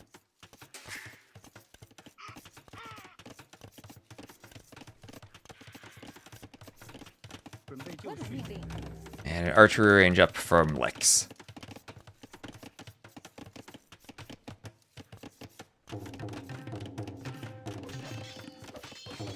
And men-at-arms will be pushing through the walls. Archer defense here. Arson on the way from Goku. He's looking to be quite aggressive. Maybe we'll even see longsword from him. And he's opening with skirmishers to complement the men-at-arms after seeing the range. So far, so good for licks in the walling. Now, rock terrain does mean you have to be very awkward in placing farms now. You don't have much farming space with this rock terrain now. It is incredibly difficult to get farms placed here. Also, thank you, Helzarian, for the follow. As our base says, this is the first international qualifier. So we'll have 10 players, 5 this week and 5 next week who qualify. Hera is invited, and the final qualifier spot will be a Latin American qualifier. So even if Goku doesn't make it through either of the international qualifiers, he still is a very skilled player who has a chance in the Latin American qualifier. I think one thing to keep an eye on is how well do the Latin American players do as Lix loses the scout in the international qualifiers, because if a lot of them do very well, that'll open up some more hopes for some of the maybe not quite top tier Latin American players in the regional qualifier. You could imagine something like, say, Hart, Sebastian, Nikov, Kapach, Degao, all qualifying in the international qualifier, giving us 5 Latin American players who then would be taken out of the pool for the final regional qualifier. All those players having been at LAN events before. You beat Goku on the ladder once, was so hyped. There's one capybara here, just chilling out on the rock. Hart is from Peru. So I'm assuming he'd be eligible for the regional qualifier. Yeah, Kapach, though, he lost already to Rodrix the other day. He'd need to win the second qualifier. Kapach has been to Red Bulls before. I remember there was that day when he was away from his PC and some random person joined the lobby so MBL couldn't join. So MBL walked over and kicked the player from the other PC. So, pushing in with the skirms and the men-at-arms is Goku, getting through the wall by the berries. And, oh, Lix walls him in from behind. Will is outside. The men-at-arms have to break their way out now. What is Goku gonna do? He can get to the back, but no, he's walled in by Lix. Nice reaction from Lix, but there's a hole. There's a hole between the houses. Goku needs to notice, and he is through. He's through. With the men-at-arms, could get another Vil kill. He lets the low HP Vil go away, though. He goes for the skirms. Did he play both at the same Red Bull? I don't know, did he play a lot of AoE 4? I know Viper played AoE 4 at the start and won, like, the first big tournament, but didn't keep up with it. Hera played for a bit, but I don't think there was any AoE 4 result notable for him.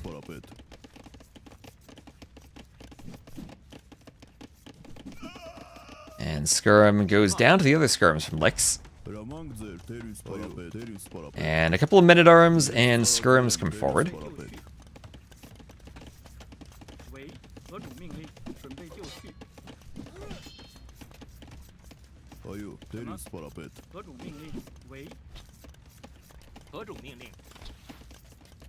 And Archer forward for the Lix, but low HP.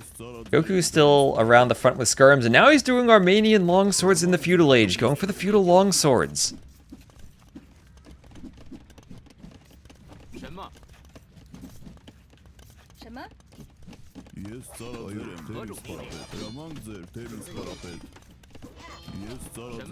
Longswords killing some Vils, pushing some skirms back. And I don't know if the longswords will be able to do too much damage here, as we have Lix up to the Castle Age. Up to the Castle Age.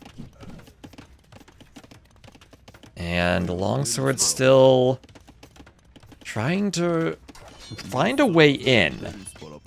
And Castle Age versus longswords should give Lix the opportunity to fend them off. The longswords have to break in soon. But attacking this house is kind of weird, because once you get through the house, you're running right into the TC. You're not really gaining much of an advantage from it. Could try to destroy the range. And there is a hole. There is a hole, and some longswords slip through. Oh, we talked about the blacksmith graphics earlier. Completely jebaited. Bamboo on the side of the house, on the side of the blacksmith. Lix thought he was walled. But the same thing, the TC's right there. Goku doesn't have much presence beyond that house to do damage. He's bamboozled. The bamboo houses strike again.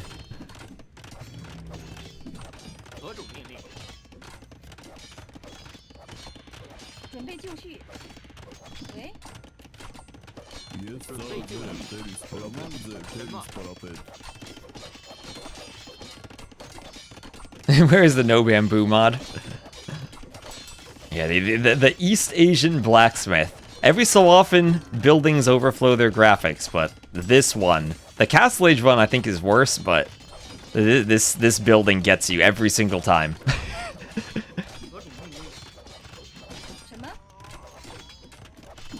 So it's still a big skirm fight. Those longswords, could they get through the range? Yeah, now you see it still overflows quite a bit. No bamboo, but the building itself overflows. As we get a second range up for Lix, and what will he do is the way. He's researching Bodkin Arrow from said blacksmith. And will this be Shinbei Raiders? Goku himself just about to click up. But I think against the way, he has to keep the pressure up. And, well, what does he do against the Shinbei Raiders? You can't fight them in Feudal. Lix loses the archery range. The longswords are in, but again, the TC is right there. I don't think they can do any damage beyond what they've done already on the range. It's only one Shinbei Raider. More will be on the way. And now Goku has to decide what to do with the longswords. If he pulls back, then the Shinbei Raiders simply get amassed, but the same thing happens if he stays forward and they camp the TC. So second range now, well, third range after the first was destroyed. So this will be 2 ranges for Lix, going for Shinbei Raiders, and I'm still not sure what Armenians do to fight them. I think they would need elite skirm at this point, but longsword does not feel like the unit for fighting a cav archer. But looking at res collected, Goku pretty far ahead. Destroyed the range after a ton of idle time and a ton of wood spent repairing it. And what maybe Siege Tower is the answer for some of these longswords? You Siege Tower zoom past the TC to get to the back of the base on the rock terrain? I mean, you difficult to quick wall that out since you can't use walls. You have to use houses or buildings. And there already are several farms and woodlines around that rock.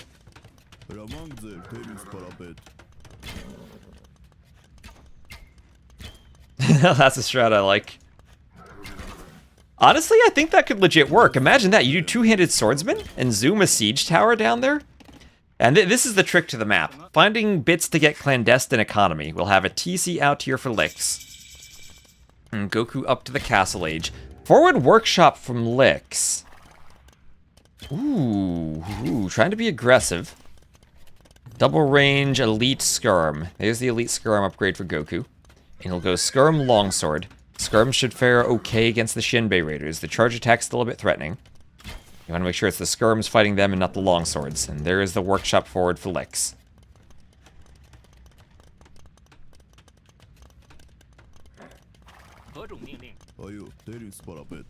And that's Bowsaw and Elite Skirm, both in for Goku.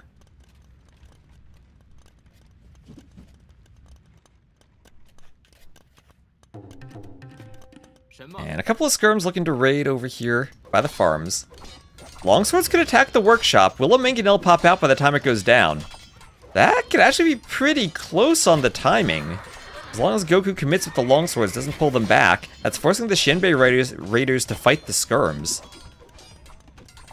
And the mangonel does pop out, only one, but the workshop should go down as long as the longswords can dodge. Shot on the gets a nice shot on the skirms, but the workshop's down. Only one mangonel for Lix. Ooh, Goku almost stopped that first one too. Yeah, lots of forward farms, but Goku wants to keep the pressure up. He has the score lead. Lix is getting a third TC though. And I still don't like Armenians versus the Shinbei Raiders. I mean, to be fair, I don't really like any civ against these. I don't know what they do to fight them.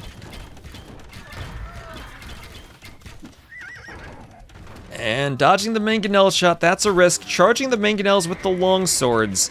The skirm's still dodging, and the mangonel is down. The mangonel is down. Fortified church on the front with a relic now for Goku. Has to worry about those skirms. Hasn't reacted to the skirms raiding his farms yet. There's another workshop. Same thing, longswords could take down the workshop. TC could be denied 80% as the skirms come in. There are a couple of weak vills on it. Lots of weak vills there. Ooh. Goku needs to split and target different vills. Well, he gets 2 vills at least. Might have been able to get an extra vill or 2 there. Like a church on fire. I'd love a church right here. I'd love for Goku somehow to react to the elite skirms. Okay, 1 longsword. That should do it. That should do it. And 1 capybara out there scouting. And there's a TC for Goku. He's slipping out to the side too.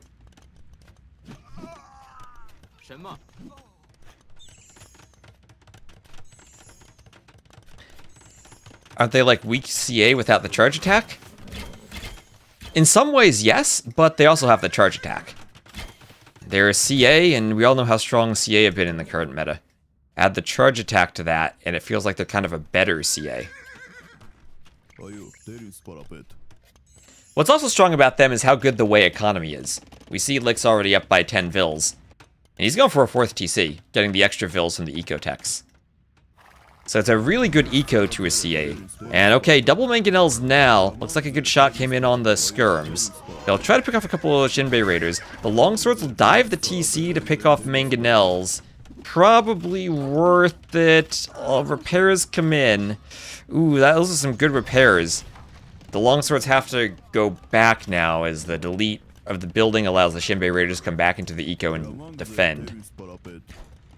A couple of monks now, and those will help out against the Shinbei raiders. The Armenians do have really good monks. Redemption for putting pressure on the forward buildings could even be an interesting choice. There's another mangonel, split micro from Goku to get away.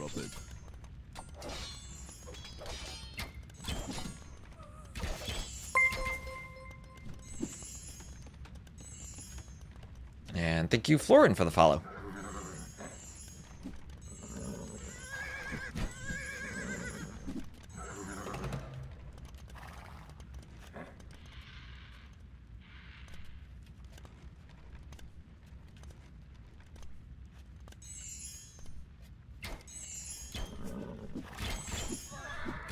And Shinbei Raiders going down to the skirms. And thank you, Anglerman, for the follow. They're like what Kipchak's trained to be. Well, made from the archery range. That's what makes them so strong, too. It's basically a unique unit from the archery range.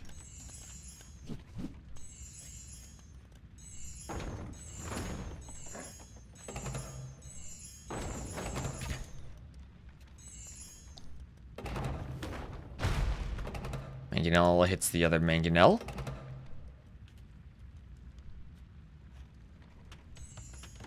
And a forward workshop from Lix in front of the TC. We'll have ballistics on the way from Lix.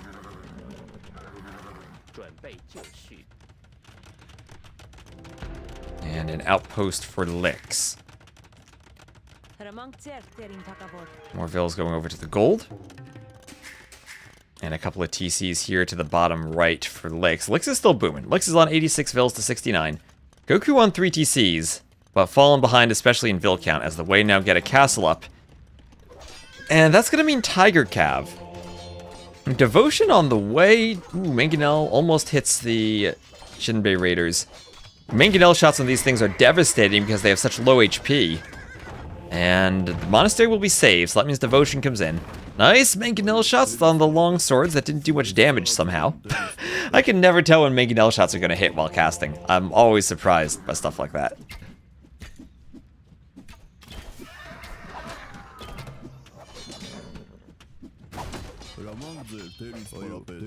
So long swords attack the Huiguang Cav, but picks off the Mangonel.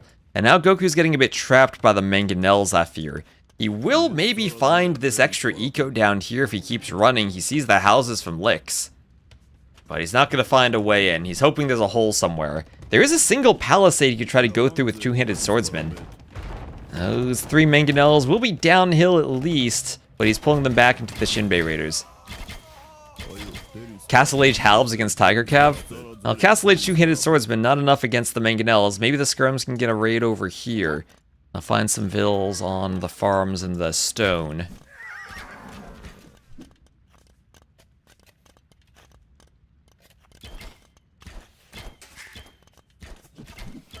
And handcart for Goku. And chain guarding armor for Lix.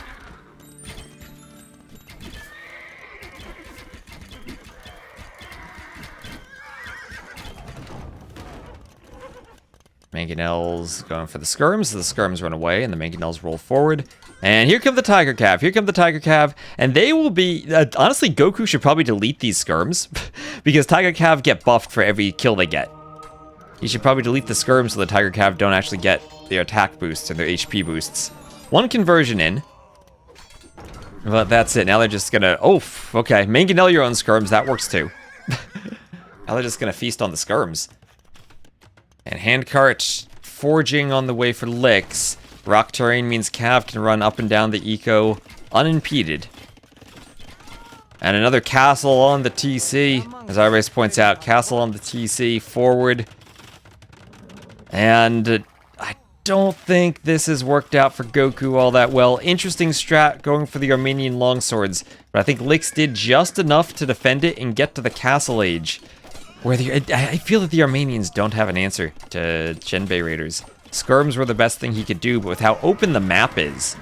Oh my gosh, now the skirms are just feeding the Tiger Cav. Hello, Adam. Oh, I'd met Majestic before. I met him at Hidden Cup. But yes, he was in London. I saw him. So Cav going down. Pikeman killed by the Shinbei Raiders.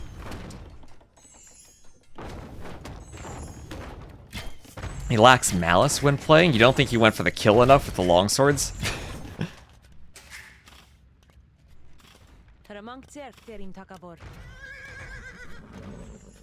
So Tiger Cav now for Lix. And Mangonel gets a double kill. Nice defense from Goku. Clears almost all the Mangonels. Can the Pikemen finish that off? It's down to 13 HP. The skirms can probably finish it off. I think Lix is a bit too far ahead now. Up by 50 Vils, 120 to 70.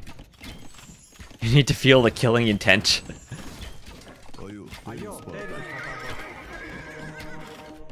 Monk wants a conversion on those Tiger Cav.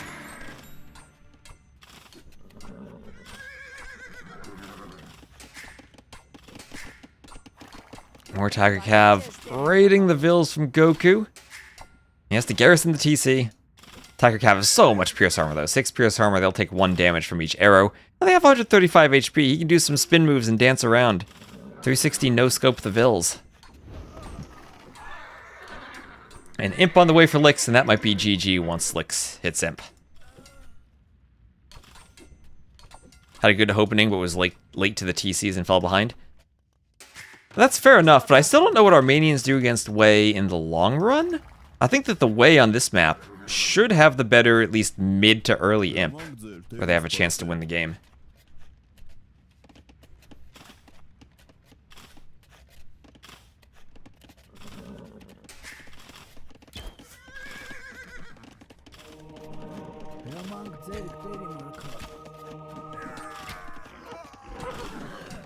Pikeman attack the Tiger Cav. Tiger Cav going down. Yeah, I'm genuinely not sure what they do against the Cav Archers. It feels like whatever you do, you need elite skirms, and you need enough elite skirms that you're putting pressure and forcing the Cav Archers into fights without letting them get around and raid. And Goku almost got to that point, but Lix was able to sneak out to the TC early enough. And if you're doing something with skirms, then you're not going to have the mobility. I mean, the Armenians aren't really a Cav civ, but you're not going to be able to push up the middle and also hit TCs that are this far away. And now once Imp comes in, I think he'll just die to Tiger Cav, and we'll probably see some traction trebs added in if he doesn't call the GG immediately. Well, Castle Age Halb, that could be nice against Tiger Cav, but there's the GG. And Lix will take game number 1. A game where he did at least get his scout after the restart. Again, that's my bad. I need to fix the map and fix the scout spawn. So that's 166 to 87 KD. And Lix did a great job being walled and defending. That's kind of why I was thinking longswords a bit tricky in the Feudal Age when it's... As open as the map is, it's fairly easy to wall early on.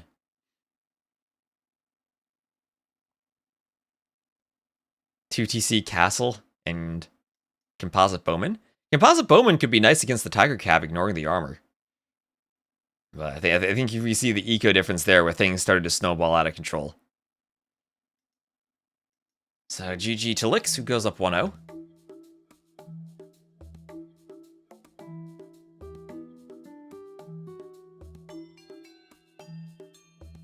And Goku with some open aggressive maps as his home maps. That is way over Armenians.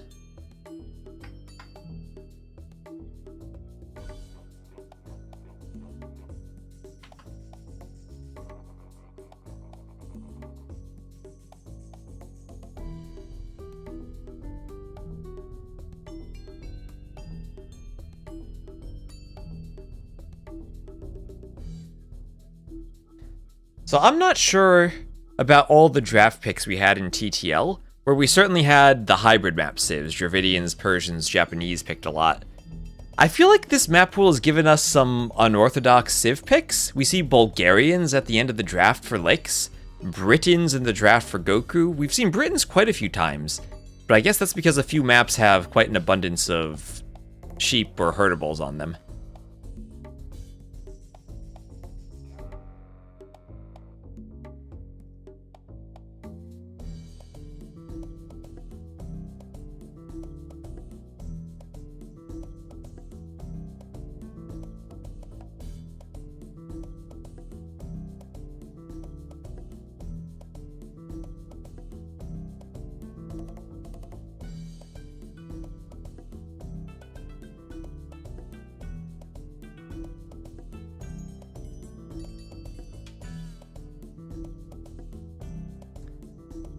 And let me just keep my eye on the schedule. We have also Miguel versus Niaz at the top of the hour. And quite a few more sets. I think the Onamaru channel is going to do their podcast at 18 GMT. But I'll probably still stream more of these on my channel. Interesting. Yeah, both have a hybrid and a land map.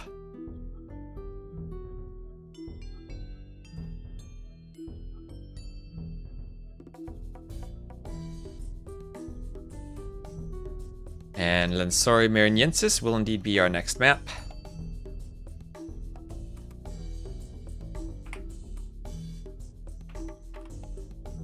And different civs than I've been seeing here. No Japanese.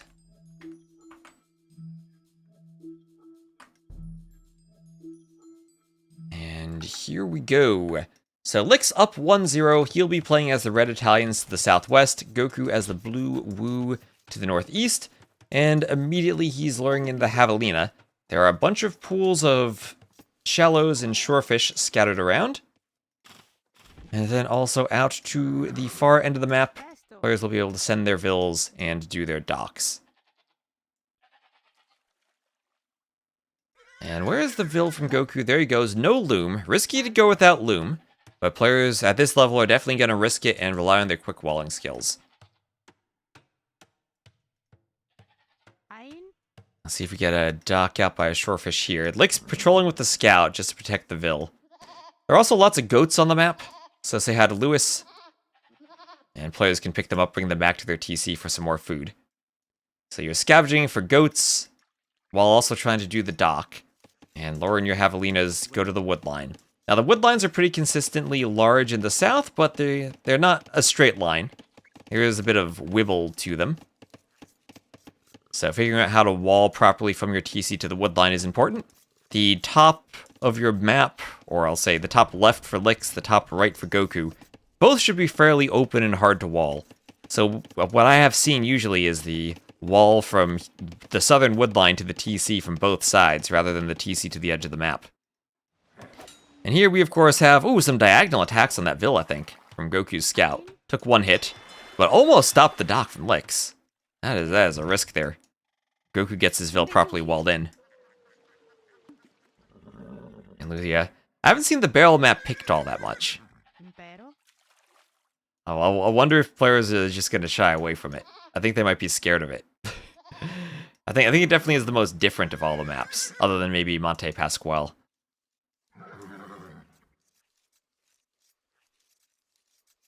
So these ponds are shallows. You can walk across them. You can dock them. It's supposed to get about 10 feet deep, or a little over 3 meters deep, IRL, over the wet season. And the sand dunes are filled with some rainwater.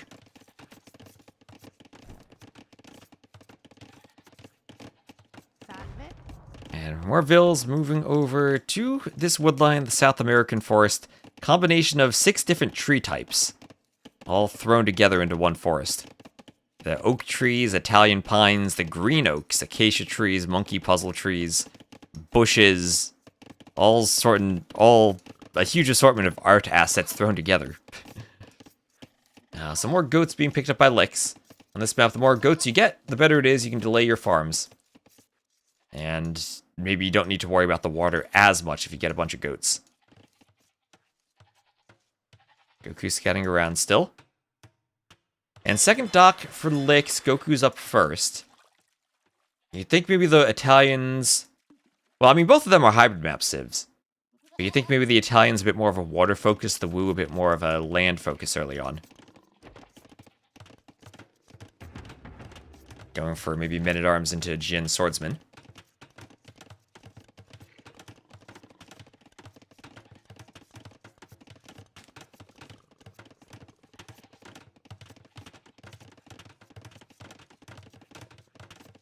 Oh, and Jive, thank you very much for the sub. With these turtle ships, we will send every Japanese ship to the bottom of the sea. We should build as many as we can. We have seen quite a few turtle ships so far. Lewis made a bunch of turtles earlier today. And here we are, almost up to Feudal is Goku. And a few militia popping out of that barracks as Feudal Age is on the way for Lix too. 90 seconds behind, though. And is Lix going to Fast Castle on this map? He is walling all the way to the woodline, but 26 villagers feels pretty slow. I haven't seen a Fast Castle yet. Looks like Goku grabbed a bunch of goats from Lix's side of the map. I'll run back to his TC. That'll show off the barracks. So Lix will be prepared for men-at-arms. There's a range follow-up. And everyone pretty much doing the same thing, walling towards the TC. You have to be careful that the houses, we talked about the blacksmith last game, these feudal age houses have some bamboo next to them. You have to be careful not to be jebaited and think you're walled when you're not. But Goku, I think that palisade plugs the hole. Wait, is there a hole here or is there a tree? Okay, that's a tree. Goku, I would love if he sent a Vil to chop that tree. I would absolutely love that. I think Lix is nearby enough, he'd notice. So trying to wall this up, and yeah, he notices. Not gonna fall victim to something silly like that. Men-at-arms attacking the scout. They try to go through the house.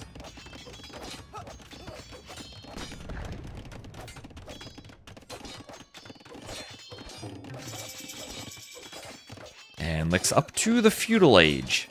Feudal Age on the way, and an archery range also for Lix. As the scouts will get a couple of hits on the back. 8 HP left on the scout for Lix. Archer comes forward for Goku. That'll make it harder to wall.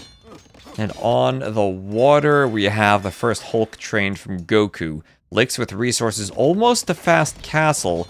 Might have to buy some food, but he's investing into this defense and doesn't have a second building yet. Only that archery range is his first building.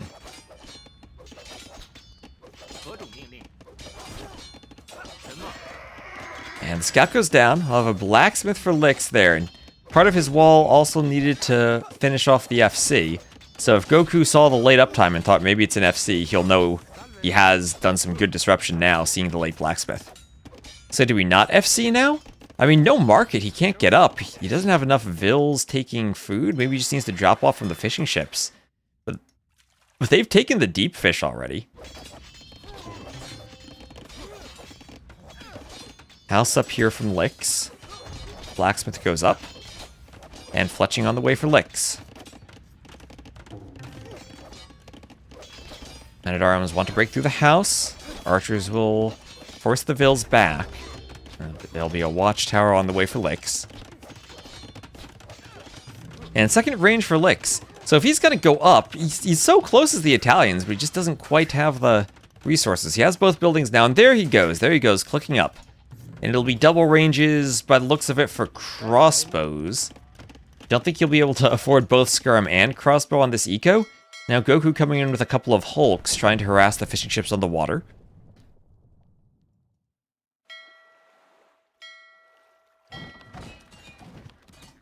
Hulks feel like they're pretty good at destroying fishing ships. Galleys don't really do it all that well anymore. Watchtower on the hill protecting the main access to his town, but not the only access, as Goku can loop around the back. And Lix will have to be prepared for that as he's on his way up. More hulks wandering around on the water.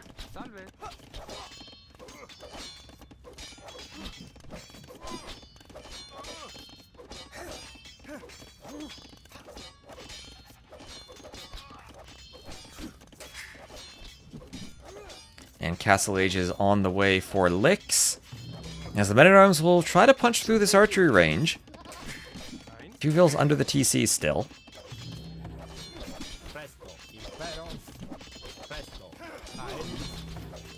Men-at-arms punching down this range. Skirms and archers still atop the hill, trying to shoot back.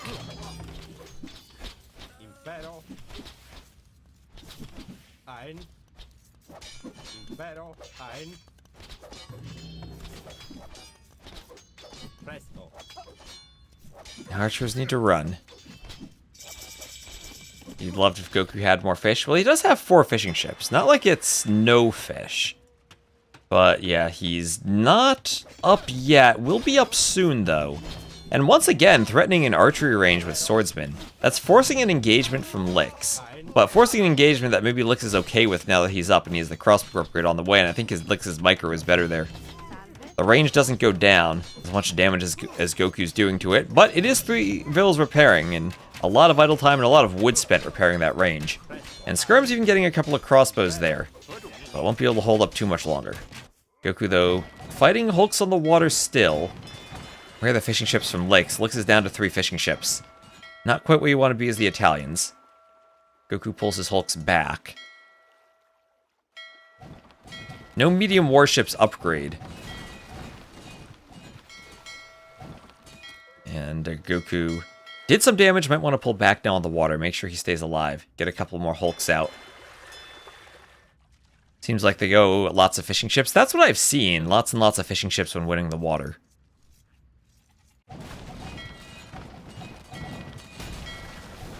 Yeah, now Goku didn't pull back, and he lost all of his navy there. Maybe it's time to make a swap then into galleys. But I think Lix has just won the water with that trade.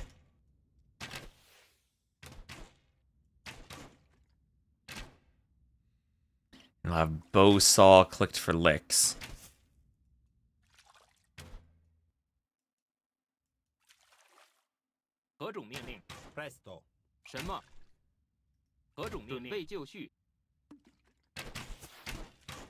That's bow saw plus medium warships.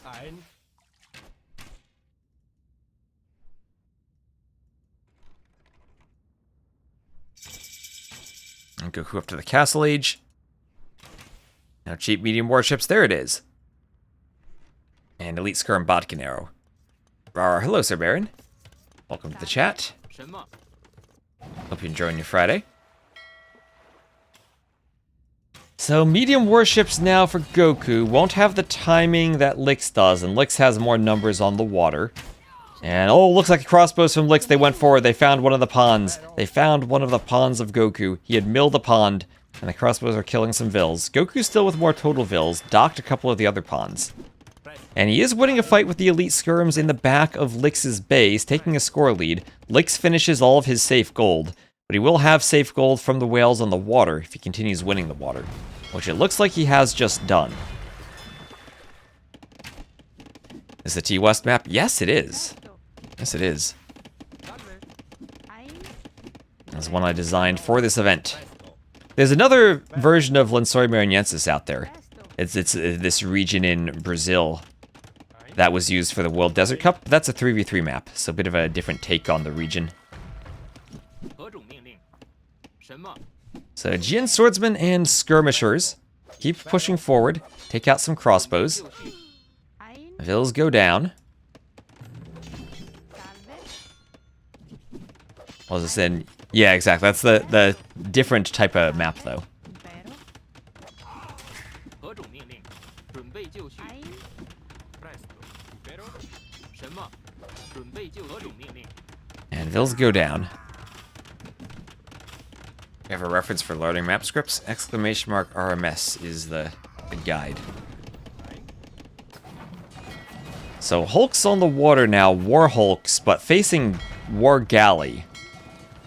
But they have numbers. They'll face the Hulks down here. War Galleys do have Bodkin. Instead, these Hulks will go forward, maybe able to destroy some fishing ships if they head forward, but fishing ships can make their ways back to the docks.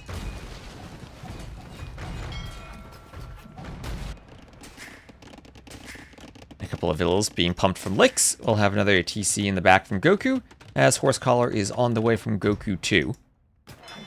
And here's the counterattack. Fish will just garrison in the docks. That's why I think water is so snowbally these days. Not like he can chase the fishing ships and destroy them. They get in the docks and they'll stay there until it's safe.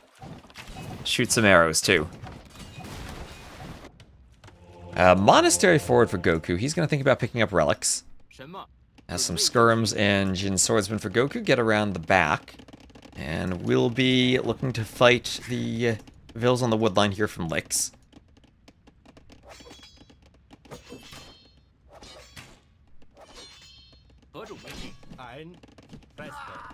So crossbows down.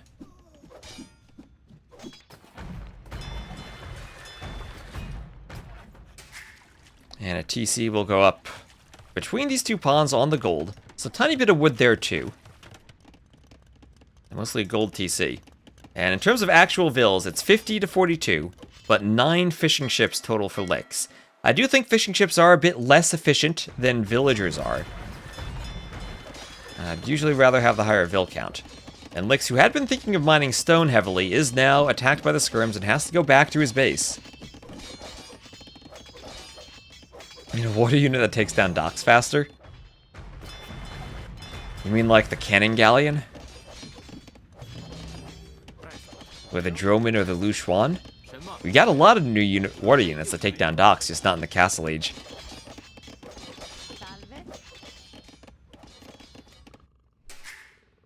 So another TC for Licks. As I feel that Licks is struggling here, I think I like Goku's position more. More res collected. And if he finds this TC... That's true, fire ships do it pretty well now. Goku just needs to spread the scouting out a bit more. Will he find that TC? Well, Licks will see all those Jin Swordsmen heading this way and think better of his TC placement. Gill nets for Licks, and he's going heavy onto the fish now, relying on that fish eco. A boarding ship? You mean like a Hulk? And oh, there's the TC from Licks. Is that a 1 Vill TC? 什么？ Yeah, that is a 1 Vill TC on the gold, all the way on the edge of the map. Now, Licks can be struggling for gold. His other gold is for the crossbows, the skirms controlling the map. At the very least, he does have the whales from having won the water. And does that house have Town Watch? Oh, if Goku had Town Watch, he'd stop the TC. If only he had Town Watch. Salve.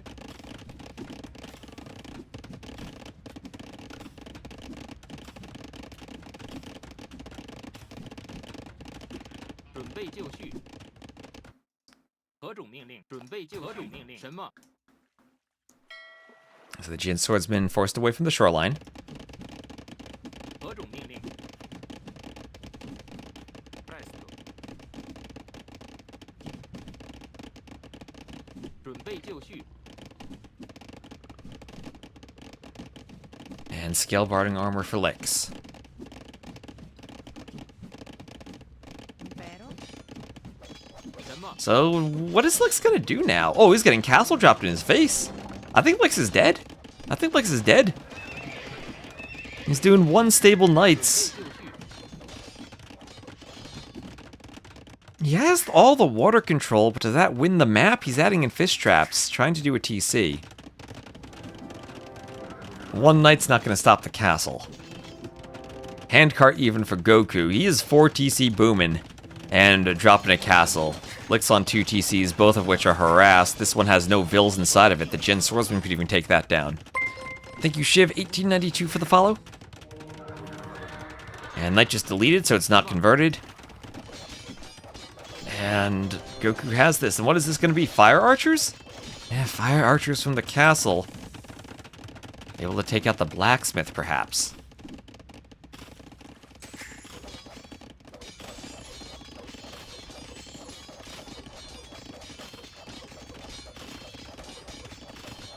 And bloodlines for licks.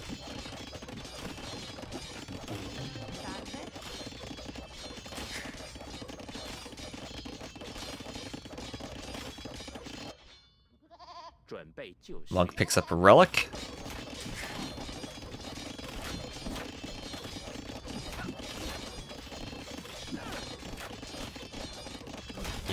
Yeah, that's the feeling I've gotten. That fire archers can feel a bit underwhelming. 35 HP too, so they're fairly weak. And as much as they have an attack bonus against buildings, it doesn't feel like old obsidian arrows, or even the Saracen's bonus. Feels like it still takes them quite a while to get through buildings, even with the +4 they have.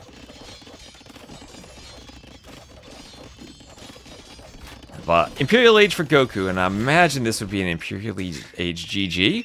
Well, I know Lix likes to try when he's behind. Lix likes to try. I shouldn't say that. He's gonna add stables and then try to raid from over here.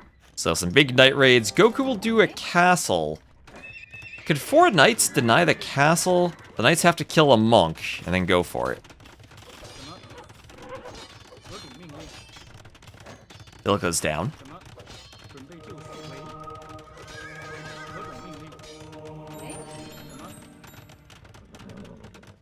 I've seen Lix pull off some incredible comebacks. And he's up to Imp himself, okay. Cheaper Italian Imp, wasn't as far from Imp as I thought. Is there a way for him? 38 fishing ships, 55 to 94 vills, and he is investing fully onto the fish traps on the water. Fully onto the fish traps. And we'll have another TC up for Goku in the back on this wood line, controlling more of the wood. He needs to remember the fact he is a 3 Kingdoms civ, and he doesn't get trebuchets, he needs siege workshops. Can't simply go Imp and Treb. And right now I don't think he has any siege workshops. And tricky because this castle won't just be able to make Trebs to clean up this TC. Where's the Imp? Okay, Imp TC over here. For a second I looked at the wheelbarrow glow and thought, is that the Imp TC? But no, it's good, it's good. This is about as safe as he can get. Then you go condos here? Probably not. You need to do a lot of Pierce Armor upgrades. Like, condottieri aren't really effective until they get all their Pierce Armor upgrades and their archers on the field. And that's a big investment for infantry when you're against a civ that doesn't have gunpowder. So you're not really getting much of a bonus from the condottieri. Part of me thinks that just Cavalier is better. And okay, another castle for Goku, moving forward. Forcing the vills back. He's a strategist, don't buy the 3 Kingdoms DLC. It's worked for Leary. Now there's a castle for Goku.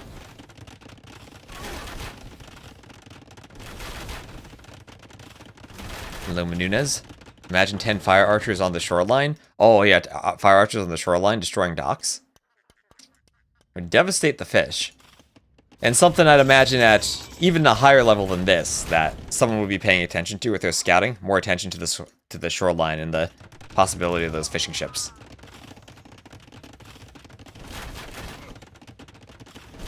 Is Red Cliff Tactics in? Nope. No fire damage yet. Demo ships doing fire damage to ships and buildings. No one makes demos anymore. I don't know how strong that is for demos. They damage boats? I don't think they do fire damage to boats without the tech. So yeah, they do have +3 attack against ships. So they do have a bonus against ships. But the fire damage to ships requires the tech. And then Sitting Tigers, their other tech, so that their Trebs shoot more projectiles. And now he's realized he needs the workshops. And Lix doesn't have much room to run here, but he has chemistry. And cheap battalion bombard cannon will be his last resort. They get the extra range versus ships? I think they do. I think they do. 何种命令？ Alright, and the Vils all going down. Fire archers do have ballistics. And Monk going for a relic on the side. And that looks like extra range against ships to me. So here are those fire archers on the shore you wanted, taking down the docks. Do they have extra range against fish traps? That's the question. 什么？ Well, it could be an interesting Rage Forest unit if they have extra range against the fish traps.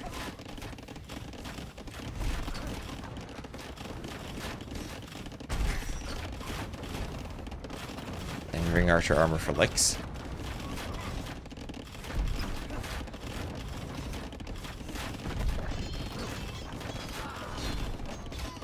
Cannon going for the castle.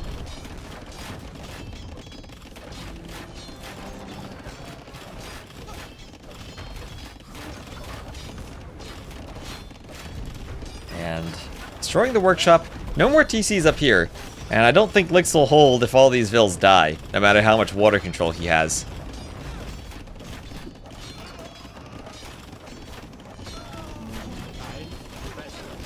And the cannon will push back against that castle. So by a thread, Lix is hanging on. He's down to 140 population space, though. He's running out of housing space. Running out of housing space. Traction ships hitting the bombard cannon. And he's got 49 fishing ships in a dream. Half of his eco is fishing ships. And he's relying on skirms to fight Jin swordsmen. That doesn't feel good regardless of the upgrades you have on the skirms. Maybe Imp Skirm with Ultra Javelinier would be good, but he calls the GG, and Goku ties it up 1-1. Ties it up 1-1. Goku giving us a good set here. And even with the water, not enough for Lix. On this map, I question whether there are too many fish in the water, but it's nice to see that you still can win the map even if you don't have the water. So getting the overinvestment into water and being punished for it happens to Lix here.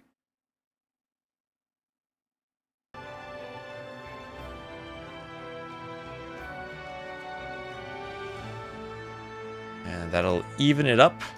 Turn it into a best of 3 now, as Goku wins his home map.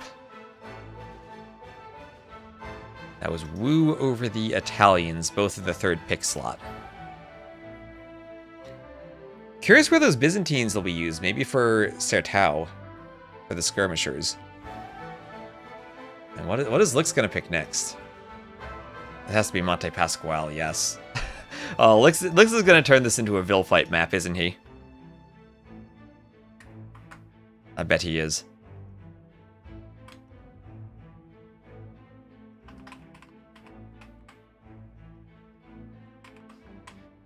Okay, and it'll be Dravidians versus Romans. We'll have a 2-minute spec delay. So is this going to be Lix transporting to the middle? So we've seen different approaches every time I've seen the map. Lots of islands TCs versus middle TCs. Of those games, 3 times the island TC is won, twice the middle TC is won.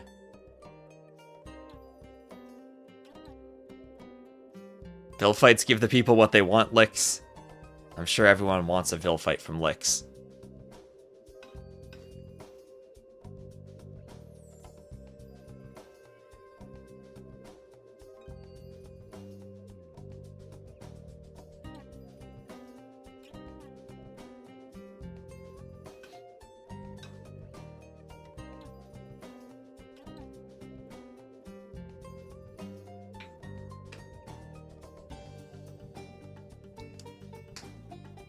And loading in 1 minute. The Romans, every time I've seen them on this map, have been transporting to the middle. So that is what I'd be expecting from Lix.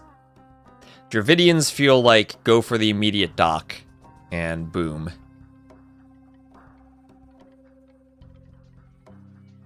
And Fish Boom on the water, win the water.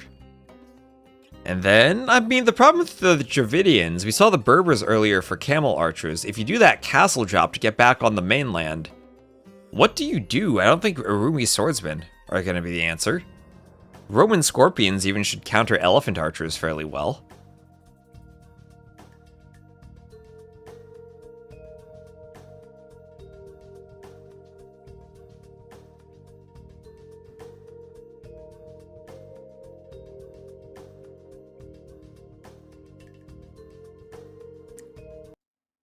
Alright, and here we go. Immediately, Lick's loading onto the transport. He'll head to the middle. Not scouting with his capybaras. There he goes. So dock at home, transport to the middle versus the TC at home for Goku. What I expected when I saw the civs. Nice TC among several forests. Oh, what the heck? Oh my gosh, what is Lick's doing? Where's he going? Does he know? The capybaras are there. He knows where the map is. Right, he's finding a middle island and then doing a TC on the pineapple bushes. On the berry reskins. He only went with 4 vills. But I should be able to get a lot of scouting now. Maybe even steal the capybaras from Goku. This is his home map, so I'm assuming he's practiced it and that he knows what he's doing. But TC on the island goes up much faster. You don't need to transport and you build it with all your vills. So usually I see this is about 2 vills behind, maybe 3 vills behind by going for the mainland. Depends on how much walking you do.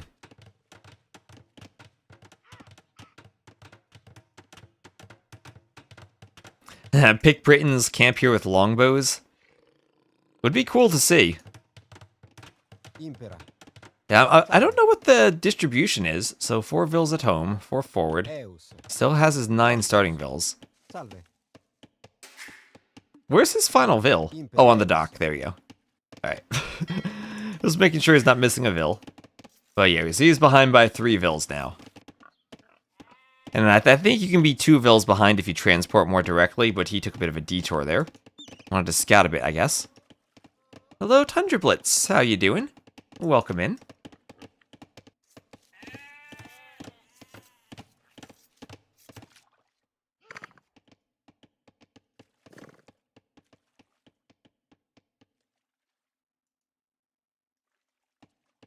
And those are javelinas for Licks to lure in. Oh, he'll have 4 javelinas to lure in. That is a great TC spot. Greetings, Beba Cakes. How you doing? Also, a reminder, everyone, we are streaming both on my channel and on the Onamaru channel, so go give the Onamaru channel a follow. They are hosting this LAN. Salve.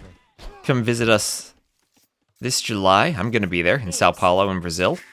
If you want to come to the next big LAN event for AoE 2.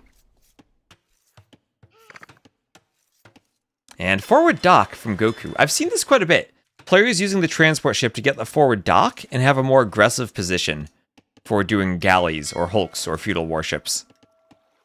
Javelina's got reskinned? Yes, they did. Yes, they did. Now, they have less food now. Only 300 food compared to the 340 they used to have with boars. I wonder if douching is a strat. Imagine picking the Persians here, since you start with a lumber camp. Getting a few vills and then douching. Maybe there are too many houses on the islands to do that reliably. But could you imagine a TC right here shooting down this TC, taking the lumber camp out of play, forcing Goku to transport and then not having wood for a lumber camp? If this is ever used in a community cup, we're seeing that for sure.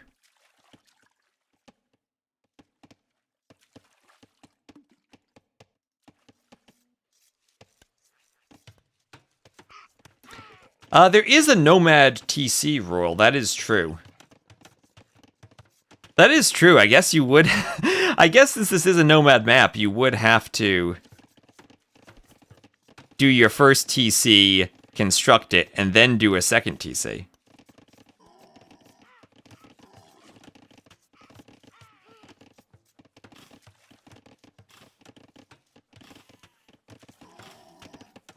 Yeah, can't do it on purpose, the starting TCs, you're right. I thought there was a spanner in the works in terms of douching. Yeah, and also, this is one of the few situations where the anti-douche houses might work reliably. You having a community cup? Maybe we should. I mean, we have a big gap between this and the LAN. Either a community cup or maybe some type of, like, high-level Latin American league.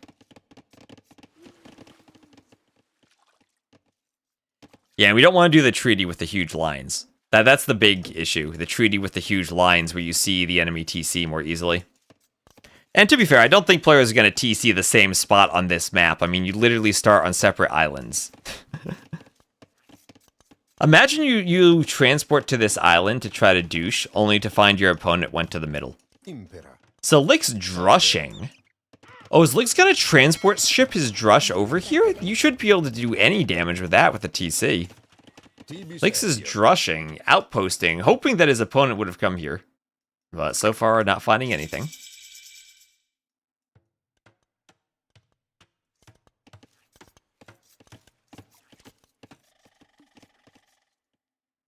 And Man-at-Arms plus double bit axe on the way.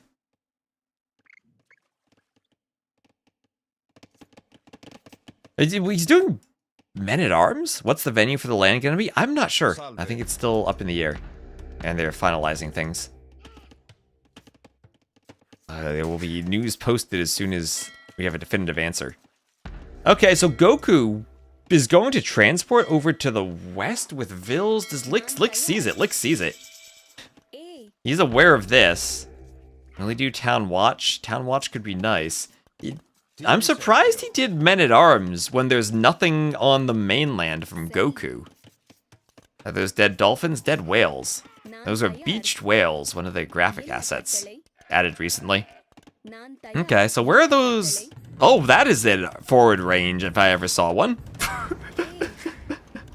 Okay. Chased by Men-at-Arms, the low HP Vil.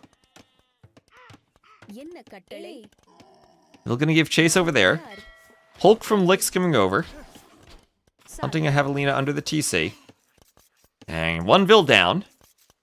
Not quite sure what Goku's doing. Lick's going for the transport ship, and it's repaired. It's repaired. Goku repairs it in time. Couple of Javelinas being brought in. What if he played full water? He's not dead on the water yet. He has only one Hulk, but Goku's still kind of far away. 5 Hulks for him. What is happening? I don't know what's happening.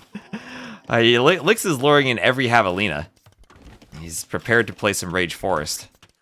And he's sending a Vil down to the middle. Are the Men-at-Arms to escort the Vils against the Jaguars? What is going on? What is Lix doing?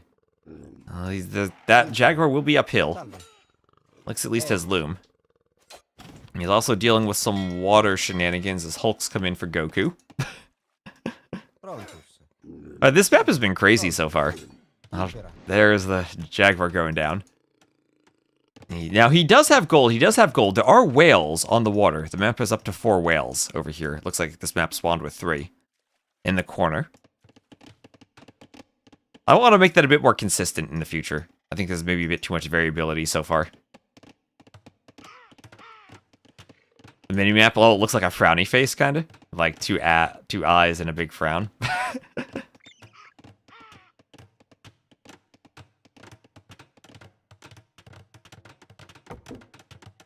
Well, that's true. It can spawn rotated 180 degrees, but I guess that's just an upside-down frown. It's not even a smile. Like a sad frog. Hello, Scythrow. So, Men-at-Arms finally getting some value from Lix. Finally getting some value on the woodline. They kill a Vil. That villager, look at that, found a 1-tile gap in the woodline to build a palisade. She's saying, no thank you, I don't want any part of this. And Lick's giving us what we wanted. There's the tower rush. Here come the forward Vils. He is not going to let Goku get to the mainland. Archer is shooting the Man-at-Arms. More Vils going down. Man-at-Arms attacking the Archer. And Vils fighting over here. Man-at-Arms giving chase. Tower going up.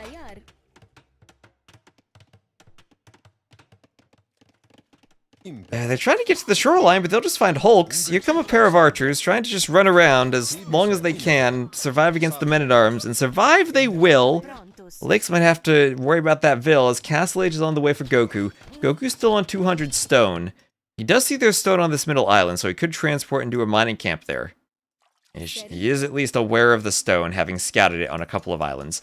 I don't know how prepared he is for the map, but he did play that show match against Miguel, so I know he is at least familiar with a good number of these maps, having played them before.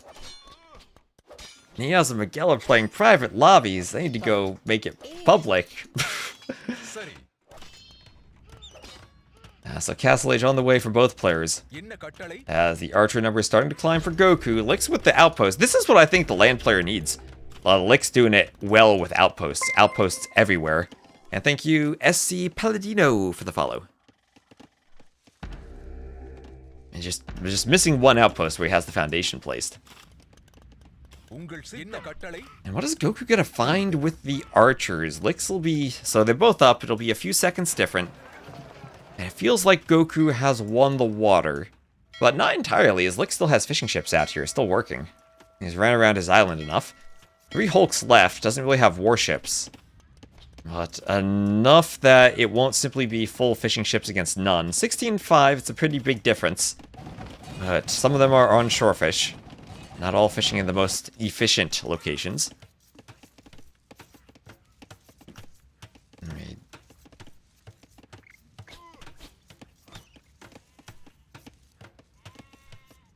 And okay, all the vills, Goku making a mad dash towards the base of the hill, doing a TC, trying to find a spot in the forest. Lix will see that, great vision with the outpost. And he's defending against the men-at-arms with the archers. Long swordsman for Lix. And does he go longsword ram now to push the TC? It's not on cracked terrain, but it is downhill. Mangonels on the hill would be crazy. And Lix with a Vil on the hill has to be careful of that weakened Jaguar. Salve. As we're watching the pacifist campaigns, well, welcome to the stream. So squires and chainmail armor for Lix.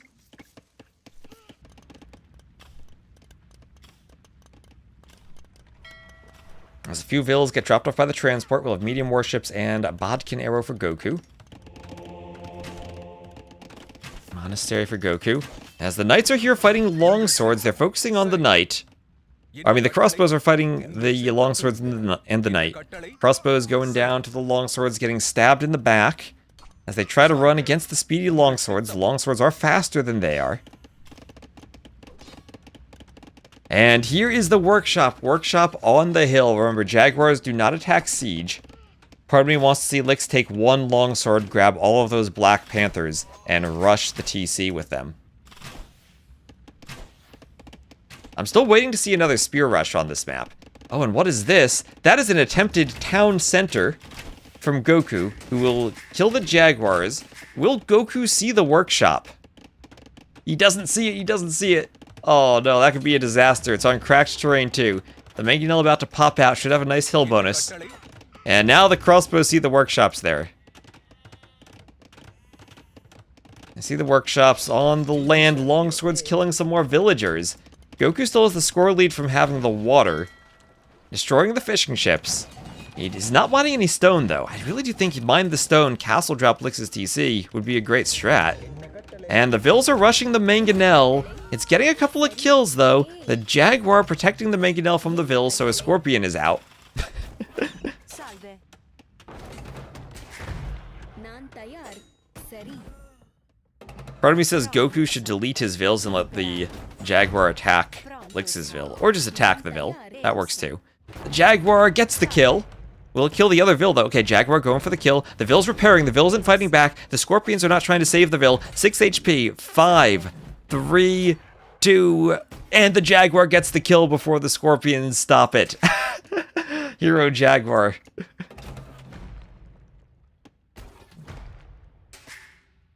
And now 14 Vils garrisoned. He's rushing the TC, but 3 Scorpions and a Mangonel when the Vils would be downhill. Don't know about that. His crossbow's still hoovering around. Nice move by Lix to have taken the hill early.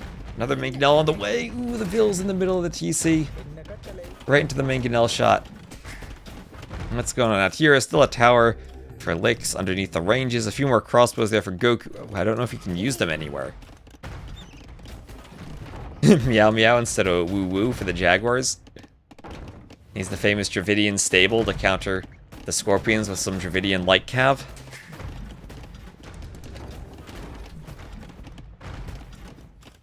Salve. He has more villagers on the mainland now, but his scouting is so good. I wonder if the meta ever becomes both players go for the mainland. I think those games would be crazy.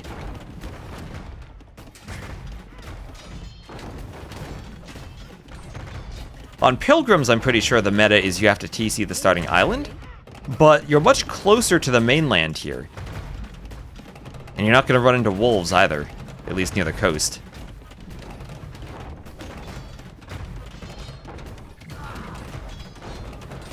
And the long swords pushing against the mangonels. I'll take the mangonel down. And Lix, as long as he doesn't mangonel all of his own long swords, or even if he does, I think he has the game. So does Goku, he calls the GG. And that's 2-1 for Lix. And once again, another middle TC winning, so that's 3-3 I've seen for middle TCs versus coast TCs. GG. That map, I'm glad it's turning out to be interesting. I was a bit worried about it. There's 47 to 26 KD for Lix. Goku winning the water, but perhaps a bit of an overinvestment. The early drush into men-at-arms from Lix, at first I thought it looked kind of silly since Goku wasn't on the land, but eventually he kept them alive. Yeah, Jordan won with an island TC. That's what I'm saying. It's 3-3 so far. Which is great, 50-50 island versus mainland. That's what I want to see from the TCs. That's a win for Lix on his home map. And let's see if Goku picks his home map now. So that's Romans over Dravidians. Britons and Persians, the top civ for Goku now.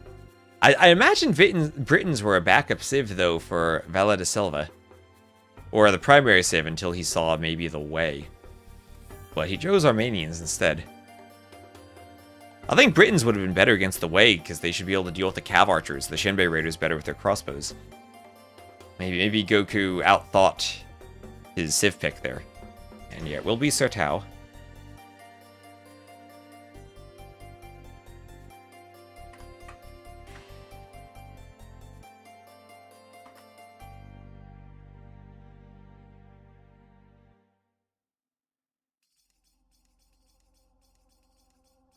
So his last home map, and I imagine it's Persians here. Needs a civ to out-eco the Byzantines, which I think this would be Byzantines here in Maya for Seidos Karajas, the Lix.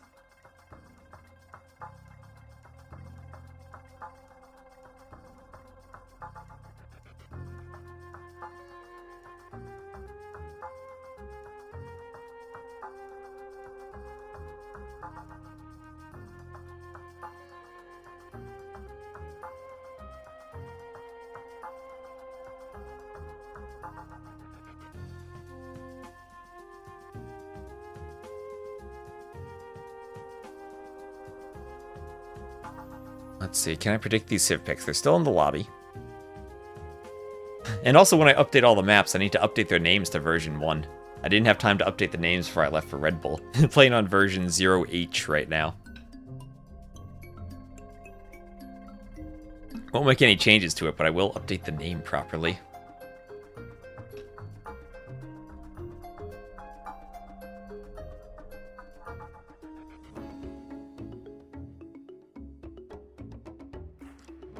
And alright, here we go. Malians, Byzantines, actually. Going for the Malians is Goku.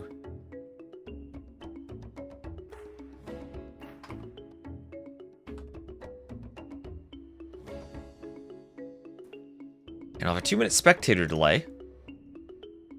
But curious to see the Malians pick here. I was expecting Persians for their eco.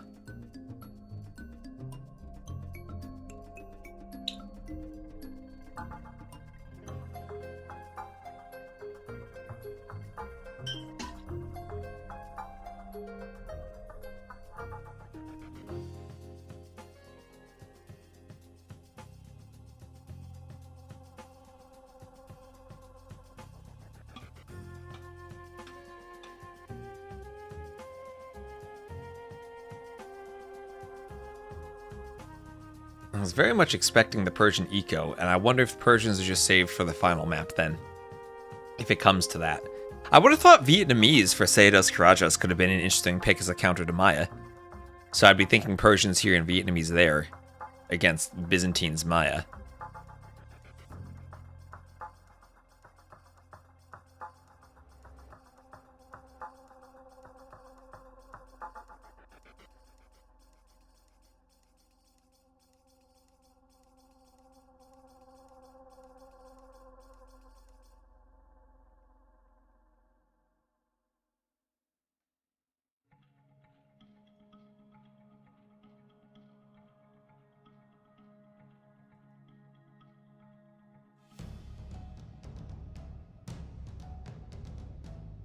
Militia line should be strong on this map. We have seen quite a few men-at-arms pushes.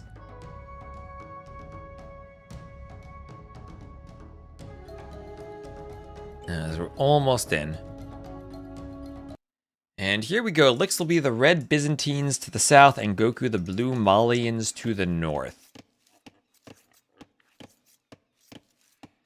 And this map, everyone does have their own resource tiles to the back. A gold and a stone in a pit. And then 4 pits across the middle of the map with some golds and stones randomized in their locations. Also a couple of smaller 3-tile golds and stones, 2 golds and 1 stone per player. And some acacia forests. Acacia forests for the players, and then scattered about the map a couple more forests with these dead trees and bushes, along with some more acacia trees. So, very dry, arid map. Was told to use all the dirt terrains for this region. Players start with 3 javelinas, so that's 100 food more than you'd have with 2 elephants.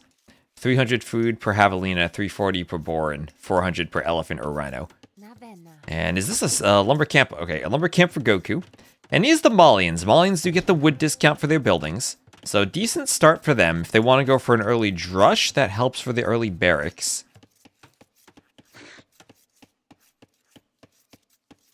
Mongols on this map, I think, will be pretty strong with the extra hunt. Players also do have 4 Rhea here. These are a deer reskin to push in. Byzantines for Lix, though, feels like he wants to go skirms. Byzantines are for skirms. Camels in the mid game, but early skirms into camels.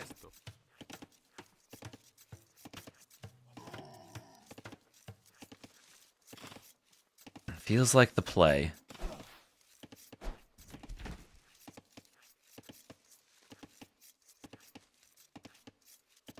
As that last Rhea gets pushed in from Lix, nicely managed under his TC.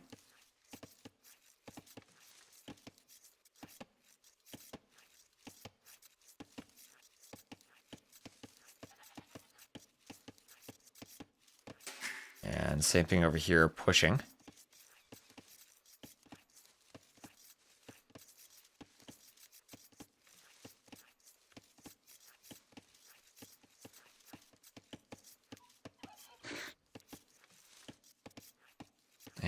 Loom for both of them. So same build. 18 Vils plus Loom up to the Feudal Age. Mill for both of them too. We have seen a couple of builds so far where players skip the mill. Go for the early archery range, but taking the berries here. Normal start feels so slow again after Rebel. This isn't even normal. This is 9 Vil start. This is 9 Vils. And to be fair, Lewis did lose a boar. Or lose a villager to a boar earlier, so they have been eventful. They haven't been without their own form of chaos. And we do have a couple maps here, like Araucarias, where I think we're going to have action right from the start, too.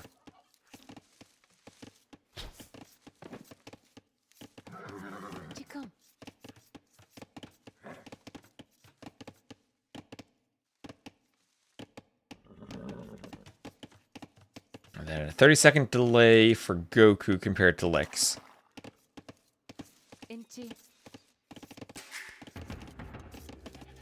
I have a barracks for Lix.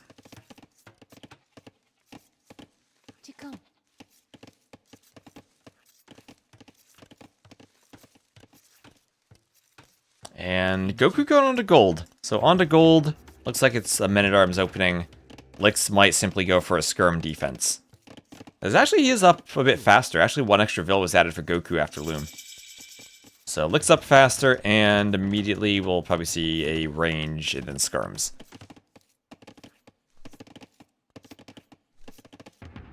Or just spears. Doesn't have the wood for the range yet. Where's he going to place the range at the front yet? So securing the hill at the front, but he needs to get that up before the militia come in. He is scouting, so he's keeping track of their location. Free town watch, so there'll be no secrets as to where these militia are trying to break in. Small walling the wood line, making sure to get all sides of the acacia forests. Not leaving a single hole. Ooh, nice hit on the scout from Goku. Men-at-Arms on the way for Goku.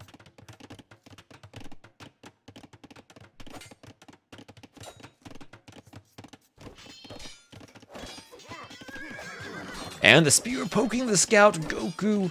Ooh, that was rough. I think at that moment he was maybe looking at the range or looking at an upgrade. He has double bit axe, but runs right into the spear.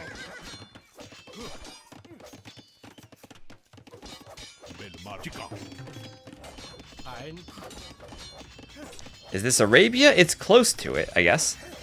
It's just a very dry and open map.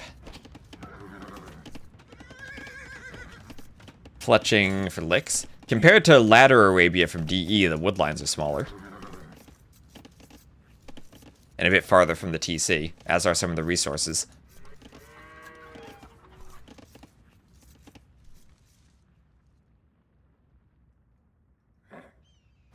And Goku loses the scout. Men-at-Arms taking a pretty wide berth around the base. Well, I guess if you want to avoid Byzantine's line of sight, you have to. And archers forward for licks, but encountering skirms from Goku, they'll go down.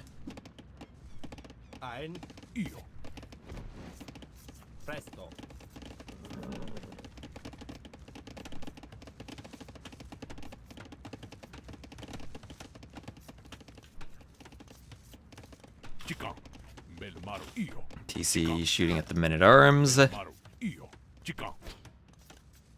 Archer shooting them back.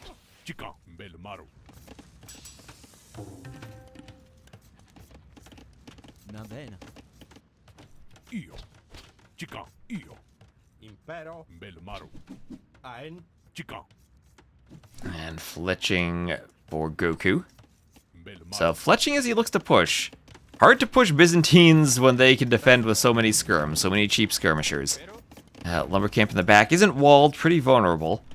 Imagine making a cut to the TC with some palisades. But not a map where you easily can wall. Men-at-Arms attacking the scout, so having the Men-at-Arms still alive helps, but the longer the Feudal Age goes on and the more skirms there are, the harder it is to keep the Men-at-Arms alive. 3 maps in Winter Arabia. Well, then we also have Coast Arena and Monte Pascual. And Araucarias, which is like Black Forest, kind of. Hopefully we have enough variety. That's the hard thing, when you don't want to have every map be a water map, and then you also don't want to have every map be Arabia. Archer goes down.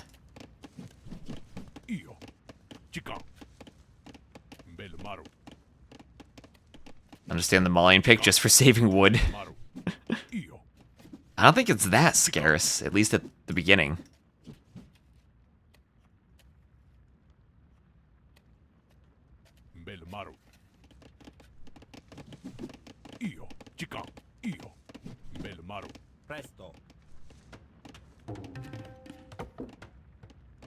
So house and lumber camp for Goku. Men-at-Arms come forward from the hill, pushing down. It's no problem having every map like Arabia. Why do that when we could have every map like Arena?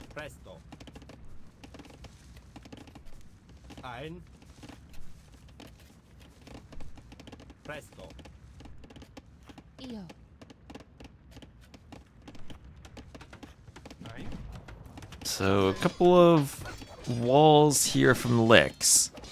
Skirm's trying to hit the vills. As the Men-at-Arms poke the wall along with the spear. And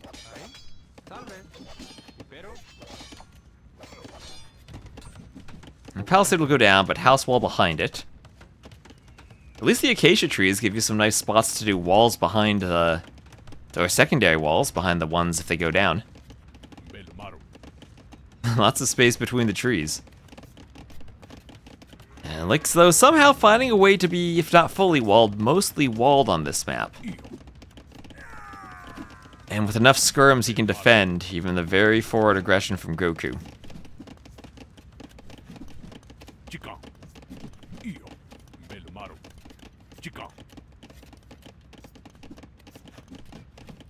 Is your favorite New Jersey AoE streamer? Hello, Humble Jelly.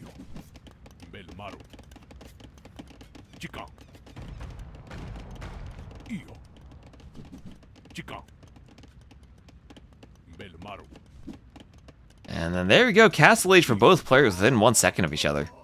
Reminds you of Serengeti. The dry terrain and usage of acacia trees definitely does that.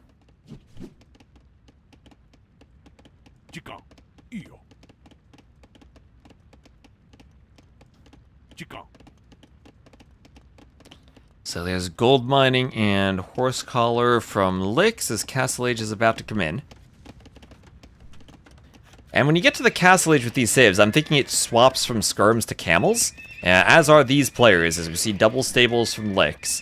Now the Malians get bloodlines, they will have the better camels. Eventually they'll have Farimba, with extra attack. They will have better heavy camels. But in the Castle Age, I always feel that numbers matter more for camels than upgrades do. Even bloodlines. And the Byzantines with the discount, even a bigger discount than the Berbers get, should be able to amass a ton of camels very quickly. And then if you need to fight camels in the late game, cataphracts also are an option. They avoid, or they ignore most of the bonus damage that camels do.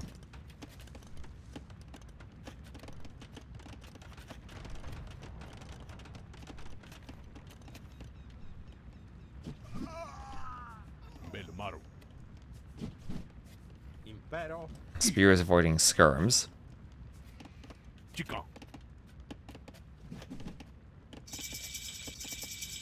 So Licks and Goku both up to the Castle Age. And Elite Skirm plus a Bodkin on the way for Licks. Elite Skirm Bodkin for Goku. Slightly faster clicked for Licks by 1 second, but don't think that'll matter too much. Goku's still holding the hill. And camels will be out soon for both of them. Camels forward for the Licks, camels in the stable for Goku. Only 1 stable for Goku compared to 2 stables for Licks. Will that be a big enough difference to win the game for Licks? It feels like Licks has the numbers on the hill too. And here come the camels from both of them. No bloodlines yet for Goku. Camels just kind of going down to the Elite Skirm without armor. Let's see, they both have 1 armor. 3 camels for both players, a 4th for Licks. And now Skirm plus Camel fight. Skirm plus Camel. And if you're the Malians, it's not like you're having a much better eco than the Byzantines. That's why I was thinking you'd see Persians. Persians could at least go Skirm Camel with an eco advantage. Malians, not really? Lived in New Jersey for over 4 years. I'm sorry.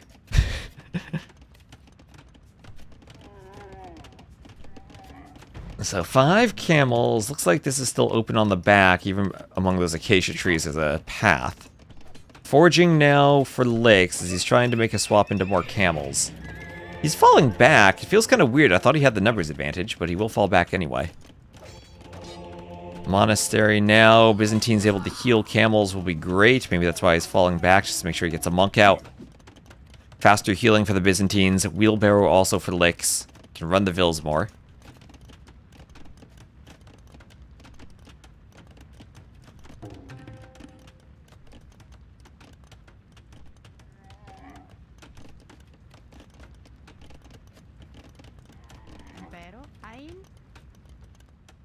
And there's bloodlines for the camels, but we can see 5 to 9. I think 9 camels will beat 5 bloodlines camels.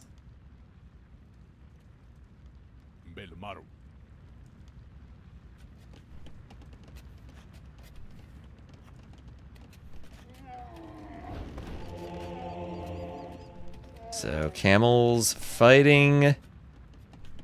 Maybe able to grab a fight against the skirms.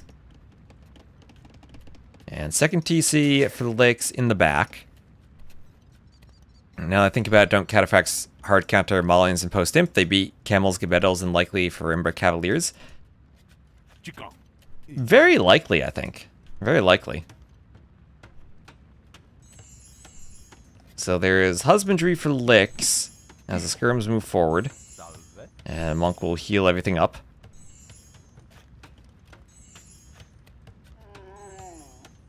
And much better healing there for the Byzantines. Faster healing as a team bonus. Another stable for Goku. But 2 stables have been producing for a long time for Licks. That's now 16 camels to 8. And at some point the camel numbers are large enough that they overwhelm the skirms. Early castle, the skirms still matter. In the long run, it's all about the camel numbers now. 20 cataphracts kill 120 imp camels. Yeah, cataphracts wreck camels. It's not even close. They resist all the bonus damage. But it's more expensive to go cataphracts. And I think you do need elite if you're fighting, especially Farimba heavy camels. So one big fight in the middle.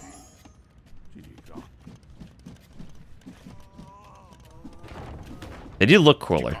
So one big fight in the middle, hill advantage for Goku as the camels jump first the Mangonel, the Skirms from Lix dodge the Mangonel shot, and I think this is Lix clearing everything from Goku. Malian longswords beat Skirm camel.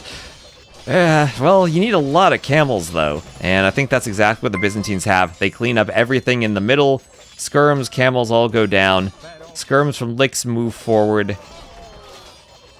And now he's getting under the TC of Goku. Goku maintaining an equal Vil count so far, but now he's lost his army 32-2, and I think Lix is on his way to a 3-1 win over Goku.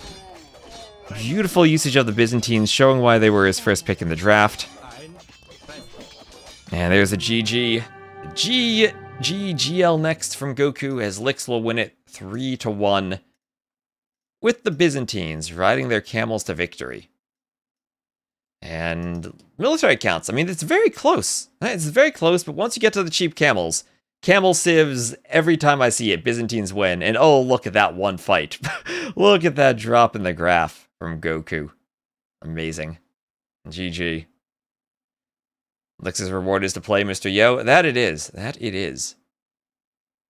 So, 3-1 win for Lix. And let me see, is Nego Drama still around? Because I think you said something about the podcast earlier. Let me know if you want me to end the Onamaru bit of the stream so you can do the podcast. Otherwise, I think I'll keep casting a bit more. Let me send him a message.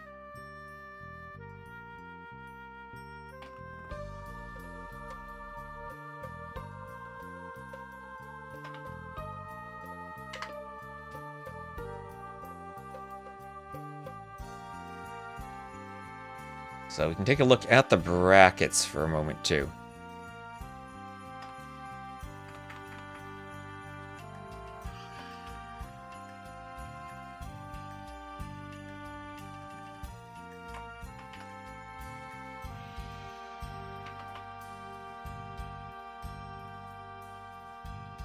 Yeah, so I think Nego Drama is going to use the Onamaru channel to stream the podcast, but I'm going to keep casting some more of these on my channel. And I'll just take a look at the brackets now. I'll keep an eye on what he's doing so I know how to manage stuff. Let's make sure I click the buttons correctly. And just take a quick look at the brackets. And there might be some spoilers here. I didn't cast every single set since we had some simultaneous ones. Yeah, he's rating. Alright, so we'll have bracket 1. This is the only LY player seemingly outside of that bracket we just casted. That'll be Bad Koala against Viper. Oh, and Onamaru, thank you for the raid. I guess I can end the stream on Twitch. Okay, let me just double check. Alright, end both the Twitch and YouTube streams. Then, thank you very much for the... Oh, let me not show our DMs. I want my display capture on. Alright, nothing fancy there. I just double checked the stream key wasn't there. We're good. You can see the bracket links again.